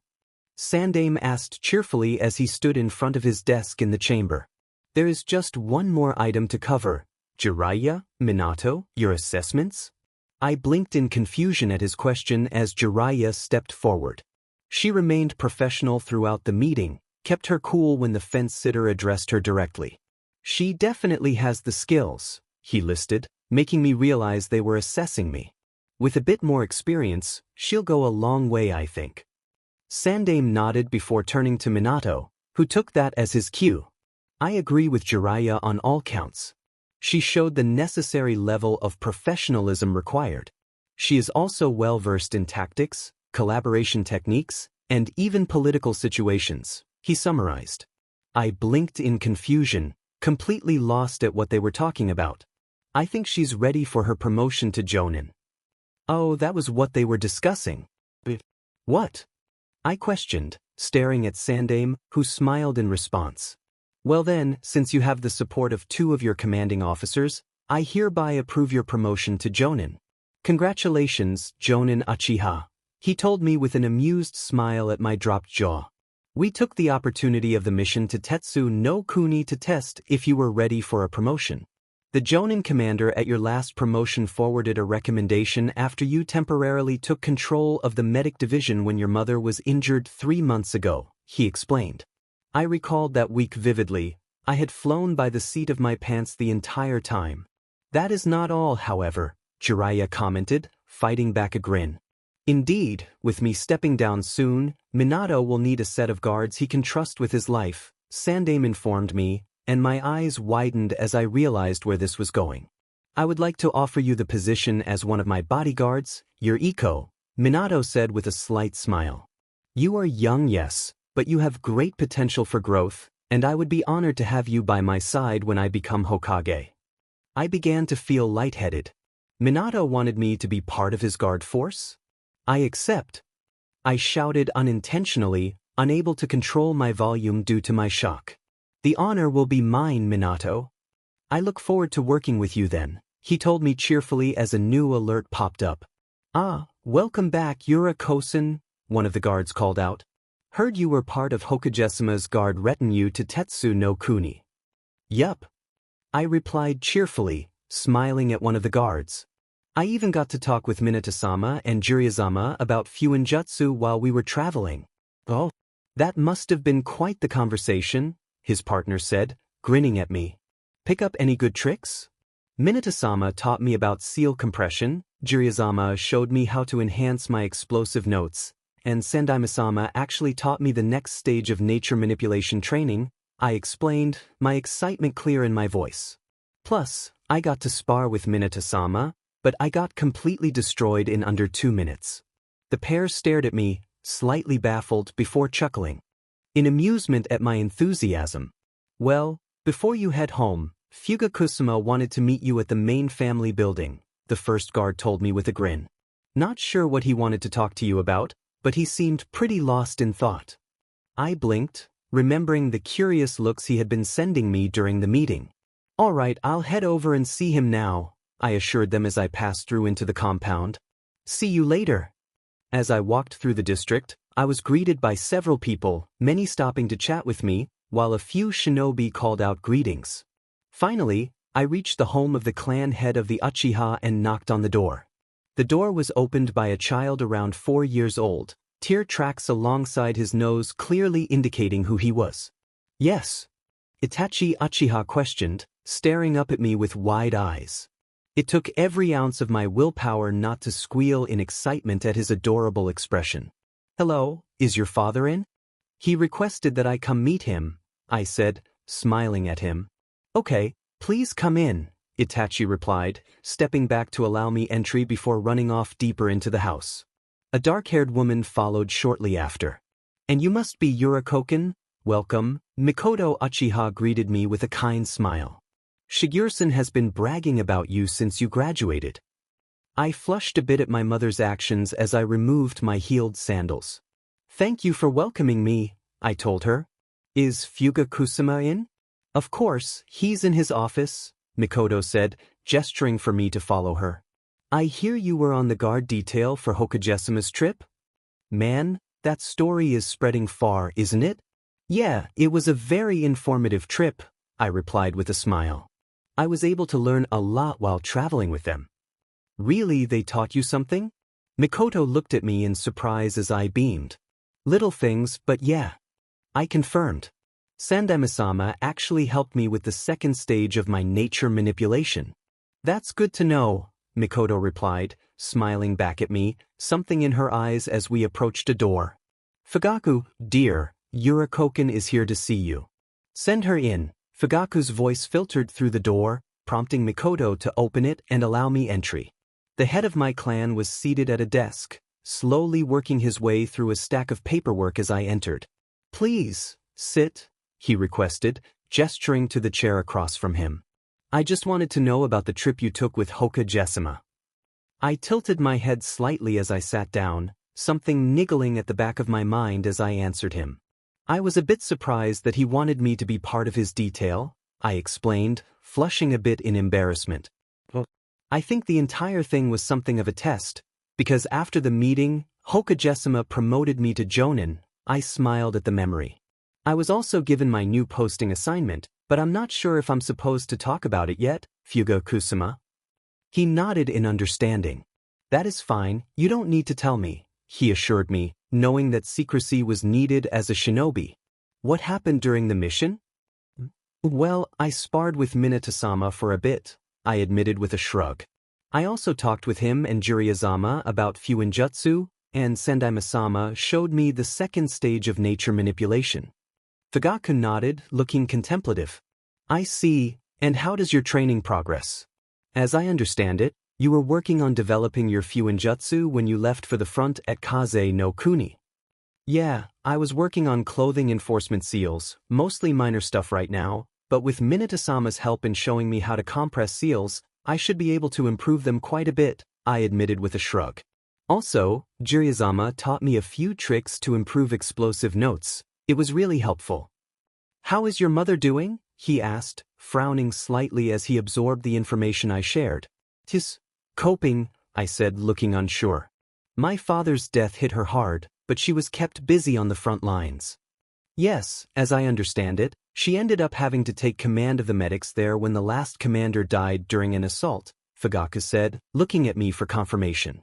Yes, Nobuo Shiteko was killed when an infiltrator managed to slip in during an attack on our base, I confirmed, wincing at the memory of that particularly devastating attack. We were told that a replacement was going to be sent, but none ever arrived, so she ended up just staying in command with me as her second. Quite the accomplishment for someone your age, the clan head said in a complimentary tone. As I understand it, you have been doing a lot of work with the chakra scalpel. Yeah, I kind of fell into it, to be honest. I flushed a bit, trying to resist the urge to hide my cheeks in the collar of my flak vest. I ended up developing it further in combat. It's not exactly suitable for normal sparring matches. That's putting it lightly, Fugaku said, giving me a dry grin. If I remember some of the reports correctly, you ended up killing the assassin who killed the former medical commander by shredding his lungs with only a small cut? Yes, the scalpel is mostly an exterior effect, I admit, but it is capable of affecting the internal organs without breaking the skin. I explained the principle behind my primary technique, feeling a small surge of confidence as I spoke. Mikoto returned with a tray of tea for us as I continued.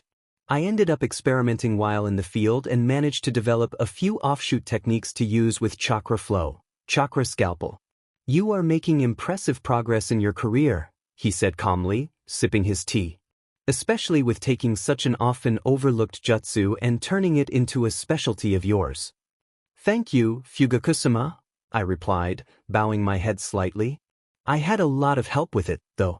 My brother and father taught me a great deal about Uchiha taijutsu and kenjutsu, and my mother assisted me with much of the theoretical work for my jutsus. But you utilized those supports excellently and managed to garner the attention of Hokage-sama himself. That's no small feat, he said approvingly. With time and training, I'd wager you'll surpass Tsunade-sama. My cheeks burned at his compliment. The truth was, Tsunade-sama was undoubtedly the best medic ninja in the world. Even if Sayateko, my mother, and I combined our skills, we probably wouldn't match her abilities. I don't know about that, I replied modestly. Nonsense. You are an Uchiha, and we do have a tendency to be overachievers when we set our minds to something. I couldn't help but let out a little giggle at his half-joke. As I understand it, your brother and mother are still out in the field, dealing with the last of the cleanup operations. Please, stay for dinner tonight. I blinked at his offer and glanced over at my Katosen, who smiled at me encouragingly. I'd be honored, Fugaku-sama, I replied after a moment. Thank you for having me. It'll be ready soon, Mikoto said as she stepped out of the room, sending us a grin. So, why don't you tell me more about the Kaze no Kuni front? I've read the reports, but I'd like to get your perspective on things. I blinked but nodded in agreement, settling in for the conversation. Mandatory quest completed. You successfully escorted the Sandaime Hokage to the peace talks with the Sandaime Tsuchikage. Reward: experience points and increased reputation with Konohagakure and Iwagakure, along with a promotion to Jonin. Bonus objectives: you made the Sandaime Tsuchikage lose his cool while maintaining your composure, earned a position among the Yondaime's guard, and entrusted Hiruzen Sarutobi, Minato Namikaze, and Jiraiya with your secret. Reward: additional experience points and increased reputation with Jiraiya, Minato Namikaze, and Hiruzen Sarutobi. Mandatory quest completed.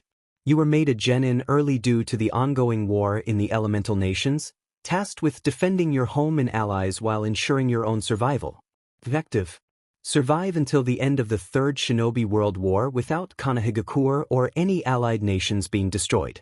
Reward: experience points and increased reputation with Konohagakure and allied nations, along with the acquisition of the War Veteran perk. Bonus objectives: you survived with your entire squad, earned a place in the bingo book, and escorted the Sandaime to the treaty signing.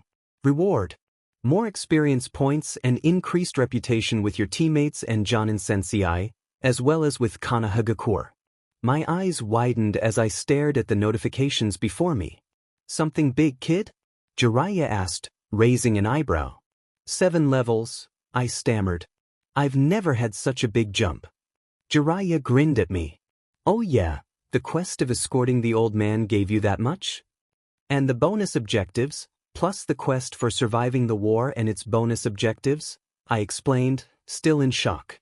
Also, I have a bingo book entry? Sandaime chuckled as he pulled out a small black book from his desk and tossed it to me. I quickly flipped through it until I found my own entry. Bloody Scalpel Yuriko Branked Bounty. Official name, Yuriko Uchiha. Age, 9. Rank, Chunin. Specialty, Kinjutsu Iriajutsu. Most used jutsu, unique chakra flow with the properties of the chakra scalpel technique. Warning: technique is highly lethal even with a graze. Bounty: 1 million ryo payable by Iwagakure, Kumogakure, and Kirigakure. Rating: engaged with caution. Huh, I said, staring at the picture they used for my page, featuring me with splashes of blood on my face and an active sharingan. That's something. Jiraiya chuckled, patting my back. Welcome to the big leagues, kid. Chances are the fence sitter will probably bump it up a bit in revenge after the meeting.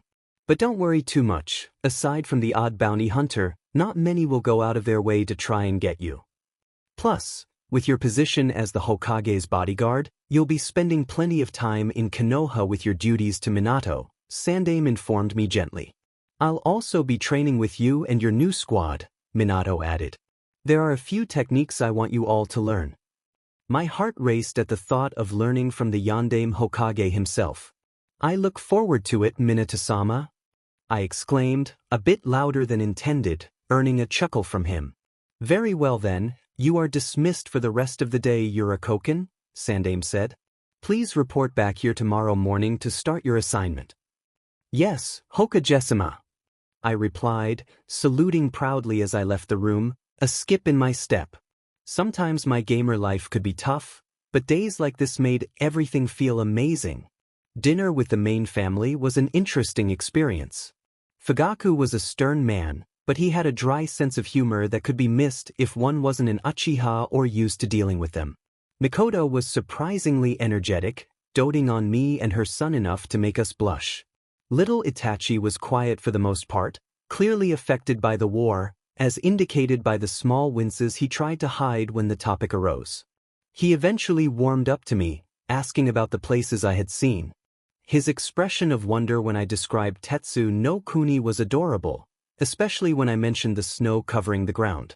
It was clear he was a smart kid who understood snow and weather, but hearing about an entire country blanketed in it was something else entirely. After dinner, I helped Mikoto with the cleanup, facing only minimal resistance before saying my goodbyes and heading home. As I lay in bed, I remembered something. Fugaku had planned a coup in the original timeline. Was that what this meeting was about? Was he gauging my sentiments? Groaning, I rolled over and pushed those thoughts aside. There was nothing I could do about it now, and I had to report for my assignment tomorrow. The next morning, excitement brimmed within me as I went through my routine, preparing for my first official day as a Jonin. While dressing, I paused to consider my flak vest, then opened my inventory and pulled out the crimson chakra jacket, opting for it instead. Checking my reflection in the mirror, I made a few adjustments before nodding in satisfaction and heading out the door. It was still early, with only a few civilians setting up their shops and fellow shinobi either heading to assignments or returning home. I made good progress through the village, taking to the rooftops to avoid being stopped by those who wanted to chat with passing shinobi. Jonin Yuriko Uchiha to see Hokage-sama, I announced to the receptionist, who checked the appointment list and waved me through to the office. Inside, I was greeted by Sendai-sama, flanked by Jiraiya-sama and Minato-sama, with 3 other Jonins standing before them. Ah, just in time. Come on in, Yuriko-kun, Sendai-sama said, gesturing for me to join the others. Gentlemen, this will be the 4th member of your platoon, Yuriko Uchiha. Yuriko-kun, these are your teammates, Reito Namishi, Genma Shiranui, and Iwashi Tadame. Please look after me, senpais, I replied respectfully, bowing. Slightly. Pleased to meet you, Genma senpai said, rolling a senbon around his mouth. It'll be good to have a proper medic on the team. I smirked in response. Well, I'm not just a medic, you know, I said proudly, eliciting chuckles from the 3. Considering what I've heard from the front lines, I'm not going to argue that, Reito-senpai replied with a theatrical shudder. Indeed, Sendai-sama said, drawing our attention back to him. The 4 of you will be assigned to Minato in 1 week's time when he is officially announced as my successor. For the next week, you will train with him to ensure you can work together. There is also a technique I wish to teach you, a variant on the Hiration, Minato-sama continued, stepping forward. The Flying Thunder Formation technique, when used properly, will allow you to teleport as one to a marker placed on a person, in this case, myself. I blinked in surprise, recalling that I had seen it used in my past life on the show. Just for confirmation, we aren't to say anything about being assigned to Minato-san in relation to him becoming the Yondaime, correct? Iwashi-senpai asked, stepping forward. Correct. I'm sure there are already rumors of Minato succeeding me, but I would like it to remain that way, Sendai-sama requested.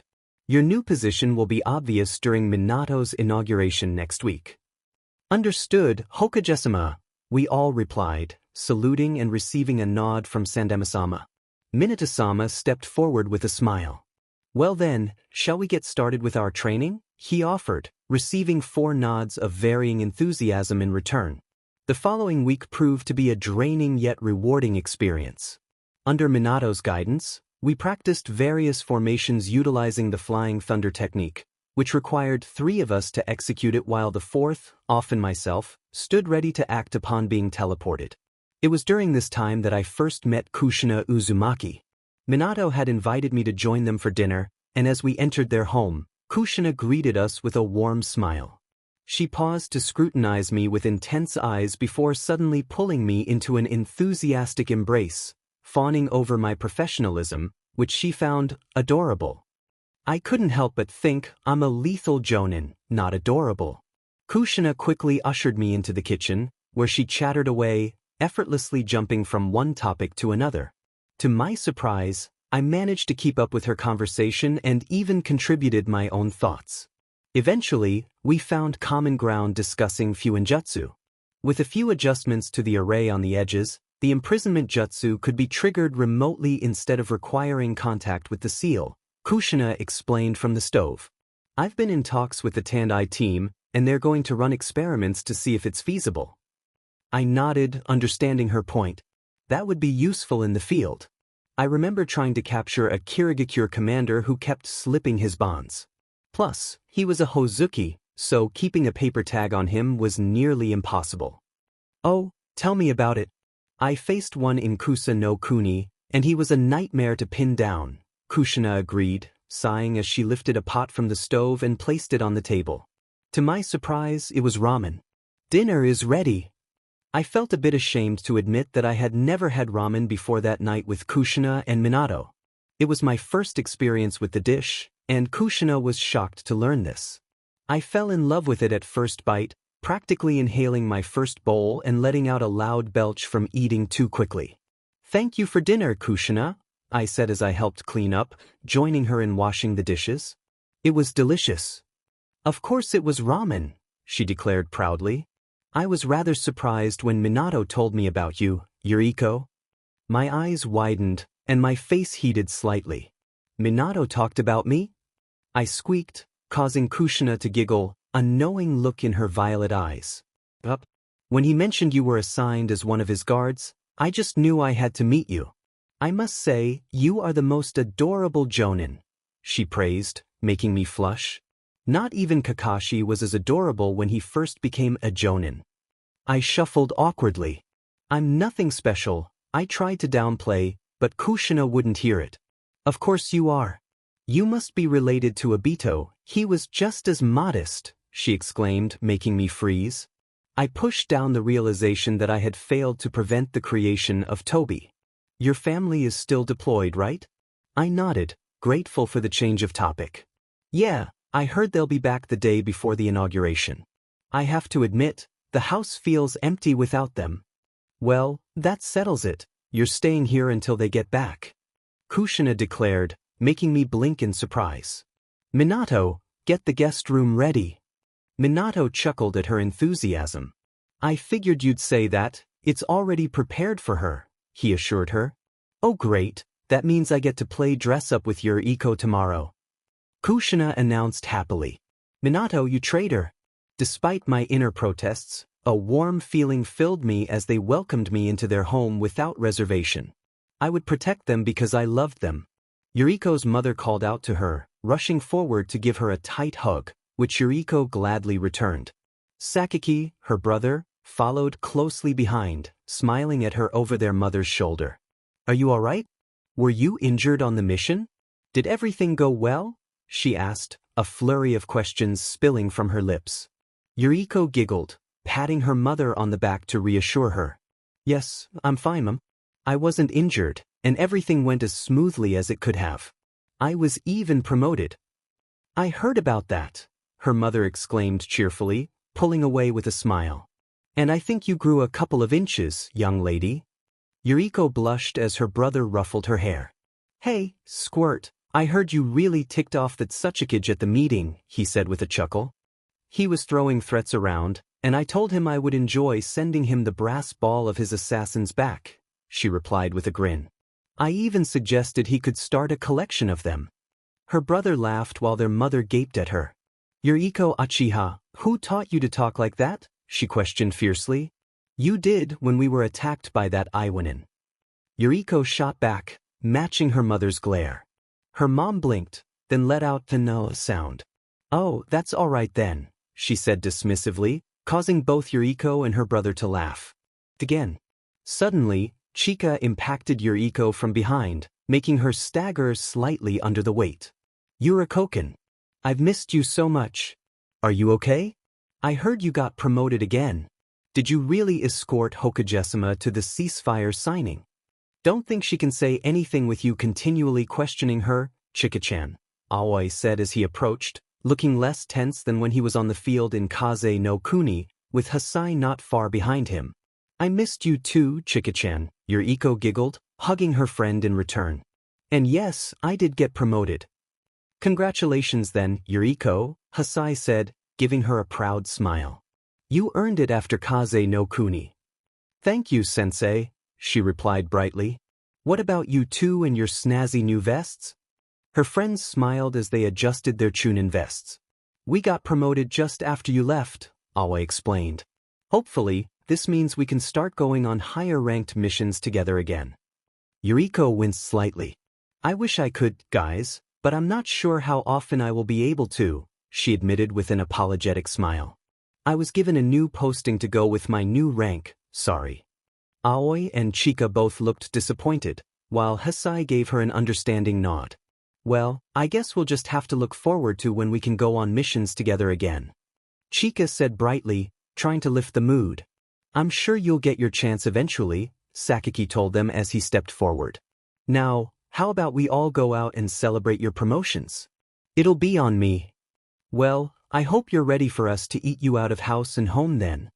Aoi shouted challengingly, causing everyone to laugh as they made their way toward one of the restaurants owned by the Akamichi, picking up more friends and comrades along the way. I felt my chest swell with pride as I stood at attention behind Minato on top of the Hokage Tower. The entire village gathered, shinobi on the rooftops and civilians milling in the streets below, as Minato recited his pledge to protect the village from all threats, both internal and external. Sandaime became the first Hokage in history to retire, passing the symbolic hat to Minato, who now wore his signature white cloak. Then, Rado, Genma, Iwashi, and I stepped forward as one and knelt before Minato. We swear, as loyal shinobi of Kanahegakure and Hai no Kuni, we shall serve the Yondaime Hokage until death or our services are no longer required, we recited with practiced ease, a tradition emphasized by Rado. We shall be your sword and shield, to be used as you see fit and guided by your hand alone. With those words, the members of Sandaime's Hokage guard stepped forward, symbolically passing on a ninjato. These ceremonial weapons, while functional, signified our role as the guards of the new Hokage while they continued to protect the former. The crowd roared in response as the ceremony concluded, cheering for Minato as he stood above them. The wind blew at just the right angle to catch his cloak, allowing it to billow around him while leaves danced in the air. I allowed myself a smile as I stood at attention behind him, feeling a deep sense of belonging, knowing I was exactly where I should be. My mother and brother had been invited to the Namikaze household to celebrate Minato's inauguration as the Yondaime Hokage. They expressed their pride in me before my professional image was hilariously shattered by Kushina, who, now showing signs of her PR Jinsui with Naruto, excitedly crashed into me, babbling about how adorable I looked among the adults. My mother's jaw dropped while my brother laughed uncontrollably as I protested for the 100th time that I was a professional kunoichi, not adorable. This only encouraged my mother to join Kushina in thoroughly embarrassing me, much to the amusement of the other guests. It was an enjoyable night, one I would always remember fondly. I laughed with my brother as my mother completely humiliated my senpais in arm wrestling. I struggled against my mother and Kushina's grip as they shouted for someone to save me, dragging me away to play dress-up. I managed to convince them to pull a stunned Kakashi into the chaos, marking my first meeting with the teen genius. He looked adorable, giving me a death glare while wearing the pink dress Kushina and my mother had forced him into. Towards the end of the night, I stepped outside for a breath of fresh air, where Jiraiya was drunkenly singing a lewd sailor's song to everyone's amusement. Feeling a presence beside me, I turned to see my brother standing there with a fond smile as he joined me. "You're really growing up fast, Squirt," he said softly, sitting down next to me on the swinging bench on the porch. "Becoming a member of the Hokage's guard platoon is a big step. How are you feeling about it?" I smiled in response, leaning into him as he wrapped an arm around me. "I feel ready for it," I admitted, closing my eyes for a moment to enjoy the warmth of his presence. "It's hard to explain, but I really want to protect Minato. I know he's incredibly strong and smart, and I'm just a kid who's been lucky to get a few things right, but whenever he looks at me, it feels like he's seeing an equal. It makes me really happy inside, like my heart wants to break out of my chest, and I don't know why." He cut me off, placing a finger on my lips to quiet me. "Because you love him," he said knowingly, making my eyes widen in disbelief. "We Uchiha are known for doing things by half measures, especially when it comes to our emotions. When we love, we do it with our entire being, and when we hate, we feel it down to our toes. It's our greatest strength and our greatest weakness." I watched as he reached for the glass he had set on the wicker coffee table beside him, missing his first attempt before successfully grabbing it on his second try. "How bad is your eyesight?" I asked, concerned, rising to my knees to place glowing hands on either side of his head. He grimaced. "About halfway gone," he admitted, allowing me to run my healing chakra through his system, even though he knew it wouldn't help his sight. "I think the rate has increased since I learned to completely manifest the Susanoo." I frowned deeply, desperately searching for a way to heal his eyesight. "There has to be a way to restore it," I insisted as I cut off the flow of chakra. "Madara had the Manjikyu when he was just a few years older than me, and he never went blind. There is only one way to restore the sight taken by the Manjikyu Sharingan," my brother said grimly, my heart clenching as I anticipated his words. "By transplanting the eyes of a direct blood relative who has unlocked the Manjikyu Sharingan into your own. Then we just need to trade eyes if I unlock mine," I exclaimed, not caring if others could hear me. He shook his head. "That doesn't work, Yurakoken," he said softly. "It only worsens the rate of decay. The eyes must be directly implanted into the recipients. One must sacrifice their sight forever for the other to regain theirs. There must be a way to avoid that. If I research it, maybe? Yurakoken, thank you, but I've already come to terms with it, he interrupted, hugging me tightly. If the day comes when you experience enough grief to awaken the Manjikyu Sharingan, I will give up my sight so that yours can continue. One Nizen was all I could manage between my choked sobs as I hugged him tightly in response. I love you, little flower, he whispered into my ear, using the nickname he had for me before I entered the academy. It made more tears well up in my eyes. Even when you were just a child, you shone a light into my life when it was darkest, and that is why I am willing to sacrifice it for your light. I don't know how long I sobbed into his shoulder before I fell asleep in his arms, but he stayed there the entire night. Kushina later gave me a picture of the two of us sleeping on that swinging bench, with me lying on my brother's chest. To this day, that picture remains on the nightstand beside my bed, framed and protected by the strongest seals I could create, so that whenever I wake up, I see the love my brother has for me. My duties as one of Minato's guards began as his assistant. Each morning, I arrived early to organize his appointments and help him sort through the non-critical mission reports that had accumulated overnight, ensuring no threats were hidden among them. Throughout the day, I reminded him of important meetings and accompanied him to all but the most classified discussions, taking notes on anything he might have missed for our later review. For months after Minato became Hokage, with Kushina in her 5th month of PRDZY, I was assigned to guard her and ensure both her and the baby's health. Kakashi took on the role of protecting her from any physical threats. During this time, I effectively moved into the spare bedroom of their home, as Minato wanted me close by in case of emergencies. Kushina found his overprotectiveness both annoying and amusing, but she appreciated it when it allowed her to host my 10th birthday party, with my mother helping her prepare while shooing me and Kakashi outside. The night of June 21st was lively, filled with friends and acquaintances gathered to celebrate my milestone. I received many gifts, from a full set of formal kimonos from Saya to Uzumaki's sealing scrolls from Kushina, who insisted they shouldn't go to waste. However, in the back of my mind, I felt the dread of an approaching day, the day the masked man would come and leave Naruto an orphan. Determined to prevent that fate, I dedicated myself to training, often sparring with Kakashi, who also needed the outlet, while developing new seals to aid me. One significant creation was the marker seal, which I had discussed with Jiraiya and Minato during our trip to Tetsu no Kuni.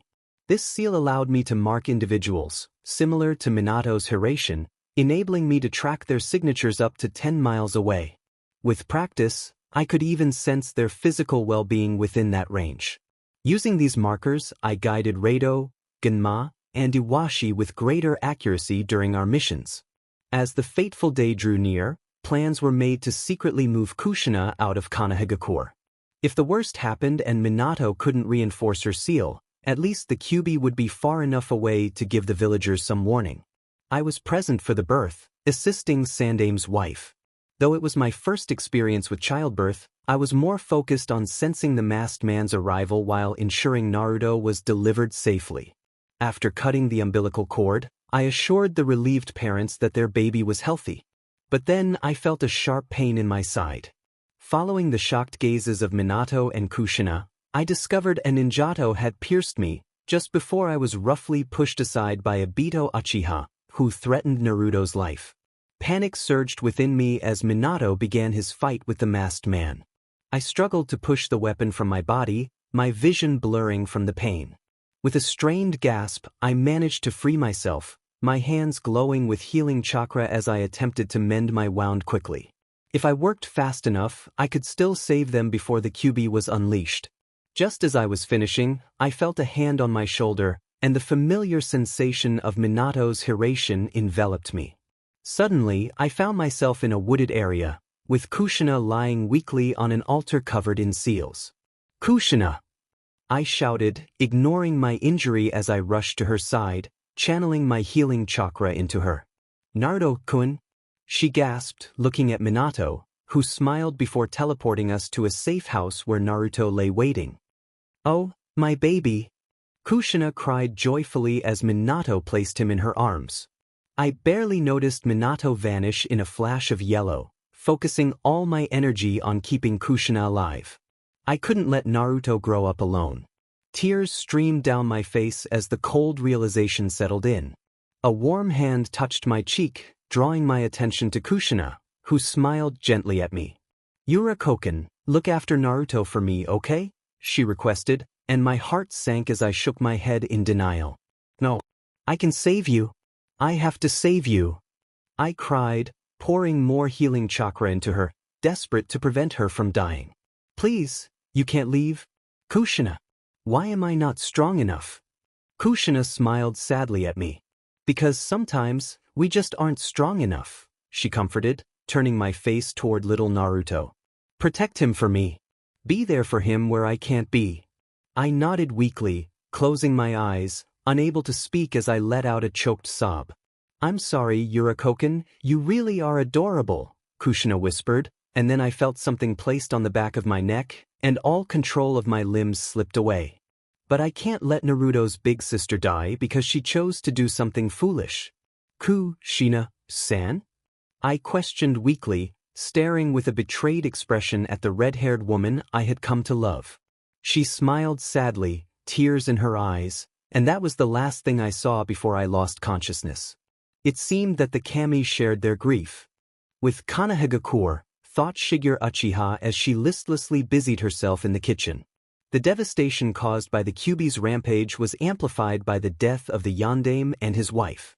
It had been 5 days since the Kyuubi had been unleashed upon Konoha, and the dark clouds and rain showed no signs of letting up.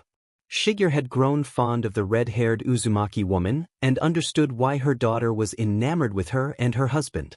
However, that knowledge did little to comfort her daughter. She glanced down the hallway toward her daughter's room, where the distraught girl had holed herself up since returning from the hospital the day before. Her concerned squadmate Genma had dropped her off, assuring Shigeru that if Yuriko needed anything, they were just a call away. It warmed Shigeru's heart to know her daughter had such reliable friends, especially after the Sandaime had visited and explained how he found Yuriko weeping over their bodies, a barely healed wound in her gut, and a 5-petaled flower in place of her sharingan as she cried tears of blood. The news shook Shigeru to her core, making her wonder why her children were cursed to bear the powerful evolution of their bloodline when neither she nor their father had.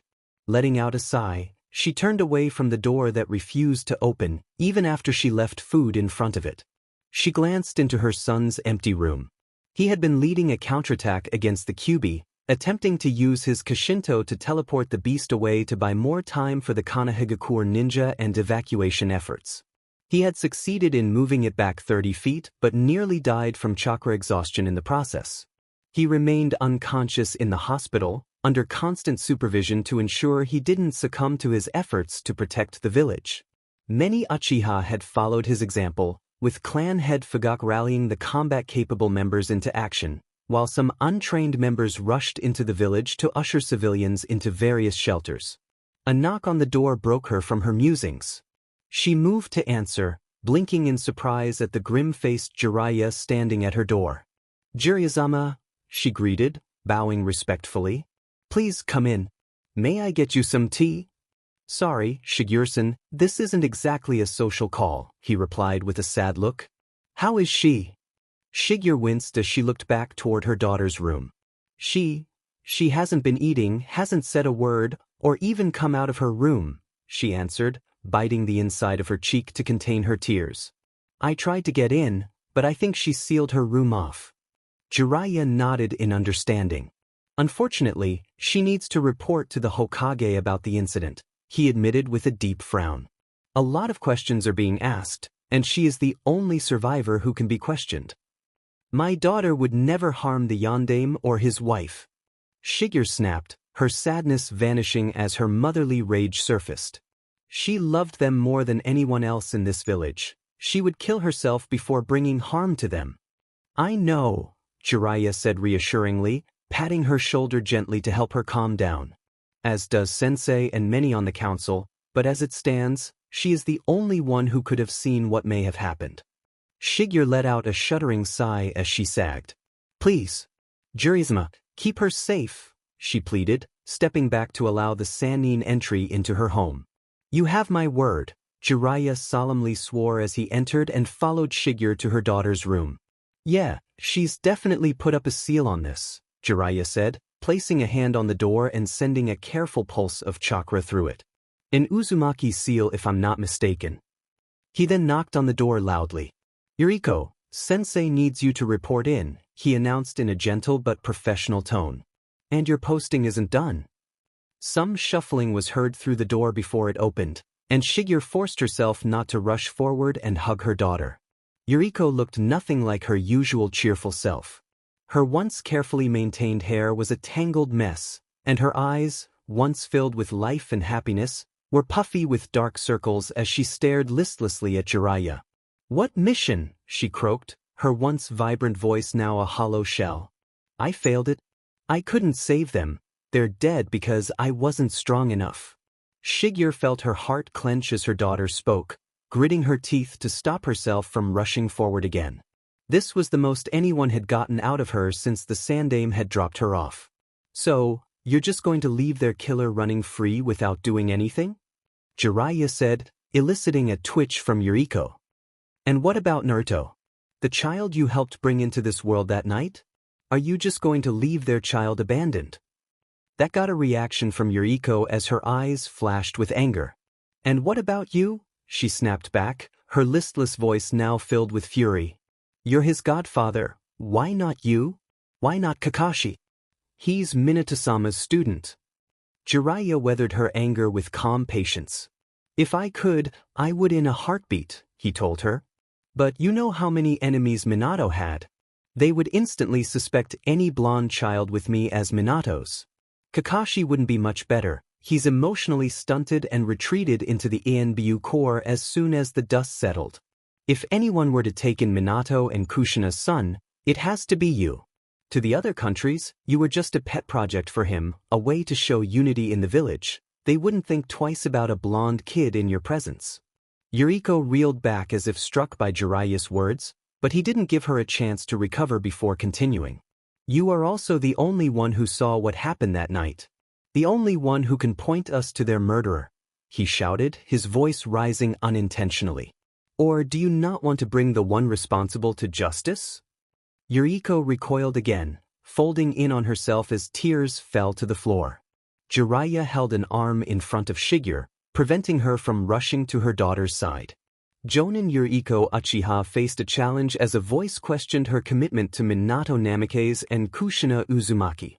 "Never!" she exclaimed, her fierce determination evident as she stood tall, leaving no room for doubt. "Good," Jiraiya said, nodding firmly. "Make yourself presentable. The sensei has summoned you for your report." "Yes, Jiraiya-sama," Yuriko replied, stepping back into her room, with Shigeru quickly following her inside. In the hallway, Jiraiya let out a shuddering breath. "It has to be you, kid," he murmured to himself as he waited. "You're about the only one who can properly protect Naruto now." It was hard to force myself to move after days of lying curled up in bed, lacking even the energy to cry. Yet, I pushed through, allowing my mother to help me get presentable. I tried to absorb some of her strength as she straightened my neglected hair while I pulled on the standard Jonin's uniform for the upcoming meeting. "Sorry," I mumbled to her as she finished combing my hair into its usual straight style. "For making you worry, for not being there." "It's okay," my mother whispered, placing her hands on my shoulders and resting her forehead against my scalp. "I understand.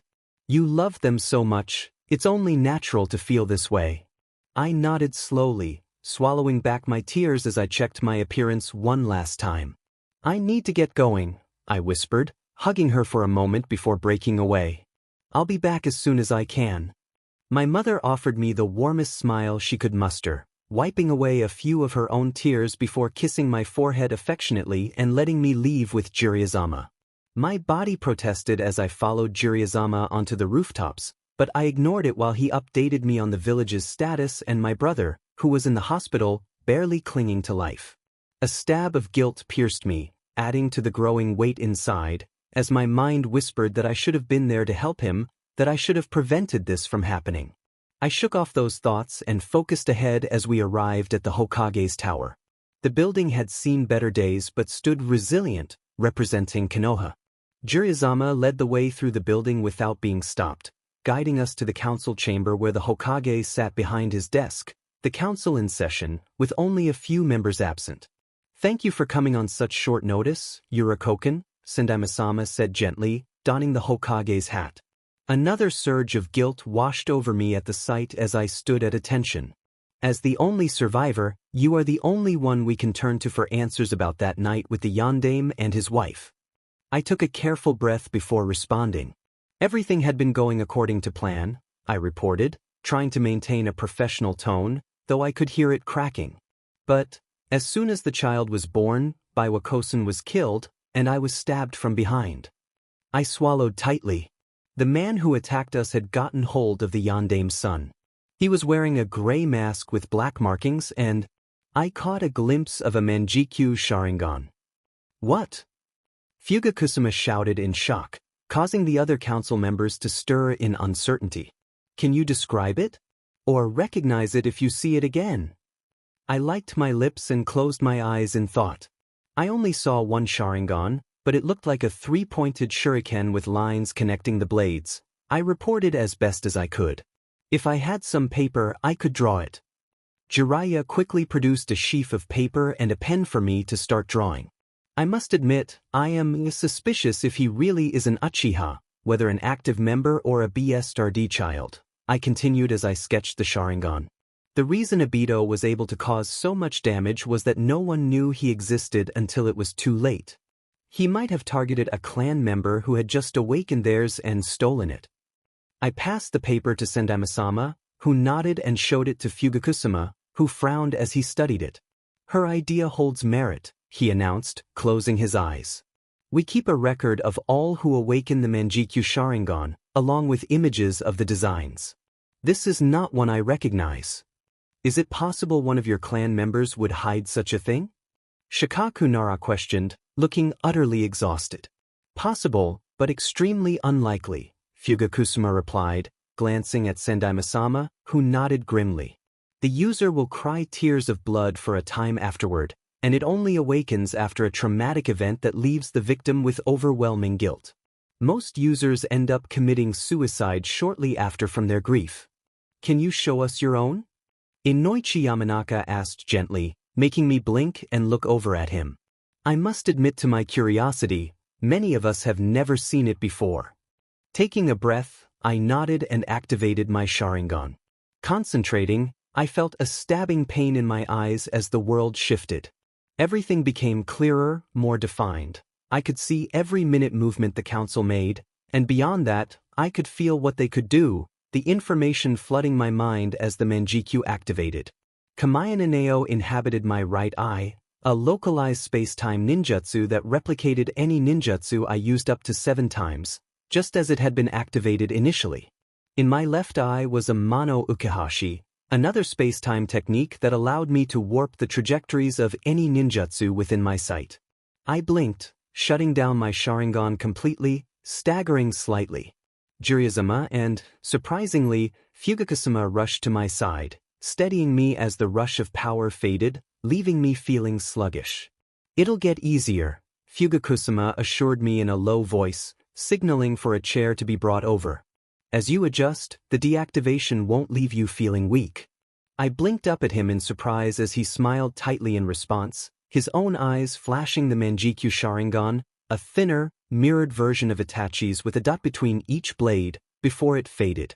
While it grants incredible power, it comes at a terrible cost in addition to the activation event, Fugakusuma announced as he returned to his seat on the council. "The more we use the Manjikyu Sharingan, the more we lose our eyesight." A man I didn't recognize questioned, "Is it possible to repair the damage?"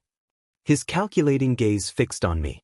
"Not with Iriads," I admitted, looking down at my hands, my eyes throbbing at the memory of activating my Manjikyu. "My brother, Sakaki, has it, and his eyesight has been getting worse lately. I tried everything I could to fix the damage short of surgery, but I couldn't even find any indication of damage to his eyes." "What she says is true," Fugaku acknowledged. There is only one way we know of to repair the damage, and the only one to use it was Madara. He stole his brother's eyes, leaving him for dead to restore his sight and evolve it to the ultimate form of the Sharingan. He swallowed tightly and closed his eyes. We have made attempts to find a workaround, with volunteers stepping forward to trade their eyes, but they don't work. The only way is to implant the eyes of a close blood relative into your own. Troublesome, Shikaku stated simply. Sandaime nodded in agreement. Yuriko, you heard what your brother did for Konoha, correct? He asked, prompting me to nod. As the one most familiar with how much of his sight was lost beforehand, how much do you think he lost from his attempt to defend Konoha? I swallowed tightly. I think he might wake up without his sight, I finally said after several moments of trying to speak. And if he hasn't, then any more usage of it will render him blind. Several council members lowered their heads in respect, and Sandaime nodded as he accepted the situation. With your permission, Hokage, I would like to move him into the military police instead of active duty, Fugaku spoke up. I think he's sacrificed enough already for the defense of Konoha. I will have the papers sent to you as soon as we're finished here, Sandaime stated with a nod. All in favor of rating this masked individual as an S-ranked threat to be exterminated on sight? Every council member spoke up in a grim tone.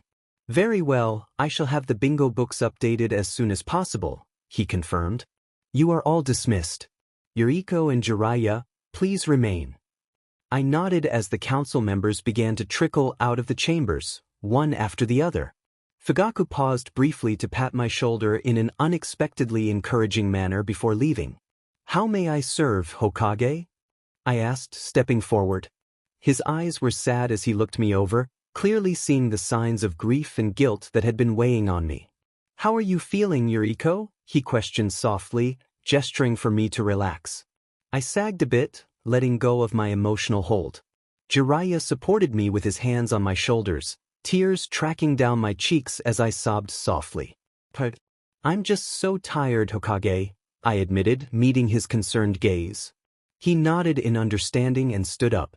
I think before you go home and rest, there is someone you should meet, he told me. The two older shinobi guided me to his office, where a cat-masked Anbu saluted him as we entered. A small crib was set up in the room. Yuriko, please meet Naruto Uzumaki. I blinked as I looked into the crib, biting back a choked sob at the sight of the slumbering, whiskered face of Minato and Kushina's son. Oh, Naruto, I murmured, hesitantly reaching in to gently touch his cheek. The child stirred, his stunning blue eyes opening to stare at me before he gurgled happily and smiled. I didn't realize it, but the rain falling on Konoha had broken at that moment when little Naruto smiled up at me, babbling as Sandaime and Jiraiya encouraged me to pick him up. In that moment, I fell in love all over again, sobbing quietly as I hugged the baby Jinchuriki, who had, with just one action, filled my life with hope once more.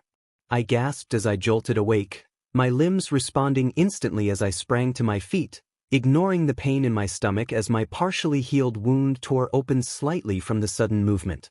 No. Kushina! Minato! I screamed, rushing out of the small safe house, the cries of a child echoing in my ears. I pushed through the pain and followed the sound to a devastated stretch of land, where I found Naruto, crying before the still bodies of Kushina and Minato. My anguished cries mingled with his as Sandaime arrived, horror etched on his face as he witnessed me weeping over the fallen Yondaime and his wife. In that moment, I experienced failure and loss like never before. I understood the cost of my clan's power and the bitter feeling of helplessness. I realized what it meant to awaken the Manjikyu Sharingan.